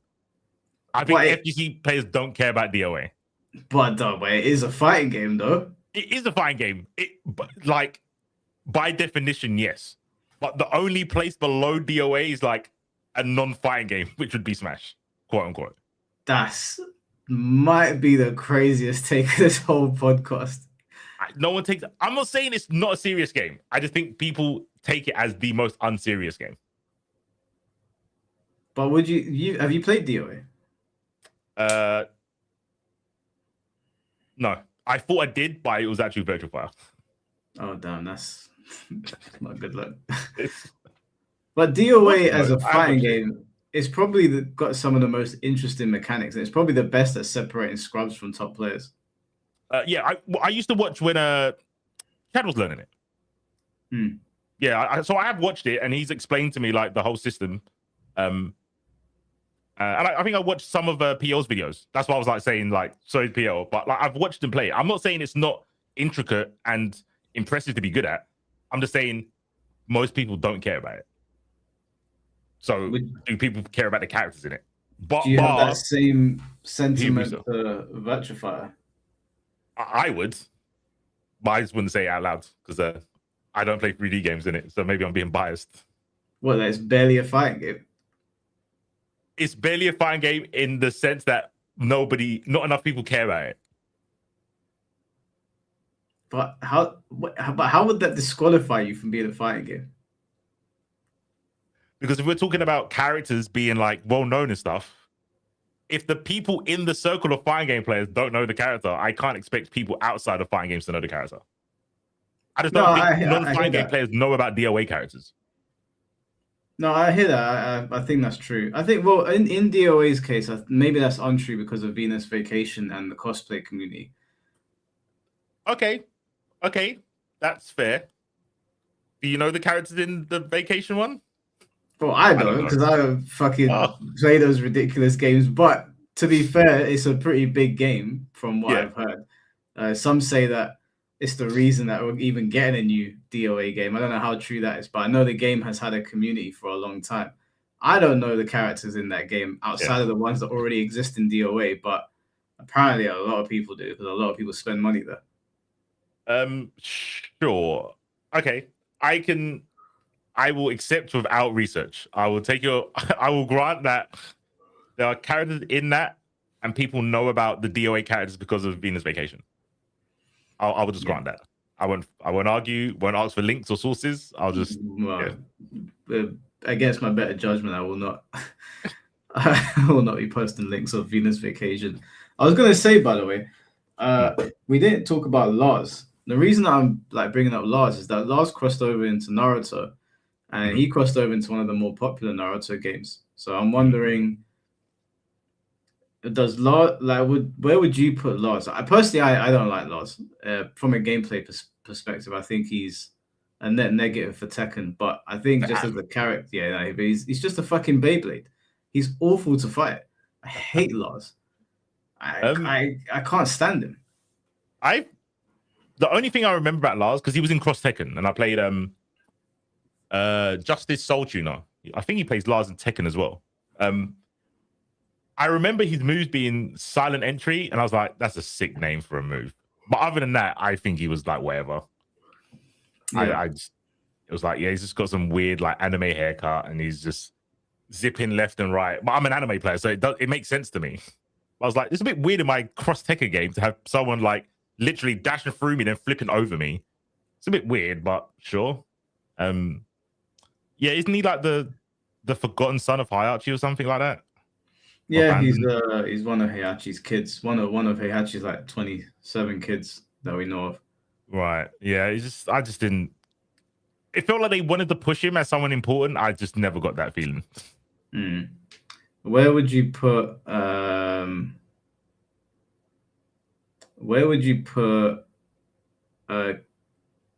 it's too obscure, there's no point. I was gonna say King from SNK, but I don't know. I don't think enough people even know who King is. Yeah, probably not. I think it's cool. Like she looks like a casino dealer. Yeah. But yeah, I think she's super obscure. Super obscure. I think she's a cool Vice. design. I think Vice is a very cool design. Yeah, I think Vice and Mature were jury before jury. Was Vice crazy like that? Am I remembering it wrong? Vice and Mature, but like they're not like sisters or anything, but they're like on the same team. I can't remember the third character. I thought she was very like gloomy. I'm thinking of the wrong character. The two girls from SNK, right? Yeah. I would say maybe they're moody. They're moody characters. Yeah. I don't think Juri's a moody character. She's pretty eccentric.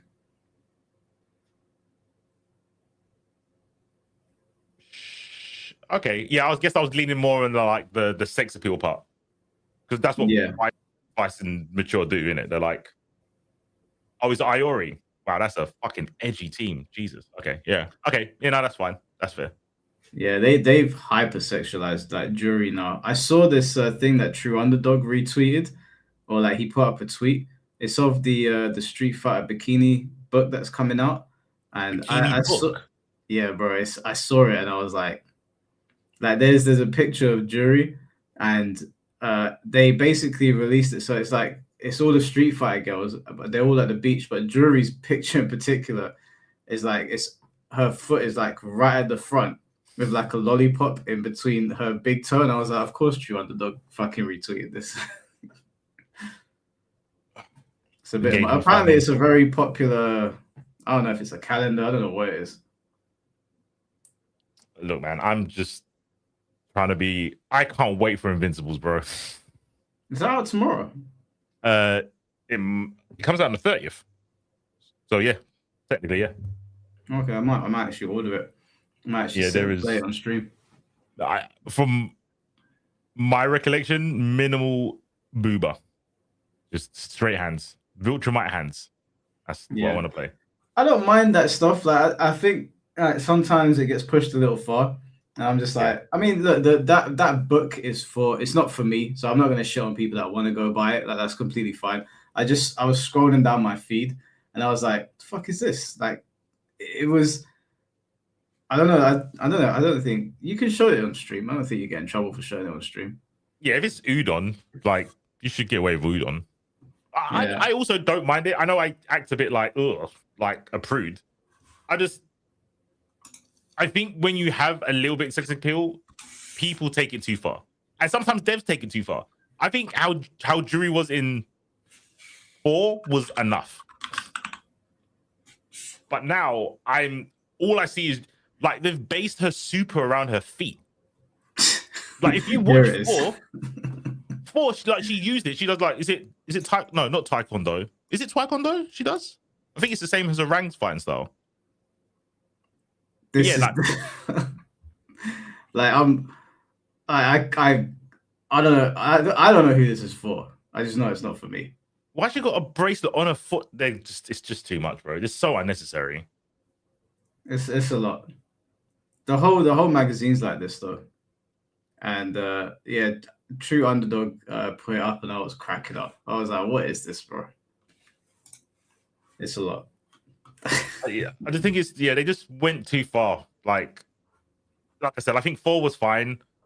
5, I mean, people try to forget about 5 anyway. But 6, like, I think Jury's. I don't play enough, but I feel like Jury lost her identity in terms of like a story. The story of like, oh, I'm gonna double cross Bison just got lost because people were fucking trying to suck her toes. So is that not what she's doing in Street Fighter 6 anymore? I don't know, bro, because all I see is her talking on the phone and fucking talking to some OnlyFans, like her clients. That's what she's doing. That would be a shame if they like abandoned her story to like turn her into just pure Guna bait.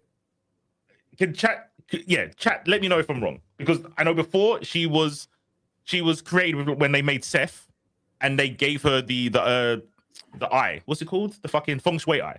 That was something that was created when they were making Seth, and then she knows that Bison killed her parents or something like that, but she was working with Bison to get the eye. And when you play cross Tekken, she's talking about double crossing him.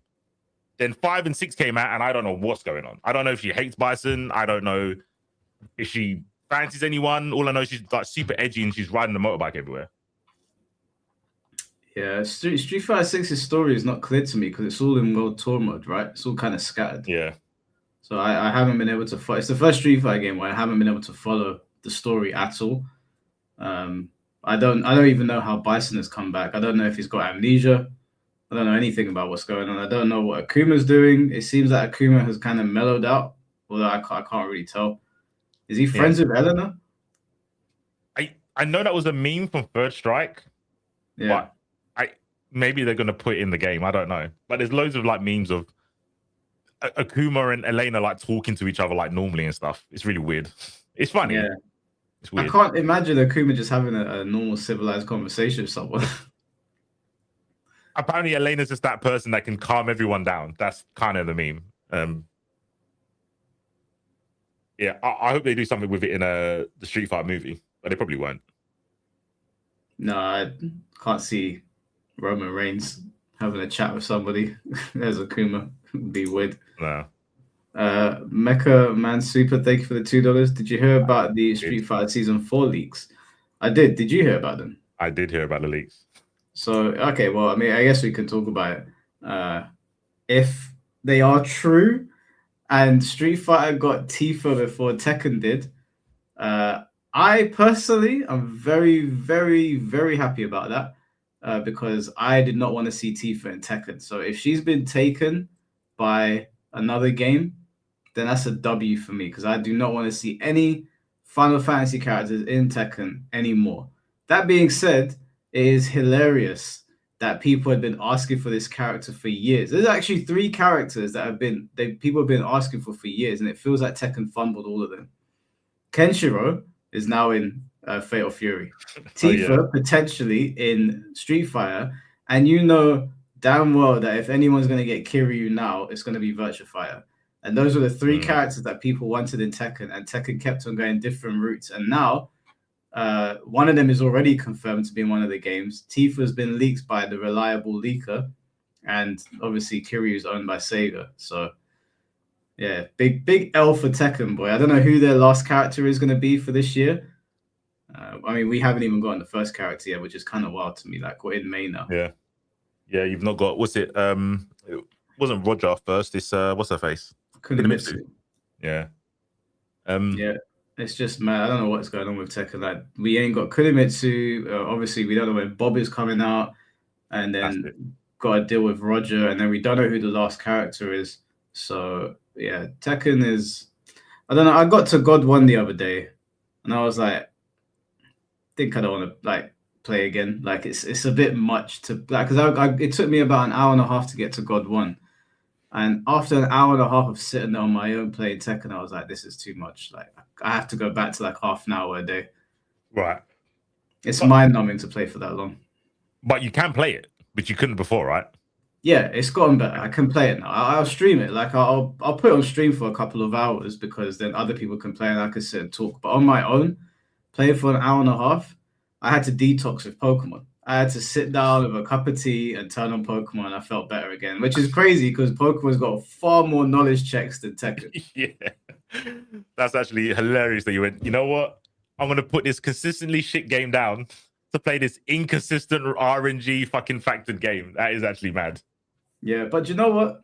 Things make more sense to me in Pokemon, even though I keep on getting caught out by stuff. When you explain it to me, I'm like, oh, okay, there's a clear explanation here. This was my fault. Sometimes in Tekken, I'm like, no, that wasn't my fault. That's the fucking game not being coded properly. Right, yeah. I remember talking to Finn about, because Finn's playing Strive, I always talk to him. Well, now I'm talking to him a lot more about the difference between like Tekken and Strive, and how like sidestep and all that stuff. And I was like, one of the things I don't like about Tekken is like how the sidestepping doesn't have a consistent rule. There's a lot of you just need to know. So he showed me a move with like sparks and be like, oh yeah, those sparks mean that you can't sidestep it in this direction. And then he'll show me another move without sparks, and he's like, yeah, you still can't sidestep that one. It's just how it is. And I'm like, how am I meant to learn? Like, if I didn't know Finn, it'll take me twice as long to learn the game. And I think that's the problem. If I didn't start playing Tekken if I didn't start on Tekken 1, I don't think I'd jump in. Because there's this so much inconsistency. The only reason that I'm able to identify things, I couldn't even read frame data back to you. It's too much. I don't know the names of attacks. I barely know the names of the moves of my own character, but I know what I'm looking at. Like, I know when I'm playing, I know where to sidestep and whatnot. But there's too much inconsistent information in Tekken for me to be like, to tell someone, yeah, Tekken, jump into Tekken, man. Like, you'll get it down. You'll think you've got it down, and then you'll sidestep right and get clapped by something that went right as well. And you're just like, but I went the right way. And then someone will say to you, no, for that particular thing, you got to go that way. And I said to him, in Guilty Gear, you have a lot of that too. It's just like, this is a rule, and then there's like 3 or 4 things that break the rule, and we just shrug our shoulders to go like, that's the game. I understand that as part of like fighting games, but you can explain why most of the time.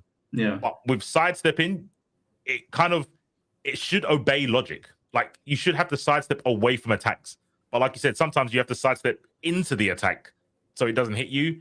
And that's when you're like, there's too many moves that I have to just know to like a fundamental to level to play the game. It's just way too much. I also think like, even though they improved Heat a lot, like Heat is much less annoying, it's still not great, and the tracking issues are hilariously bad. Like, I ran into some streamer the other day, and he beat me 2-1 as I was making my way into God 1. But in one of the matches that he beat me in, it was so much bullshit. I sidestepped around him, and Lily followed me. Like, I took his back. I took his back, and he did like Lily's like low kick. I don't know if it's like down back 4 or something. And she turned around and hit me, and I lost the match. And I was like, that wasn't my fault. In Pokemon, I'm not going to deal with that unless it's like a really weird glitch. I'm not going to deal with that. The only things in Pokemon that I can't stand is getting flinched and then getting flinched again. I'm like, 2 flinches back to back, the whole match is over now. When the game power level goes up, there's going to be less flinching. I'll say that. There'll be fake out, but there will be less rock slide. Rock slide will get power crept. But just think about it. Rock slide is going to become power crept. Yeah, I'm not looking forward to that. Yeah, exactly. So it's kind of like, I also hate flinch. I hate winning by flinch on rock slide as well. But I've got a sand team, so it's like I live and die by the flinch, right? I'm trying to make another team, but yeah, flinching is RNG in Pokemon is just not. I don't think it's that fun, but you have to embrace it. You can't play Pokemon without it. It's you can try and mitigate it so you can play without RNG on your side, but you're just going to feel worse when it's worked against you. When someone does RNG like 40% hitting moves and they click it on you and it works, and you're like, what are you doing? Like, are you actually trying to play Pokemon, or are you just here to click buttons? Like, why would you have that as a strategy? Some guy missed his Hydro Pump 4 times against me, and I was like, okay, cool, it's gonna hit the next time. So I went to protect, and he just randomly changed to the other Pokemon, and he was like, I'm gonna Hydro Pump that one. And I was like, you fucking arsehole. Like, you just done it 4 times in this direction and missed, and then randomly changed it. But the one thing that I've learned about Pokemon is that you have to do really risky shit as you like go up in the tiers. Because yesterday I was bitching to C4 about oh, I have this strategy that I think his name's a YouTuber. He hasn't got like a proper name, but he gave me some advice because I was playing Hydreigon, and he was like, put the critical hit item on Hydreigon and give him focus energy. And then once you've set up focus energy, every single attack will become a critical hit. And I was like, oh, that's really good. I'll just start killing things that I couldn't usually kill. Bro, the pain that I went through of trying to set this shit up because Hydreigon just dies in one hit to everything. And I was like, I don't know what to do here. Like, I'm so confused. So what I've done, in my mind, I was like, I'll put focus sash on him and then it'll be okay. But then I was like, well, then I can't do the critical hit thing. Yeah. So now I'm like, I'm trying to get the read on, bring him out first, do focus energy, and retreat him. But then I found out if I retreat him, focus energy goes away. So I'm like, I have to commit to this bullshit. Yep. And you know the easiest way to do it? Put the mouse next to him and do follow me. Which you won't do. Does nobody else learn follow me? Yeah, Clefable. Do you want to play Clefable? So this is the thing with Pokemon. This is what I hate. All these dumb looking Pokemon that I would step on are fucking ones that I have to use to win. It's Gen 1 though, right? You respect Gen 1 ones. No, there's certain Gen 1 ones that I'm like, stay away. Is there no one else that learns follow me? You don't. The T learns Rage Powder. Scovillain learns Rage Powder. Is there any other follow me ones? I think that might be it. Or the other strategy, you can do fake out. You can fake out one and just tank the hit from the other one and do it. Yeah. And then hope that you're fast enough the next turn. That's the problem. Like, if I do fake out, I can't set up Tailwind. So I'm like, it's so, and the thing is, I feel like as I've gone up in the tiers, they know once they see focus energy, they're like, we need to get rid of this Pokemon right now. Yeah. Bro, if I know something can crit me, I'm trying to get rid of it ASAP. Like, that's my first priority. Super effective or crit, super effective. Those mons have to go. I need to think up a way to do this that doesn't mean that I have to fucking play Sinestro or one of these Pokemon I hate. I don't want to play Sinestro or Scovillain because I when I see those Pokemon, I'm like, those are C4 Pokemon. I don't want to touch those. But wait, no. You can have Sinestro because you actually drink tea. Yeah, but he looks stupid, bro. Like, he's got a move called Matcha. I was like, why am I getting hit by this nonsense?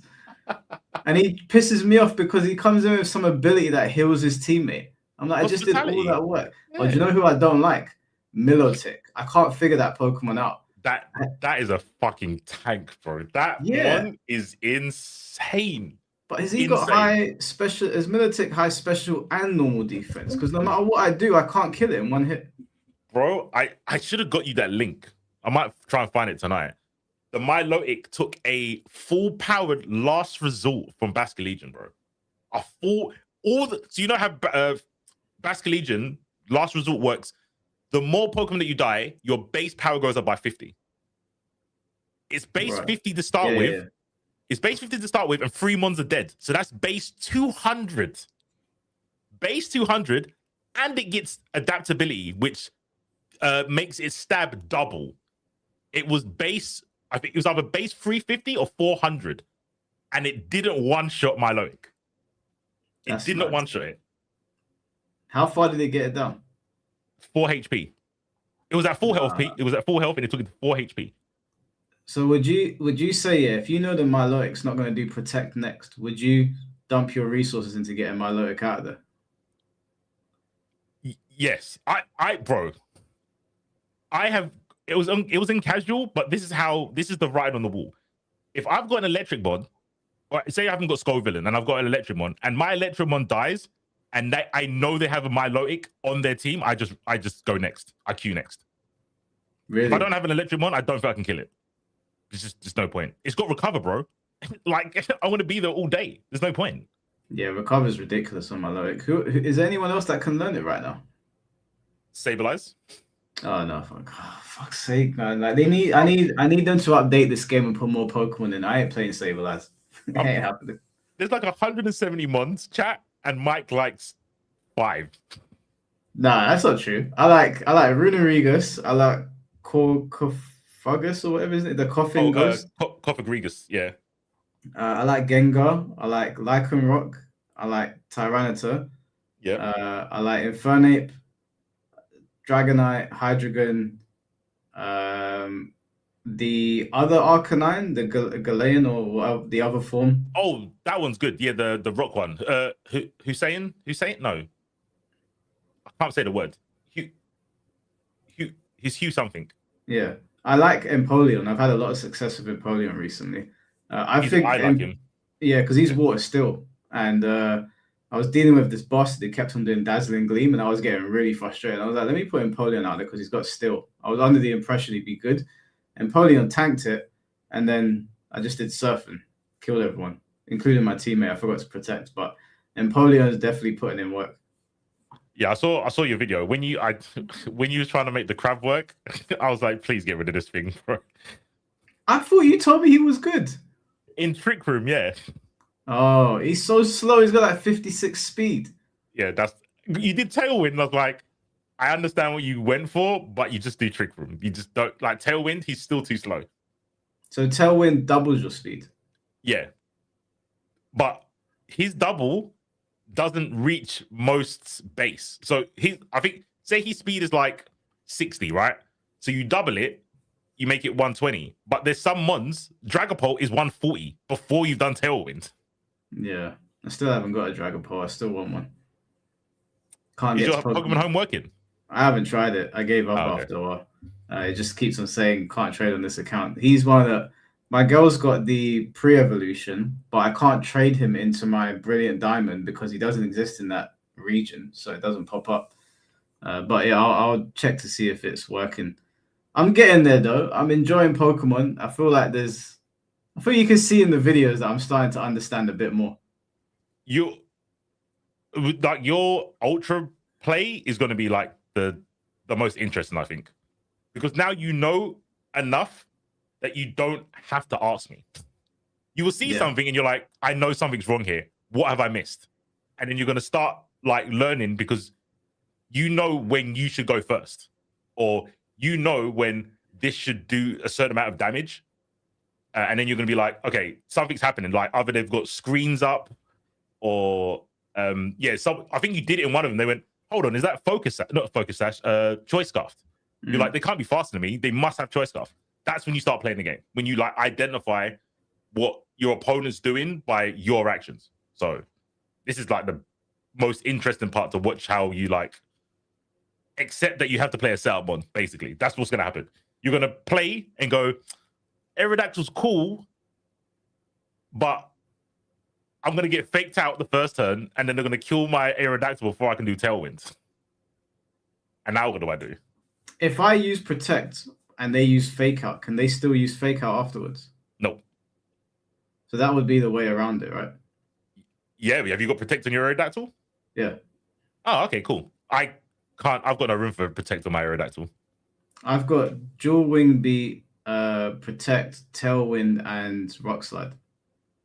Yeah, see, I have Wide Guard instead of Protect. What does Wide Guard do again? So it's Protect against spread moves. So it stops Rock Slide hitting both your mons. Okay. Yeah, that makes sense.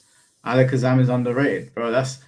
You know what? I think these guys you're right. So Alakazam sucks, but I really enjoy playing him. He's come in clutch a couple times because he learns fairy attacks.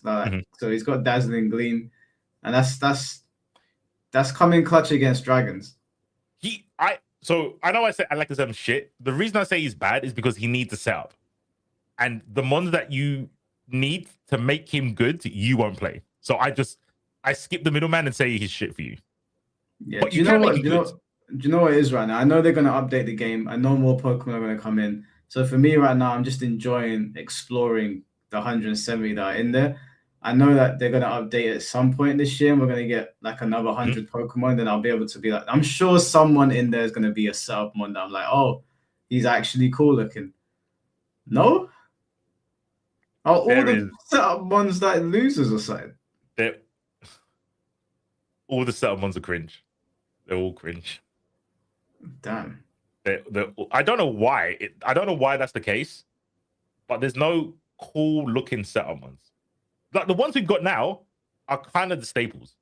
Like Whimsicott is the staple. You know they're playing the last regulation of VGC. Is it this weekend? No, last weekend. I think they played it. So they played on Scarlet and Violet last weekend. You see the same mons. In a legendary format, when you can pick Kyogre and Groudon, you're going to see Whimsicott. You're going to see Sableye. They're just staples. That's so depressing. Is there not a thing where someone breaks the mold and they come out of a team and everyone's like, oh shit, I never saw that coming? Normally, but it's always one mon.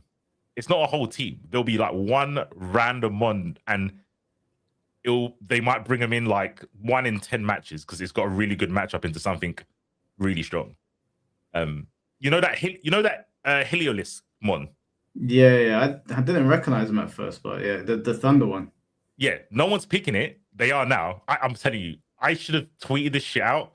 That mon's super good because Basque Legion cannot hit it. Wait, isn't he Thunder normal?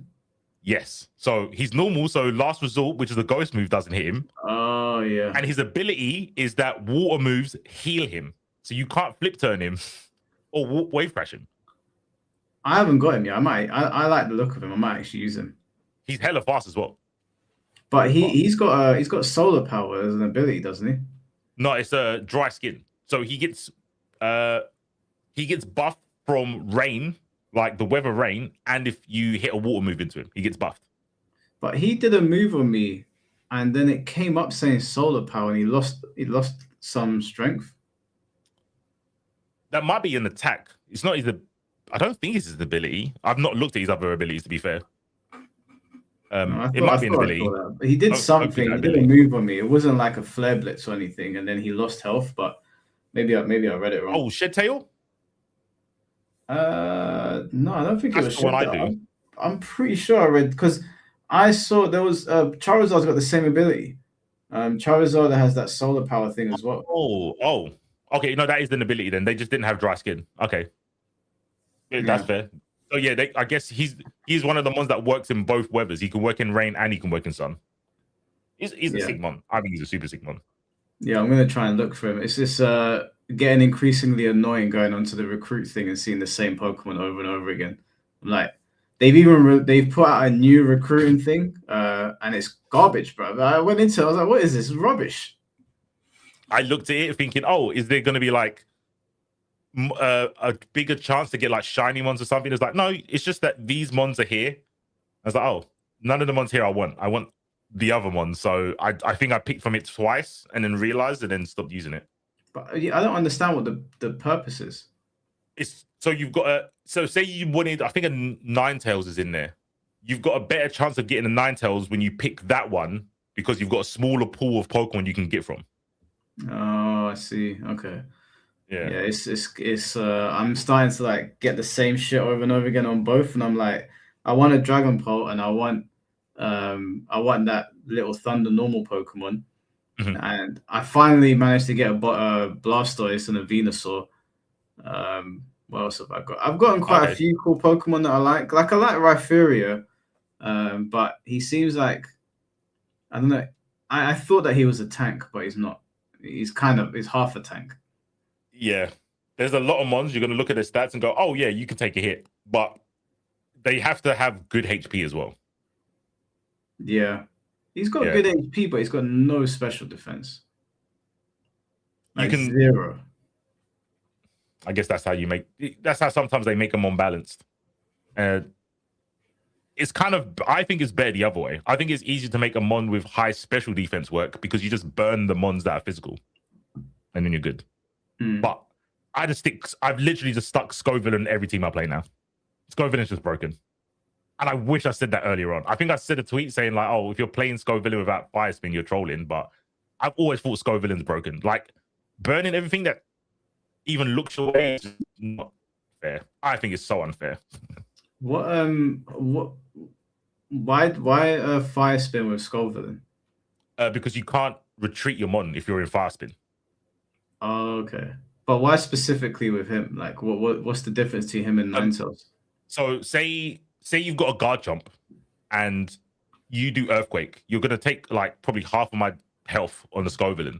You're gonna get burned, and if I Fire Spin you, you can't retreat your Scoville. You can't retreat your guard jump. Your guard jump has to stay out there doing half damage attacks. Because I'm just gonna protect the next turn. So you can't get rid of the Scoville, and I'm going to protect. The next time you hit me, you're going to do less damage. So that mon on the field is just fodder. I just ignore them. If I burn a physical mon, you just get ignored. I don't touch you for the rest of the game. I've done it to Sneasler.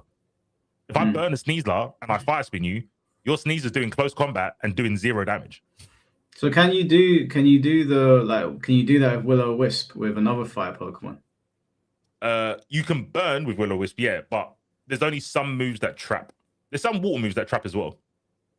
I think traps. Do any other Pokemon, do you get burnt from touching them like you do with Scova then? Volcarona has a chance of burning you. I think. Yes. Volcarona. Is that the moth? Yep. You won't play that one. No, Joe, it's kind of scary. Look, it looks like some shit at King Kong. It's a good one. It's like people say it's a pseudo legendary because of its stats. It's got really high stats. Yeah, I wouldn't mind playing that one. It's kind of a freaky looking Pokemon. It's got Rage Powder as well. That move is so ridiculous. Like, it drives me mad. As soon as I see someone doing Rage Power, I'm like, I know what kind of man you are. What kind of man? I love Chris. I live off that button, bro. You're just a troll. You just want to watch me suffer. The worst beating that I took on Pokemon was the Sableye Gengar team. He Mega Evolved into Mega Gengar so that I couldn't trade out. Then he used Encore with Sableye, and I was just spamming Protect over and over again. And Gengar used Perish Song. And I just had to sit there and watch my 2 Pokemon die. And just when I thought the punishment was over, this guy brings in Politoed and does the same thing again. I died. I didn't land a single hit. I just died to Perish Song. I've got a team similar to that. I hated it so much because I was like, this is how I want to beat people in Pokemon. I'm just not good enough to fucking do it. Well, I won't play Sableye, so I won't be able to do it.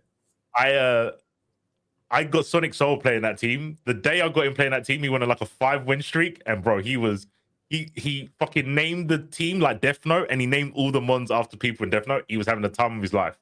And I tuned in the next day, and he was like, bro, people started killing my Gengar. This team is shit. I was like, I don't know what to tell you. Like, the team's good when it works, but if you can't protect your Gengar, yeah, it's a bad strategy. It's just bad. Yeah, I want to try Perish Trap out, but there's other teams that I want to try first. I'm disappointed in all the dinosaur Pokemon. I tried out that ice Pokemon, like the Brachiosaurus one. I can't remember what its name is. I saw it and I was like, oh, a dinosaur. It must be good. It's a fucking dinosaur. Not fucking. What a load of god, bro! I didn't even put that video up. I was fuming. Was it that bad? I was effing it. I was like, I can't put this up. This is gonna make the channel look bad. I was so angry. I was like, who coded this nonsense? Why would you put a dinosaur in the game and have them be a wet blanket? Because the T-Rex is crap. The Brachiosaurus is crap. I'm like, are there any dinosaurs in this game that are actually good? I don't think there is. It's just Aerodactyl. Yeah, that's it. Literally. And Aerodactyl's a wet blanket as well, but he's got a good move pool. Yeah, he's a focus sass merchant, bro. Like, I think he's okay if you mega, but even if you mega, I think you only take 2 hits. Max. Yeah. Now, people are saying do Trick Room. The problem with Trick Room is I have to get there first, right? So I need to set up Trick Room with one of these Pokemon. The problem that I had with Trick Room is that every time I tried to set up, someone died. And I was like, well, okay, well, it's gone out the window now. I'm doing all this work, and one of the Pokemon that I really want to use is getting killed every single time.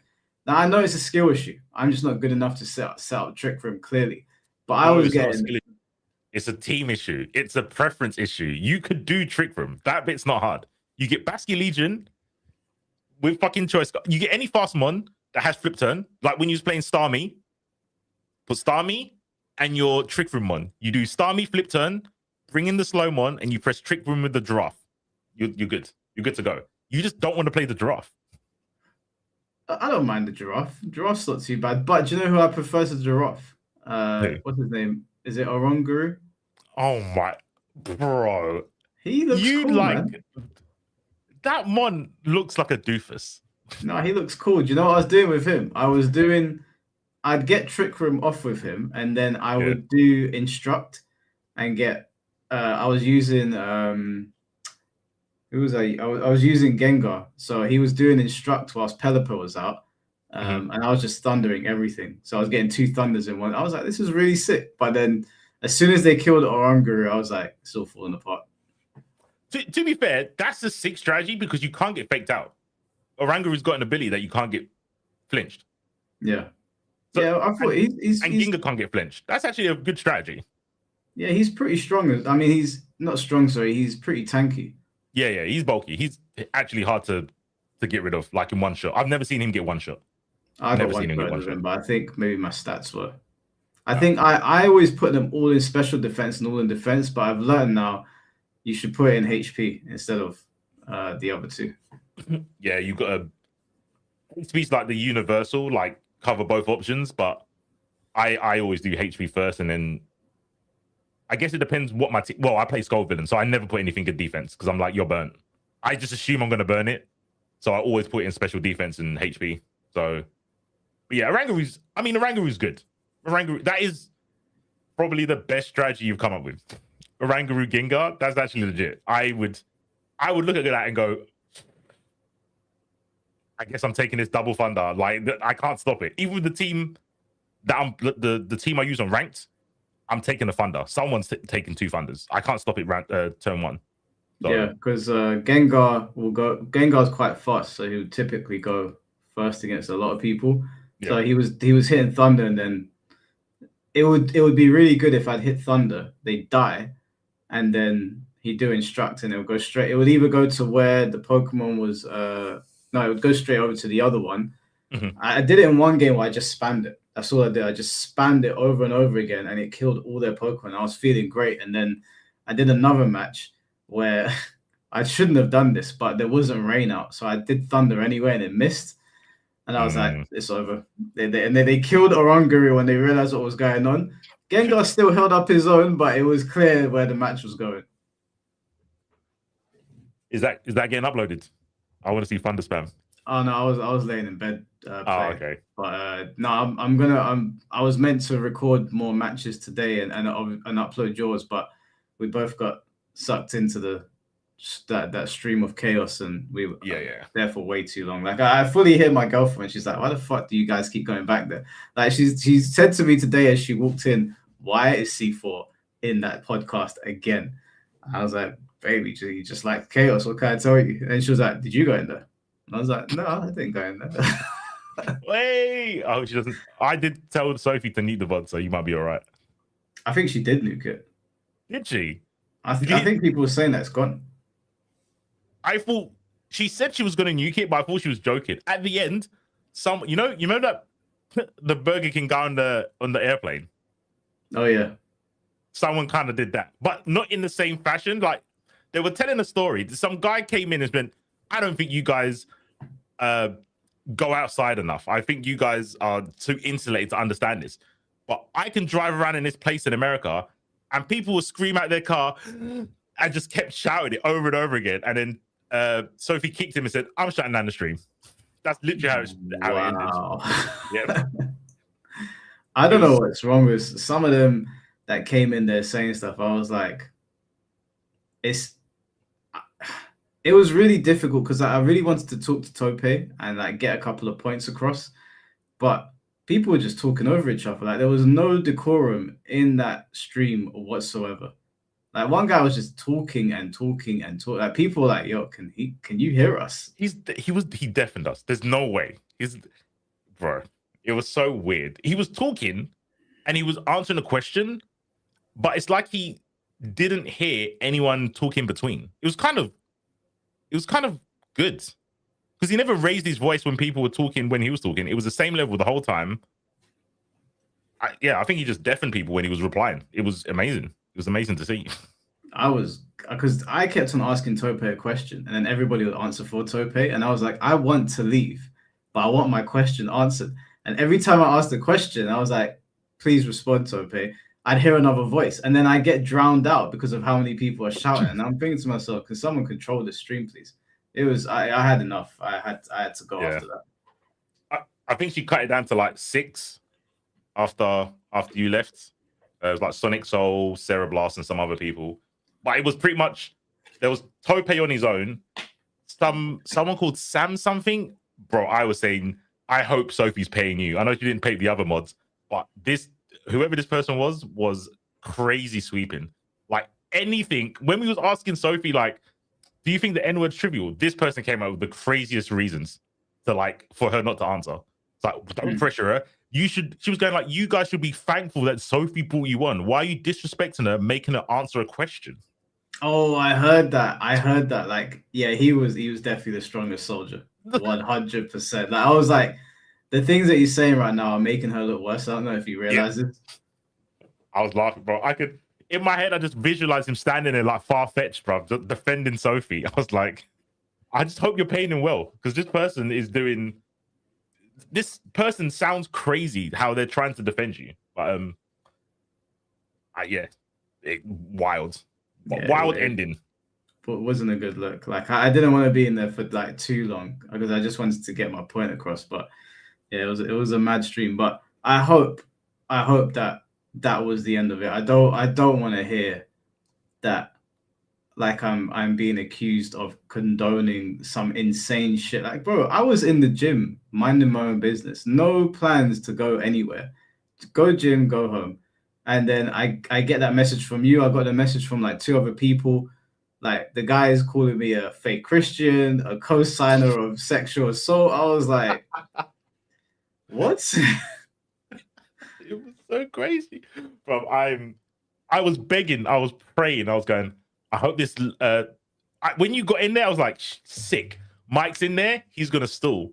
Hopefully by the time he's finished, I would have finished work and I could have jumped in. She must have streamed for nearly like 18 hours, bro. That was insane how long she streamed for. She literally stopped streaming probably an hour before you started streaming. Yeah. When you told me that, like, it was still going, I was sitting in the front room watching Skeeter Jean with my missus, and I saw your message. I was like, no fucking way, it's 7 o'clock.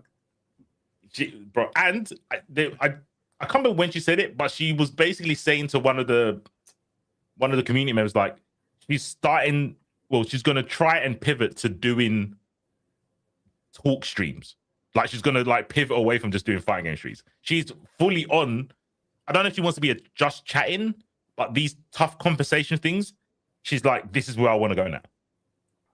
I think that she's probably going to find a lot of success with doing that, but for the wrong reasons.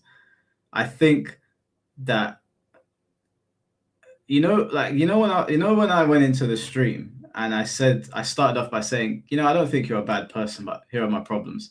And then her first question was, so Mike, do you think I'm a bad person? I started to see red and I was like, but it's genius. It works, because it made me mad. And I was like, okay, I have to sit and explain this now. And I think that is going to keep people around. I don't know for how long it will, but I think she will find some success doing that, because I think that I'm pretty difficult to like make angry. I was starting to get annoyed explaining it over and over again. Like, I got more annoyed at Sophie than I did Tope, and Tope was calling me names and stuff. Yeah. Tope's way more personal, and he's trying to get a rile at you. She's just a wobberfet, isn't it? Like, she's just a fucking oblivious. I said that I wish her well, and I hope that she can change things around. Obviously, I don't really want any part of it. I was only there to defend my name, because I thought, like, I heard what my girl was saying, which was like, don't go into those streams. Like, they're just trying to suck you into a conversation. But I think the things that I was being accused of was a bit insane. So I was like, I'm gonna have to say something about that. Yeah, like, and it wasn't from Sophie. It was like someone else. Yeah, and yeah, I think you do need to. I mean, you did nip it in the bud. I didn't want to like defend you, because it's like, you don't need defending.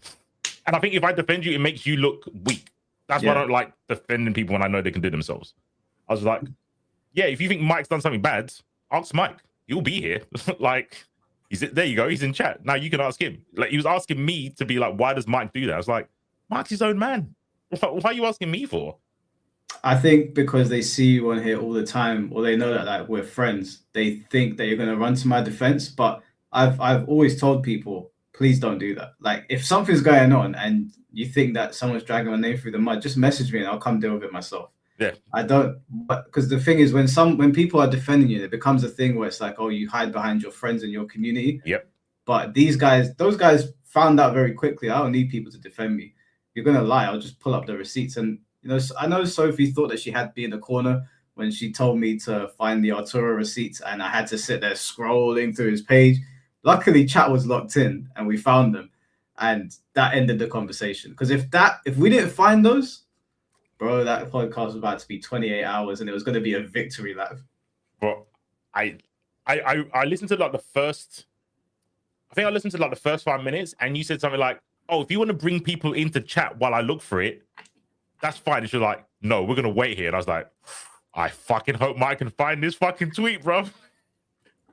Bro, yeah. I was determined to. We found it in the end, but Yeah. it was difficult because of how much he tweets. Like, it was really Yeah. difficult, and I couldn't type in the keyword because the keyword is used every day. So I might as well just be on the main timeline. So in my mind, I was like, okay, she might have me here, but not because she's correct, but because I've been put in a situation where I wasn't prepared to get the receipts, even though we've all seen them, even though we've all seen it. That, bro? Yeah, it's not. That's what I was trying to explain to her. It's not about being correct in a debate. It's about who can come off looking like they were correct. Because oftentimes you debate people and they're wrong, but because you're not equipped to combat what they're saying, you lose the debate. But she just doesn't grant anything. She doesn't grant the obvious. We've all said like we've seen Art do this, but she's like, you have to show me proof, and then it turns into like, well, if you can't show me proof, it didn't happen. But just grant that Art said it, and then just move on. But I think she's just trying to. She is like the kind of person where people say, "Oh, you're just trying to get a gotcha." I think she actually does just try to get gotchas, not all the time, but especially those ones, because she's like, well, you told me to have my receipts, find your receipts. And you're like, okay, cool, I'll get the receipt. She's just trying to catch you in like the hypocrisy shit. And I was just like, it's just, she can do better. I think she can do better, but I might be wrong. Yeah, well, hopefully that saga's ended now. I don't think, I would be shocked if if they're still talking about the same thing next time. Like, surely not. It's not going to be a good look. I want it to happen. I've not finished my point. My point always gets softened, but I was saying you're not capable. People looking up to you as a community leader needs to be fixed. This needs to be studied, and these people need help being able to function without you. Bro, she said she thought the N-word was on par with saying fuck you. She actually said that out loud. And I was like, oh, you're a community leader and you don't know the difference between a slur and a swear word. Yeah, your social skills are -5 right now, and you shouldn't be able to look after a glass of water, let alone individuals in the Discord. So yeah, that's ridiculous. I mean, it's a lose-lose situation there, because if you didn't know, then I have to call into question how long you've been on Earth. And if you did know, then you did know. So there's no real way out of that one. Respectfully, you can't LARP as a retard. You're either sinister and you're just cooking this up, or you're incapable of functioning as a human being on the internet. One of the two. Either one is bad. Yeah. Like you said, either one is bad. I think what I'm going to do, though, because I will admit, like, it's very easy to sucker me into a conversation when someone's just outright lying.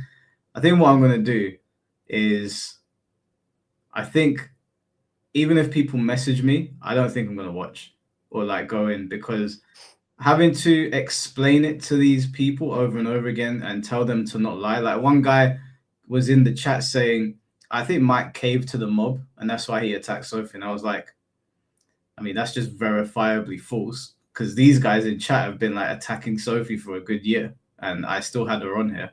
So if I was going to cave at any point, it would have been a year ago, when like at the height of the chaos, and then throughout this year. And then immediately when I said, oh, that's not the case, the guy was just like, yeah, actually I was wrong on that one. And I was like, why do you say stupid things like this? And I have to come in here now and waste my time and explain it to you. So I think the better course of action is just to not watch, because I'm probably going to get mentioned again. It's probably going to be something extremely slanderous. and I'm gonna sit there and think to myself, I should just go in there and clear this up real quick, have this guy shut up, and he'll backpedal. But it's never gonna end. It's never gonna end. And Tope's right. Like, I do go back on my word of these sort of things. I think that's something I need to work on myself. Like, if you say something that I know is an outright lie and you're sitting there talking with confidence, I'm just I'm like you. I can't let it run. Like, I'm like, put me in chat now. Let me deal with this guy real quick. Yeah, but I shouldn't be like that. I guess I think you should, but for your own peace of mind, you should just go like I think at some point you should be able to go like, look, people have done this before and I've proven them wrong. My reputation shows that this is probably a lie at worst case. So you shouldn't have to keep defending yourself when you've done it multiple times before. Yeah, especially because the guys that the ones that usually lie are usually the ones that watch the streams anyway, so they know that it's easy to get in contact with me and be like, oh, I want to pull you up on this, but instead, like, they'll go somewhere where like the time zones are off and they think that they can sneak diss me and I won't see it, but I'm awake at all times, guys, so don't do it. I don't. With the fucking 7 a.m. today. I was in the gym, bro. I woke up like bright and early to go get a nice early workout. And then I see this and I'm like, oh my God, are you kidding? And I finished my workout, but I was distracted a little bit.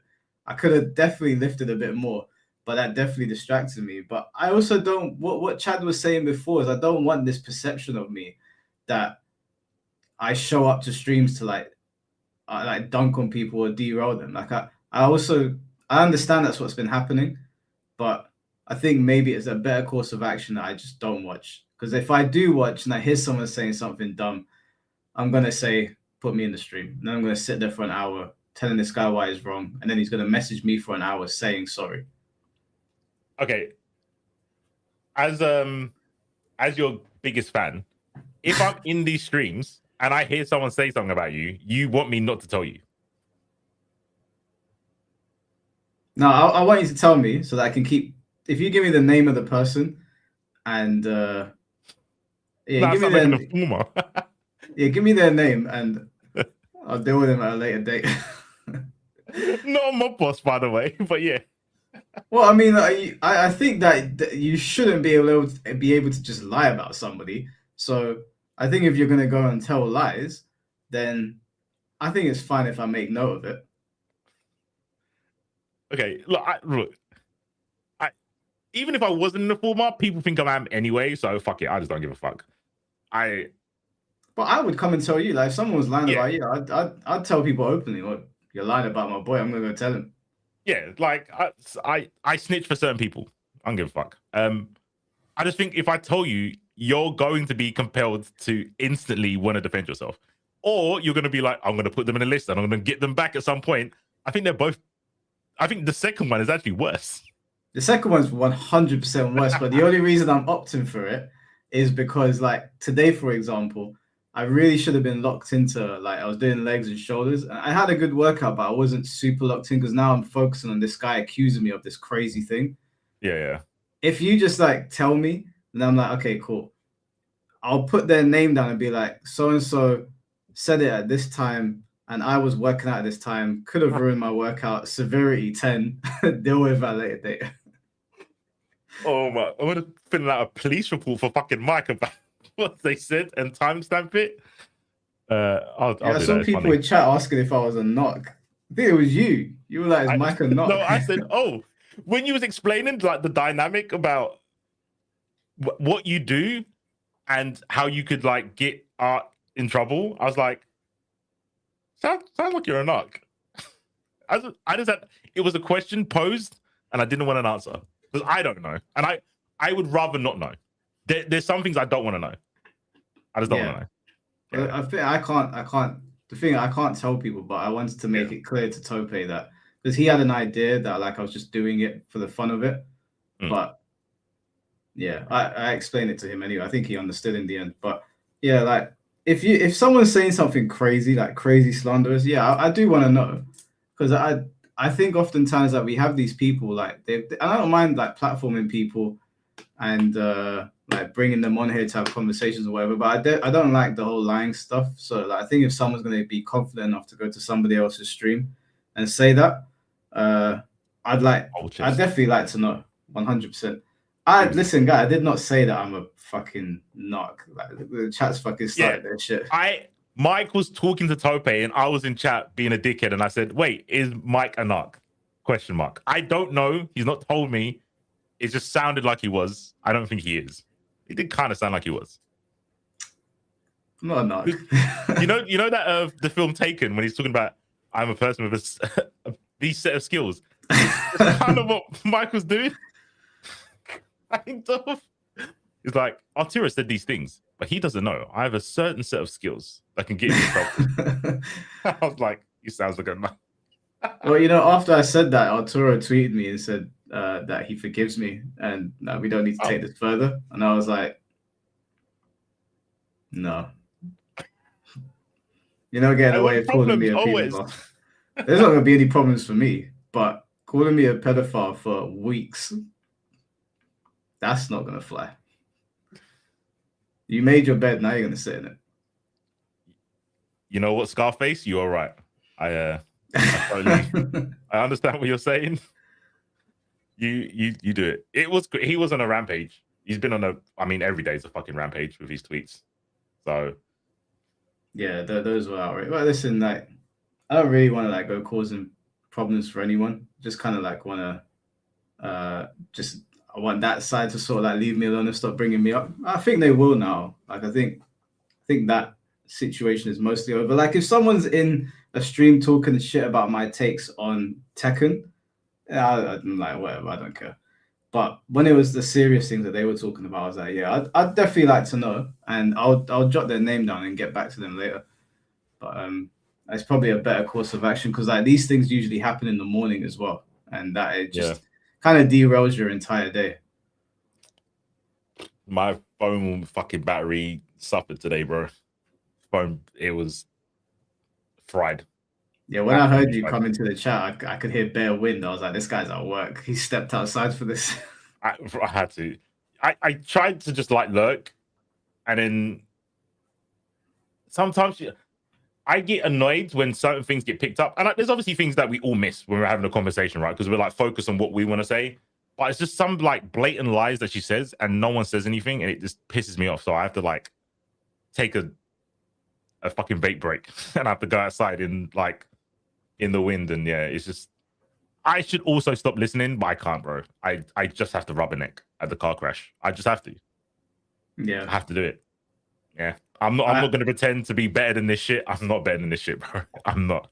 But I do think at some point, like other than like if they were saying something slanderous about you, because I was listening to this conversation today, apart from the parts that I dipped into, and I listened to the last two and the one that got nuked.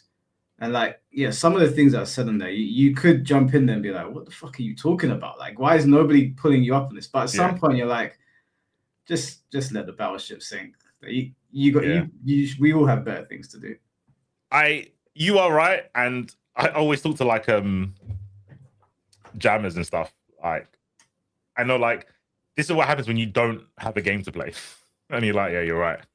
When I'm not playing the tag game, I'm just fucking arguing with people, and I'm like, yeah, you're not wrong. It's like, yeah, before it was on Twitter, and now you've got a mic, you just do it in VCs. I was like, yeah, I know, but versus Invincible Versus comes out at the end of the week, so I won't have time between that and Pokemon. I just won't have time, so it will save me from me banging my head against the wall because these people are just saying insane things. But I think, bro, this is a community that maybe my little girl wants to get into. Maybe she wants to play fighting games. I either have to be able to change these morons or warn her that these morons exist. No, keep her away, bro. If anything, play Pokemon with her. It'll be much more fruitful. You say that, but then she can't pop off when she wins. Yeah, that's true. That's mad. That's luckily for me, I'm a pretty monotone person, so I don't pop off anyway. But I feel bad for everyone else. Yeah, not celebrating when you win. That's I don't know what's worse, the FGC or not being able to be proud that you got a W. I don't know. I think right now the FGC is pretty bored Everyone other than Street Fighter players is like pretty in limbo right now, and maybe that's why. I think if Tekken was in a better place and we had more 3D fighters and more tag games were readily available, like Invincible's out soon, and then Tekken, maybe everyone would be more preoccupied with that stuff. I agree. Like sometimes I'm like, oh, I could stream Tekken today, but the more interesting stream is, oh, this person was talking shit. We should have this conversation, and that kind of speaks to how the games are not in great spots. That's very true. Yeah, that is actually super true. Like, I look around on like Twitter and stuff, and I've become like super interested in like Finn's idea on fighting games and Chad's idea on fighting games. And when they're not streaming, I'm like, this is just people pressing buttons in ranked. On the Twitch side, obviously, you're on YouTube, so it's kind of different when I look on Twitch. But I'm like, yeah, it's just people pressing buttons. It's just not interest. There's no like takes. Like even with like PL, I used to go on PL's stream, but now he's on some kind of crusade. Like it's more personal now. I like when he talks about fighting games. I don't really care when he talks about himself. Yeah, respectfully. Like, I really want him to come on here and have that conversation. Like I really, really want him to jump on, but he's completely aired me. I don't know if he's like pissed off at me, or I don't know if I did something to him, but I think that would have been super interesting to hear PL's mindset towards people now, because it definitely wasn't like this before. He was definitely like very open to saying hello to people and chatting with people and talking about Sparking Zero, which he did a lot. So I was very confused at his change up. It would have been good to hear from him, but if he's doing his own thing, I have to respect it. Yeah, it's just, it does feel like it's not that it's just nothing's happening. All the voices have kind of not said anything for a while, but for whatever reason, like with Tom Brady, he obviously got hacked and shit. It just feels like people that are interesting to listen to haven't been about, like for me anyway. So I'm just like, oh, yeah, no, 100%. It's been really quiet. Like there's not been really much going on. Even like I would post videos every other day or whatever because there was something interesting going on. I'm like, I don't want to just post a video for the sake of it. And like, I'm on Twitter and I'm like, wow, it's really pretty tame outside of like maybe the Arturo stuff, which I don't want to post a video about. There's not really much going on in the FGC street, so I've just been playing Pokemon. Yeah. So I guess it's cool that it's sort of peaceful-ish. Like, Guilty Gear players are still moaning about their game after a week, and Tekken is slightly getting better. And you can't complain that it's better that people are not at each other's necks than they are. Obviously, like it spawns interesting conversations, and some of them are funny, but I would rather people weren't fighting. It's probably just better for the community. I think it's peaceful because there's not been any offlines. Oh, so like the off season. Yeah. When do they start again? Doesn't it kick off in like a couple of days with either Japan? Yep. Okay. Is it this week? It might be this weekend or the next weekend. It might be this weekend. Well, I'd say in closing, in with regards to that, be on your best behavior when you go to either Japan, guys, or you'll be hearing from me, or maybe C4, maybe technicals. Who knows? You don't want to end up on technicals channel. That is the worst possible outcome. Once you end up there with the black and white screen, game set. Bro, I can't imagine the heart attack you'd get when you see your face on a thumbnail of technicals, bro. That would actually scare the shit out of me. That's career ending. Like I've seen the thumbnails on his new channel. That's humiliation ritual stuff. Yeah, they're not nice. They're not nice. They're just like off the cuff. I've done this in MS Paint, and I don't care how bad it looks for you. Yeah, he's just throwing them up. It's like Moist Critical, like stretched on the screen, like old school YouTube. Like I didn't even take out the time to make a thumbnail to show how much of a degenerate you are. Like I saw his video on art, and I was like, that is the worst. Pictures. That picture is awful. Like I don't even know where he got that from, but I saw it and I was like, oh my god, that's awful. If you've not seen it, actually don't look at it now. If it's like nighttime for you, don't look at it before going to sleep, bro. It is some candy man shit, bro. It looks genuinely scary. Don't. That's some backroom shit. Like I saw it, I was almost gonna message him and be like, "Yo, Tech, that like cool video. Like love your work, co-sign everything you're doing, but that picture is diabolical." Yeah, it's bad. Yeah, I need to watch more of his second channel content. It's interesting. It's more like to the point and him like off the cuff instead of doing like tons and tons and tons of research. It's like, oh, I've looked into this. This is my thoughts. Yeah, I'm yeah, a bit I more am interested. enjoying his second channel. There's always something going on, so yeah, there's always content to watch. But yeah, I guess we'll wrap it up there, bro. I don't think there's much more to go over. I know we deviated from the fighting game stuff, but it's kind of par for the course on the stream anyway. Yeah, pretty standard. Well, we'll have more Pokemon content on Viridian Zaibatsu. I need to get in contact with James for that logo. Like, he's gone quiet again. So, yeah. Yeah, I'll find out what's going on with him. But yeah, we'll have more content on Viridian Zaibatsu. I'll probably be streaming tomorrow again. I just don't know what. I'll come up with something. Or maybe I'll just sit and play Bleach. But then, I don't know, that's probably boring to watch. I don't know. If there's nothing going on, I'll probably just sit on my own and play Bleach. We'll see. But You always talk anyway, mate. There's always a conversation when you're playing games, so yeah, that's true. That's true. Yeah, I might just because Bleach's ranked just reset. It reset a little while ago, but I never played, so I'm like ranked. I'm like at the bottom of the pile, so maybe I can do ranked and see how far I can get. Yeah, that sounds a good idea. Crossplay is finally available in MK Legacy Collection. I ain't streaming that shit. Sorry, that ship sailed when they launched the game in the state it did. I ain't streaming that. I'll stream Invincible when it comes out, but I ain't streaming MK Legacy Collection. No way. But all right, bro. I guess I'll chat to you later on. Yeah. Let me know what happens about. Oh, we're in the fucking group chatting it for the. What's the superhero name? I said it earlier. The Unconventionals. Yeah. I'm looking forward to that, bro. I was devastated when we couldn't do it. Bro, Chad's got the reading comprehension of I wasn't. I was gonna say something. I'll leave that there. I was very clear. I wrote that in plain English. Chad is an intelligent guy as well. I was flabbergasted when he responded to me like that.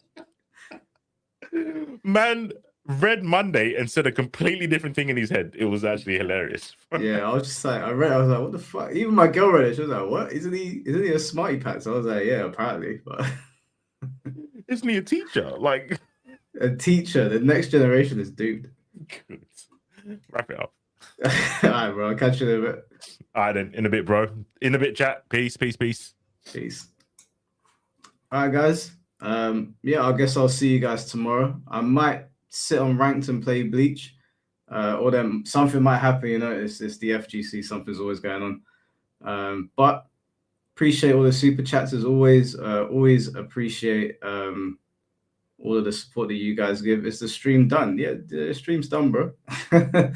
The stream's done. Been there for 5 hours, believe it or not. But yeah, I'll see you guys tomorrow. I don't know what I'm streaming yet. Maybe Bleach, maybe something else, but I'll let you guys know. It'll probably be around the same sort of time. So as always, guys, take care of yourselves. Have a good one, and I'll see you soon.